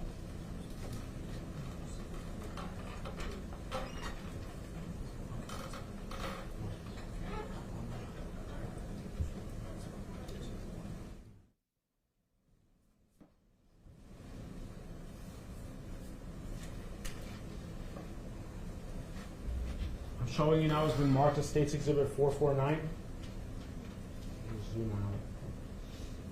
What can you tell us that's depicted on this photograph? This is a photograph that shows the back surface of the body after the clothing has been removed. No injuries on this part, right? The area here is intact. Okay. Now I'm showing you has been marked as State's Exhibit 450. What do you observe in this exhibit? This is a photograph that shows the front of the body after the clothing's been removed, and you start to see at the very upper chest, the area where there's a stab wound. Yes, and then above that, another area where there's another stab wound at the neck. And you had said earlier that this was the fatal blow. That's correct. I'm going to show a more close-up photo now. State's Exhibit 451.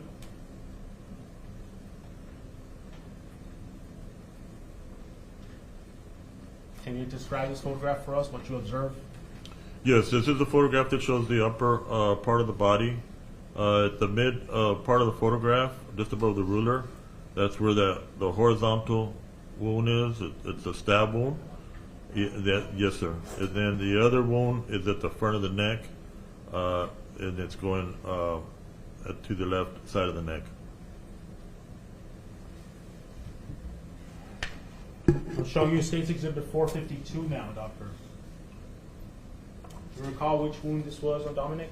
Yes, this is a close-up wound, or close-up photograph of the wound that's on the chest. It's about a 3/4 inch stab wound at the front of the chest. And this is a stab wound, not an incise wound. That's right. I'm showing you State's Exhibit 453 now. A close-up of which wound is this, Doctor? This is a close-up of the other wound. That's at the upper left side of the neck, and that was about an inch and just over an inch, about an inch and a quarter inch.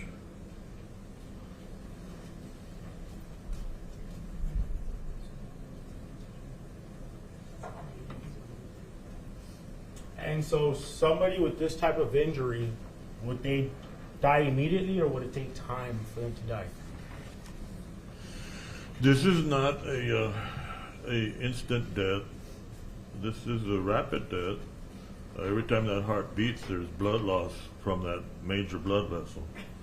So within about 5 minutes, the child would be in shock, and then probably within 10 minutes at the most, the child would be dead by then. It's rapid, but it's not instant. And finally, I'm showing you has been marked as State's Exhibit 455. Are those the abrasions in the back of the hand that you referred to earlier? Yes, sir. There's areas where the surface has been scraped, what we call abrasions, at that part of the body. And are these fresh wounds, or? They're recent because of the red discoloration of them. I couldn't tell you the exact time of day they happened, but they're recent. They're fresh. Fresh, that's correct. Okay. And then,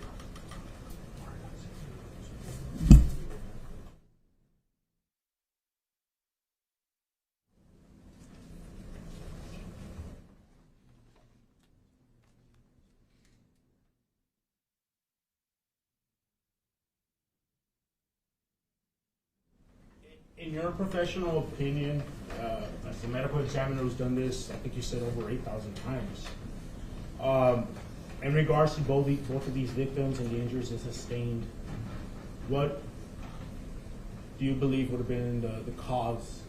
What caused these injuries? They're sharp force injuries. They're sharp, something that's got a sharp edge to it. I can't tell you if it's double-edged or just single-edged, but it's multiple sharp force injuries.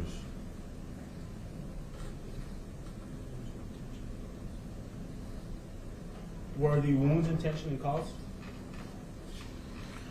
The number of the wounds where they're inflicted, this is death at the hands of another. In your professional experience, based on these injuries, I guess, what does that tell you? The area of the neck was targeted on both the child and the adult. That's a vital area.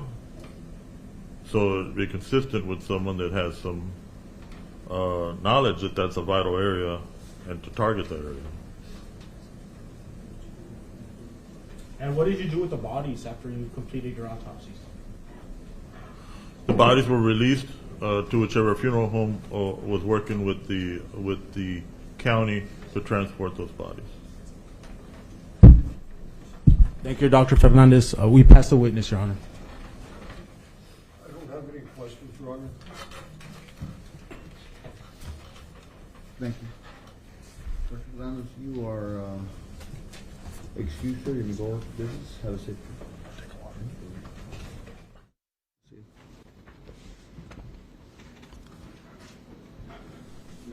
Subject to the recalling of Detective Reyes, I believe, for Wednesday, right? That's correct, Your Honor. That's all we have for today. We're going to, thank you, sir. We're going to call it a day today after that. Remember that as you go through this, what is it going to be? 4 days? 5 days? Let's see. Saturday, Sunday, Monday, Tuesday. We'll be back Wednesday.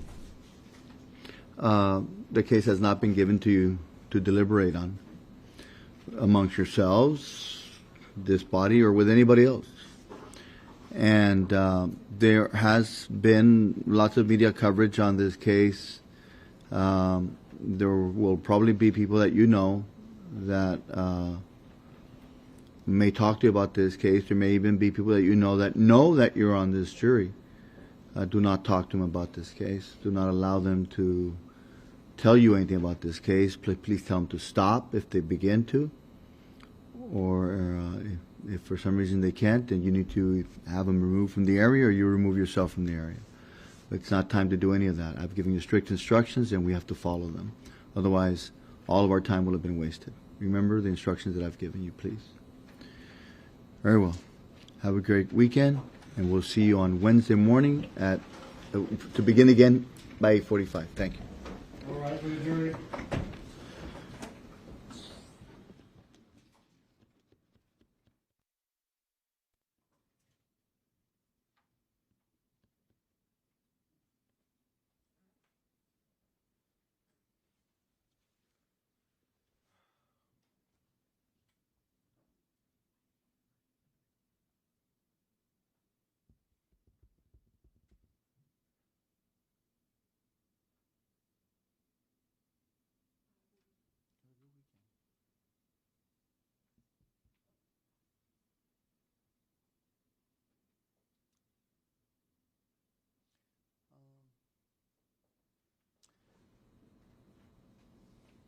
Did you send me the charge?